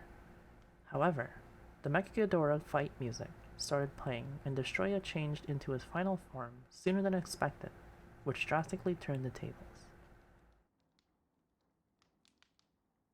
Mothra's attacks were doing very little to Destroya, and I had to move furiously to avoid damage while waiting for the timer to run out. Even though it would be near impossible to beat Destroya with Mothra, I still had 3 other monsters. Final form Destroya was very resistant to taking damage.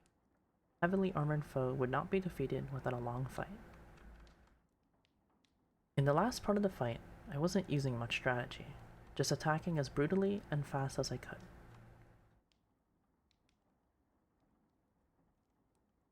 The red monster that keeps looking at it. On its last bar of health, Destroya tried one last counterattack, an energy beam from its chest. I didn't know how powerful it would have been, because just before it could fire, I punched Destroya in the chest cavity, destroying him. And that was it. The last kaiju boss was gone. In the midst of all the excitement, I had briefly forgotten that there was still one last thing to do before the game would be over.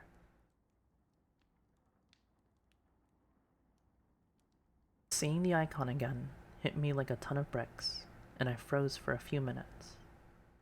I had come so far to get to this point, but I was terrified.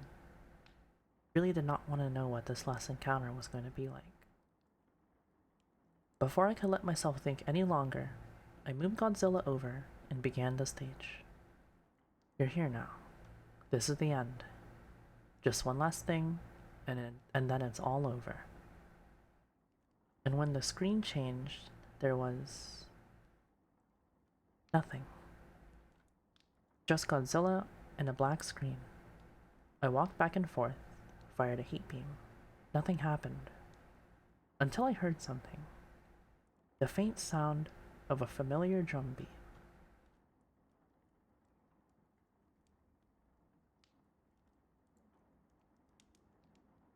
Oh shit! Oh shit!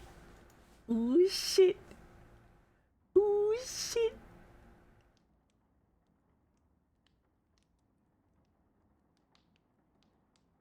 Oh dear God. That was my first thought on realizing I would have to fight Red, the creature that tormented me through nearly the entire game. How would I be able to fight something that could kill me with one touch? It seemed totally impossible. He is cold, Red. It's true. Thankfully, Red was no longer able to deliver one-hit kills. But despite this, it was still the most difficult battle I had ever faced, in this game or otherwise. If I had any real comprehension of what I was getting into before I started the battle, I would never have done it. I very soon learned what horrible mistake I had made. Red reached out and clawed at Godzilla, and when those claws cut through him, I felt it. I know that it's common for people to cringe up when their video game character gets hit or loses a life, but this was not that. It was genuine, physical pain. When the pain struck me, I paused the game. I hadn't suffered any actual injuries, but it felt like my shoulder had been clawed through. I had seen and experienced many unpleasant things at this point, but the game causing me real pain was when I drew the line. Yes, I would be disappointed that I wouldn't be able to get to see the end, but the risk was no longer worth it. I was about to get up and take one last screenshot to turn off the NES when I realized something else. I couldn't get up. I was paralyzed to my seat. The only muscles I could move were my fingers and thumbs. As the terror set in, a new message appeared on screen. We're not leaving.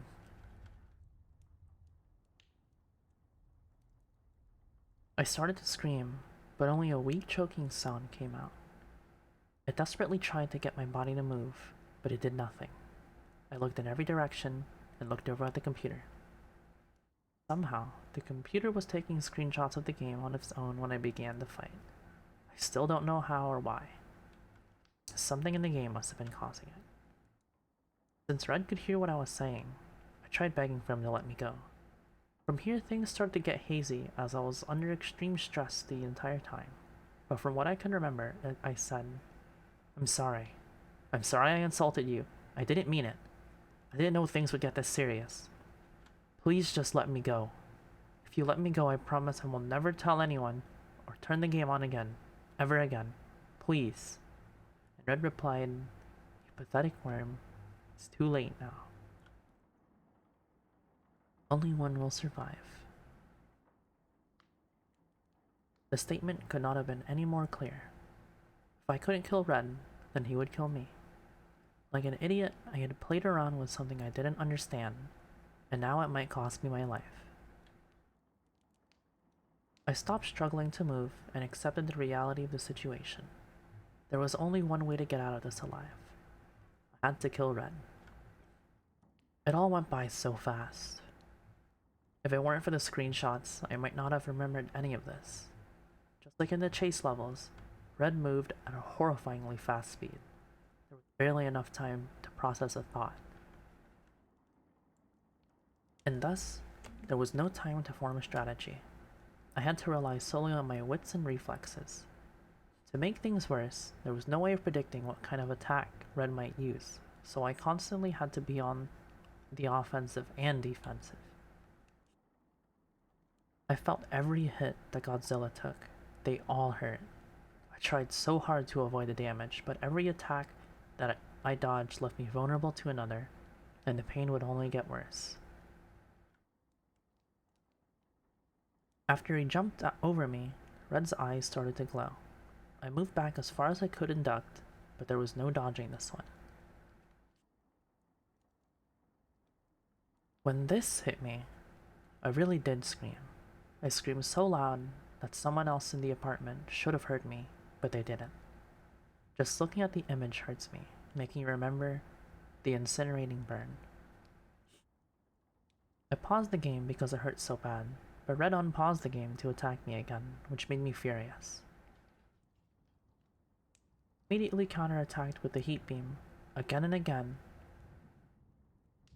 until the power meter was totally diminished. I wanted Red to hurt like I did.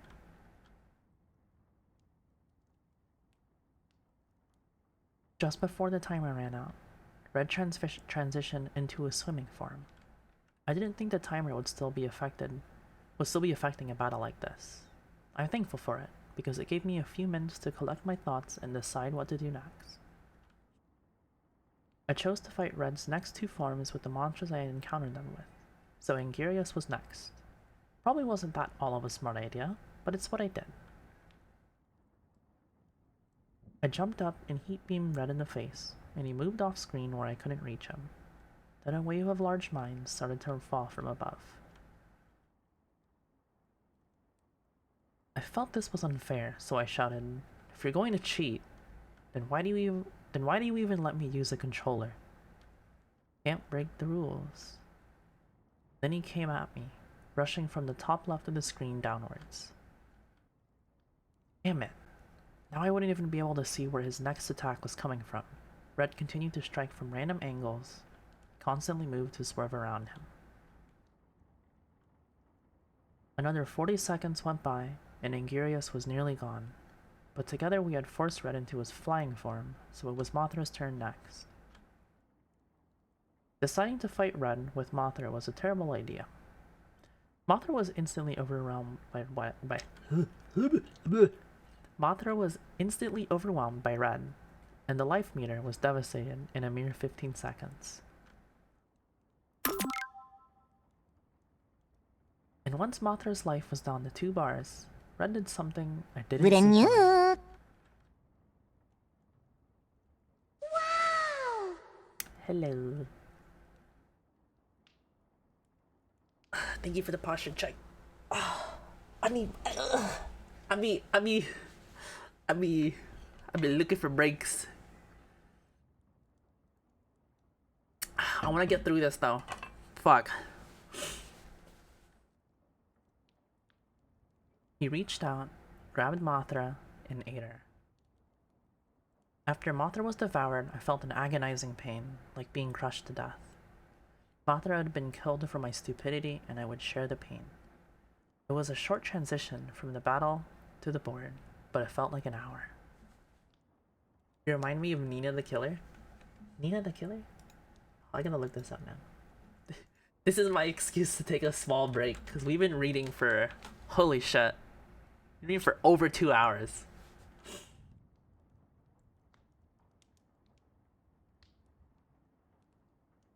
Ah, I see. Creepypasta, I see. Ain't that funny? You're reading one right now.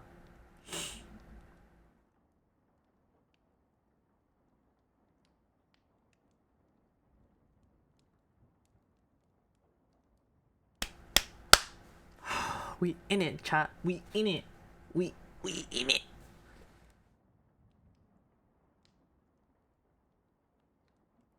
The pain. Gonna go to bed in 2 minutes. See you later. Alright, have a good one, Blasters. The pain, combined with being unable to move, was driving me insane. I wanted so badly for this to end. I never wanted anything so much. But I still had hope. There was only one monster left that could be brought to full health by engaging Red in battle. Solomon. If any of them had a chance to save my life now, it would be him. Solomon apparently had some history with Red, as when the fight started, this dialogue happened. Traitor. I always hated you. You can die like the rest. Rather die than serve you. Red took me by surprise again by immediately burning me with his demonic fire a second time. As much as it hurt, it actually worked to my advantage. Since Solomon started at full life, he still had some to spare. Now, Red had used up all of his energy and could not use his ultimate weapon any longer. Now he would die. As he drew close to the end of his life bar, Red turned his whole body to the face and flew. He turned his whole body to face the screen and flew upwards, then slamming back down in an attempt to crush Solomon.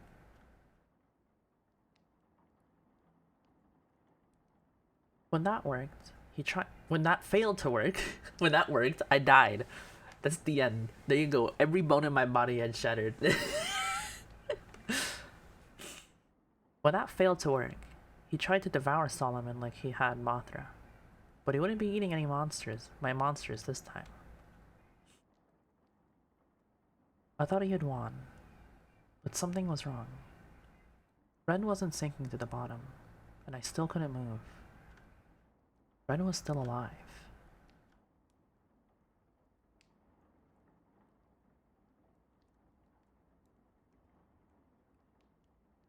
I'm not done with you.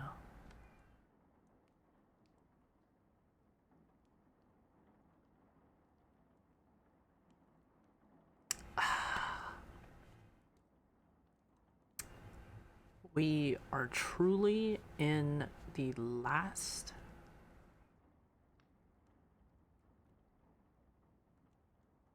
final stretch, gamers.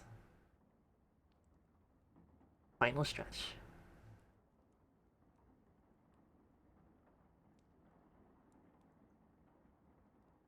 After his seemingly defeat by Solomon, Red had reconstructed his body into his gigantic final form, transporting us to a blazing inferno in the process.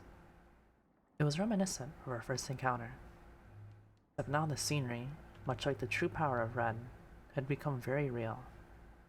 The music had erupted into a loud blaring sound, a furious drum of death. Faced against Red's insane amount of health, my own demise was imminent. Solomon was my strongest monster, but not even he stood a chance. It was like trying to fight a mountain.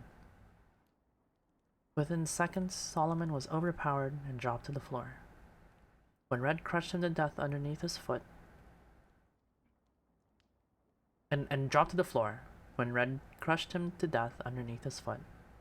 The sadistic demon took his time as he snapped Solomon's vertebrae and ribs like dry, brittle twigs. I could tell he was enjoying our pain.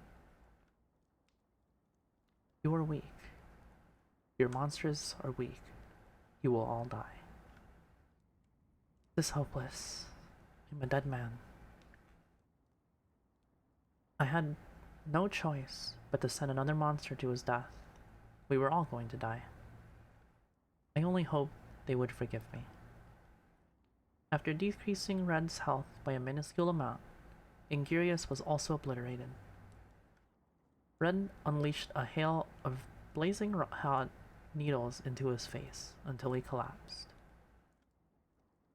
Another moment of unspeakable agony, then nothingness, as my ally faded away. Can't. Oh, wait, Zach, you up? Zach ain't up, bro. Zach ain't up. That would have been funny as fuck. That would have been hella funny. You can't win, Zachary. I asked Red how he knew my name, and then he said it. I've known you for a long time. I'll tell you a secret. I killed Melissa. For years, she was being tortured by something nobody understood. Now I knew what it was. Now I understand. Now I understood why I was mocked about Melissa's death and how the game knew about it. Because he knew about it. Because he was the one responsible. This time, he was going to kill me. Send your last monster. I will end this futile struggle. I was taken back to the board to send Godzilla to his final stand. Barely anything was left of the board, just Godzilla and Red's icons, and the fifth monster. In the midst of everything that was happening, I had completely forgotten about it. I had tried again to select it. I cursed, I begged, I screamed at it to do something, anything to help me, to no avail. There's only one thing I could do.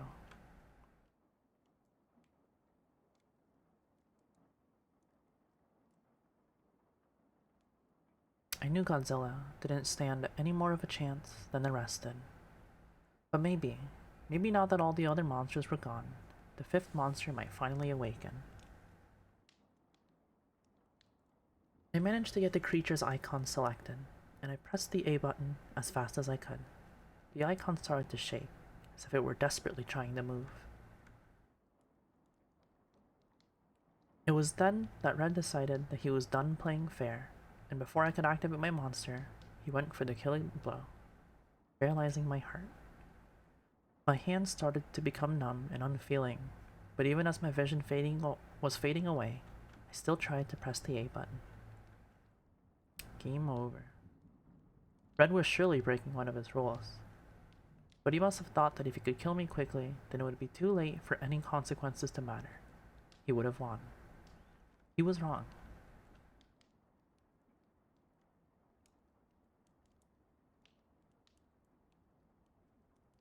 Red's power was being challenged by another force. It prevented him from killing me, and when I regained my vision, I saw a familiar sight. Zach, we don't have much time. Who are you? You already know me. I am Melissa. Was that possible? Red told me he killed you. True. It's true. Even after death, he still tortures me. If you can't stop him, he'll do the same to you. But how will I be able to stop him now? I can't fight Red, but there is one who can.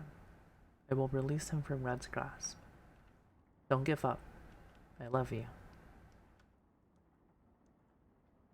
Her words stirred something inside me. I wasn't going to die like this, and I had more to fight her for. Huh? I had more to fight him for, right? We're talking about Red, right? I had more to fight him for than just my own life. I had to fight to save Melissa and the world she inhabits. With her help, the fifth monster was finally unleashed.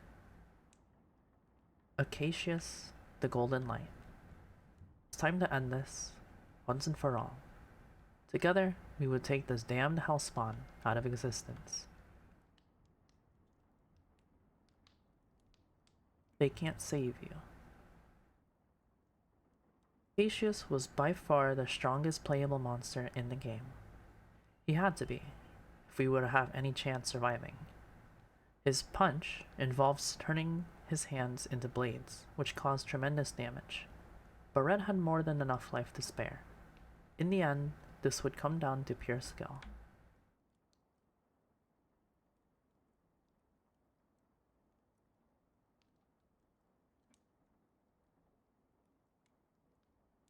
With one final strike, Red was destroyed. Body disintegrated and sank below, accompanied by a soar of triumphant music. Slowly, the paralysis wore off, and I was able to stand again.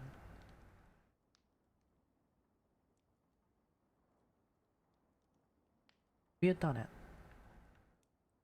Melissa's death had been avenged, and I felt overwhelming happiness. Until I remembered all the death and pain that had led up to this point. All the other monsters who had fought and died. I was about to mourn them, but the game had yet to conclude.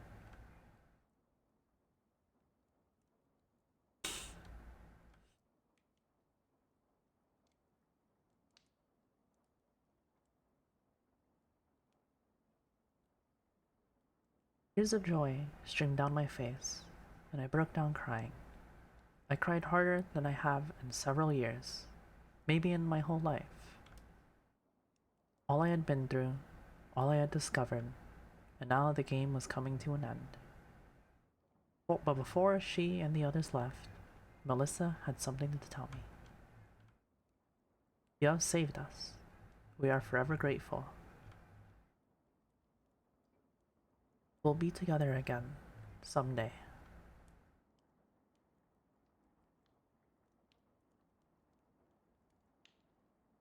That's not the end, that's still an epilogue. Y'all ain't free yet. Y'all ain't free from this yet. But almost. I'm also fucking cold as fuck.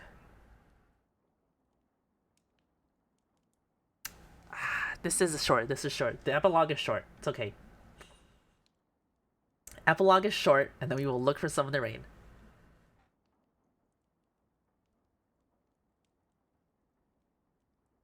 I'm Zachary. Oh, my spawn! It has been 3 weeks since the fateful night when I played the NES Godzilla game. Going back to that night, to immediately after I turned off the NES. Once I was able to start walking around again, the first thing I did was unplug the NES, take out the cartridge, and put them in separate sock drawers. I looked over at the computer. All the screenshots you've seen in the story were saved. I backed up all the images on a flash drive before I turned the computer off, just in case. After that, I hit the bed and instantly passed out. It was not a restful sleep, but one of complete exhaustion. It felt like no time had passed before I awoke again. And what a day that was. The first thought I recall coming to mind was, what the hell happened last night? I thought about it for a short while, until it occurred to me to contact the person I got the game from to begin with, Billy. So I called him up and told him to come over to my apartment, which he did.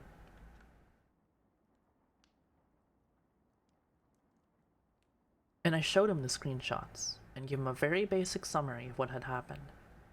At first he thought I was pulling a joke on him, but he soon realized that was not the case. Once it hit him that this was real, he was speechless. He made it clear he had absolutely not tampered with the game and had no idea about any of this. So then another obvious question was asked to Billy. Where did you get it from? I got the simple answer of another friend of mine that I trade games with. He assured me that this was a trustworthy person and he had never had any issues with games he got from him before. So Billy called him.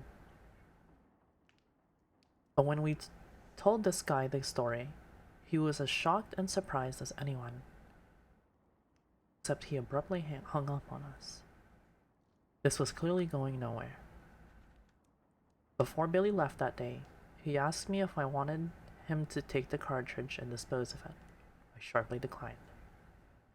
He asked how I could possibly still want to keep that thing. I told him I needed time to think it over, and that was that. Billy and I haven't talked much since. Even though I've told him this isn't the case, I get the impression that Billy thinks what happened with the game is his fault. After he left that day, I did a lot of thinking. It was hard for me to do anything else, really. I couldn't stop thinking about the game. There were so many questions left unanswered. What was this Red? Was Melissa really in the game? How did she get there? Why did all this happen with this game? But the one question that kept me for many nights was, Red said he had known me for a long time. How? Ever since then, I can't shake this feeling of being watched. The game made me ask myself questions about death and reality in ways I had never wanted to think about.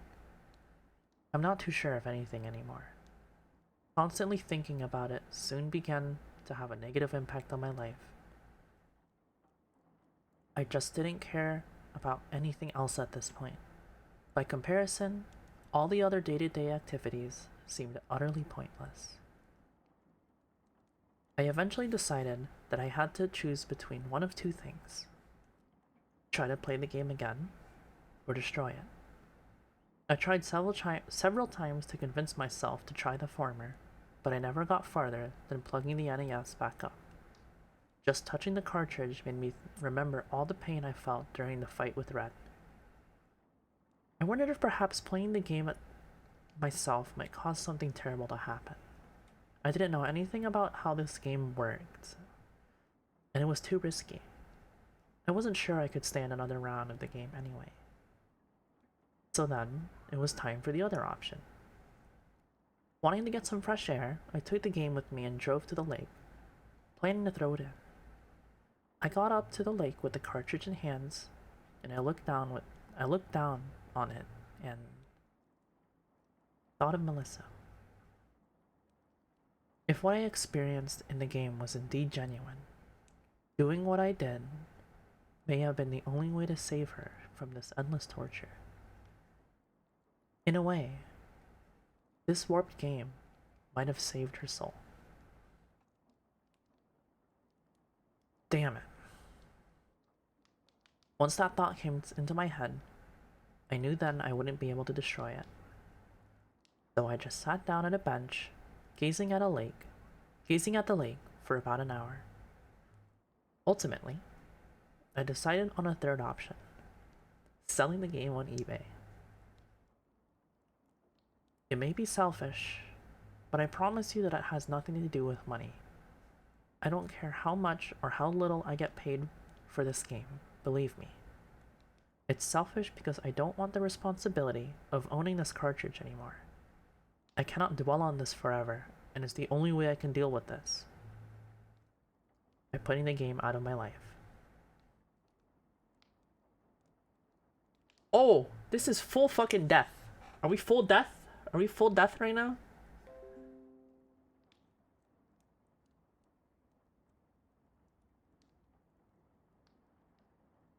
I think we're full death right now.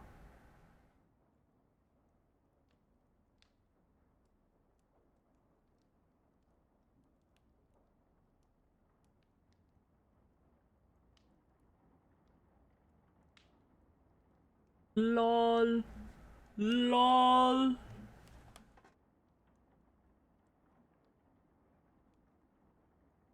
That's so funny, bro.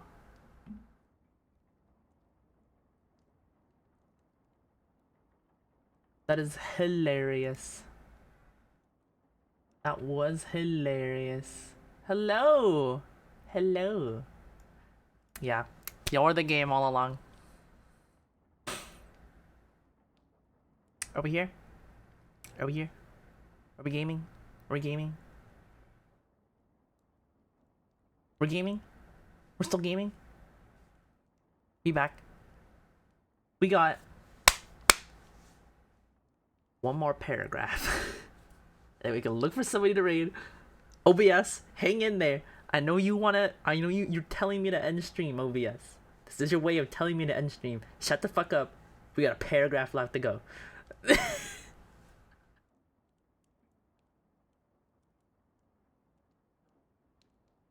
So this brings me to the main reasons I created a summary of these events.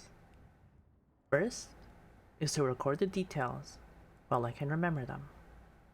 And the second is that whoever bids on this game knows what they're getting into.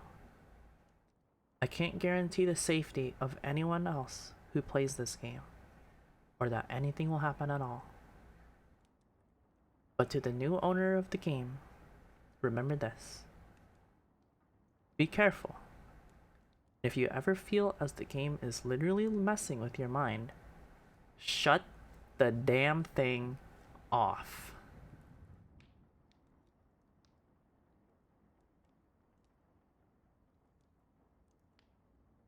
There's an alternate ending that it opens up if you fucking click on the next. That's so funny. That's such a great way to end it.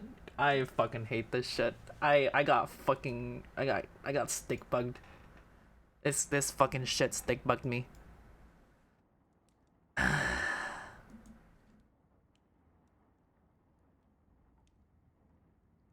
Fucking stick bugged me. But let me lower my sensitivity so I can speak back at full volume. That's me. That was great. It's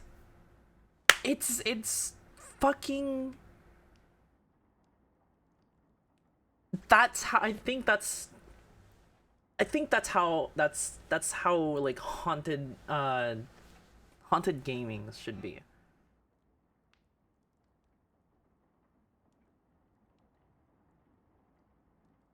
I genuinely feel like that is one of the best haunted gamings of its time.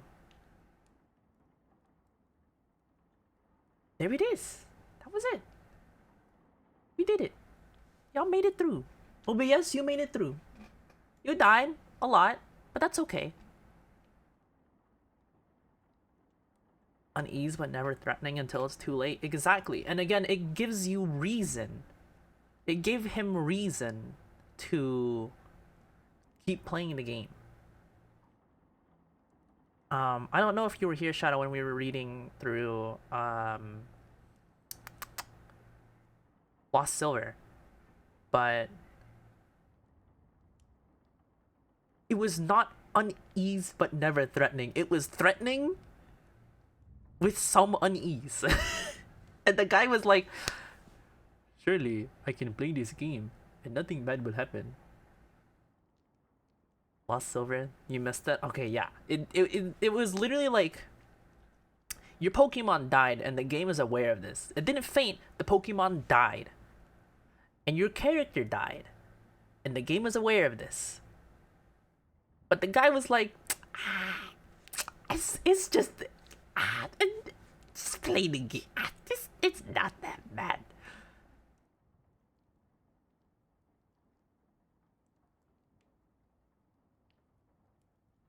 Okay. While I have you people, I'll go through, actually. I'm gonna thank everybody who followed while we were trucking through that shit. I knew OBS was gonna be dying. So let me pull up my notifications. So go from Mia's raid up. Thank you, Quacker. Quacker. I'm gonna call you Quacker, that's it. Quacker, JDSB, Wildboar 81120, Origins 116, Crazy Hunter 2345, and Just a Simp who loves VTubers. Thank you all for the follows. Hope if y'all, I don't even know if they're still here, but hope y'all enjoyed whatever of NES Godzilla you heard. I'm gonna look for someone to raid.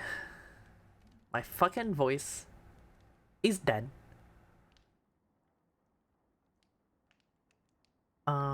But tomorrow at 3 p.m. 3 p.m. PST, we will be playing Project Zomboid with Z.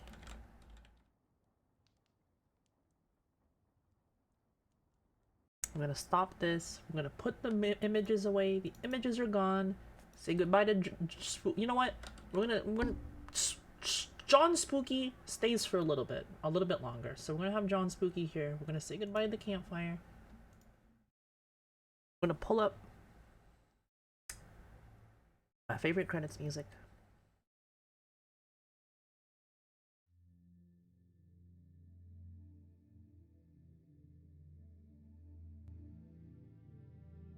This is the credits music for Killer 7, before anyone asks. Hope y'all looking forward to that fucking, that video essay that's gonna be coming out in like 6 months when I eventually finish it. And let's see, let's see, who is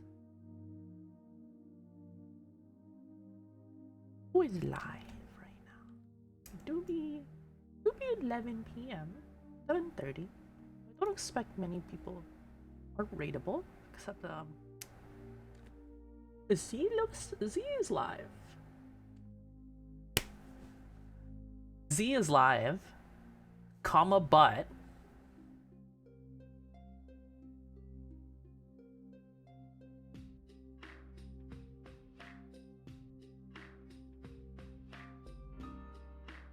Z is live, comma but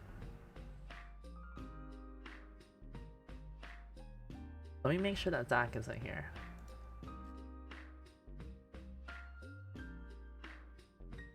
Zach is not here.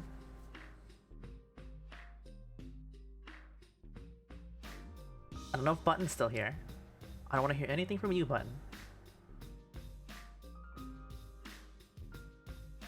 I am going to send out this and get the raid command going. And I will see y'all tomorrow, 3 p.m. for some Zomboy with Z. We're gonna be raiding my good friend Loyally.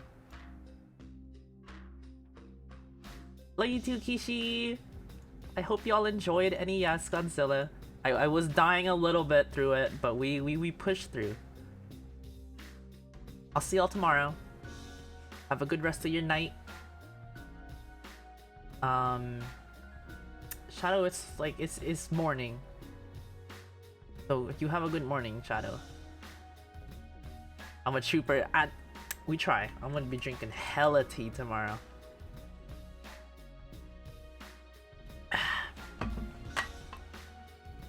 Have a good one, gamers. Thanks for stopping by tonight. Thanks for pushing through with me through the fucking OBS crashes, because I really want to finish Godzilla tonight. So, good night, gamers. Bye!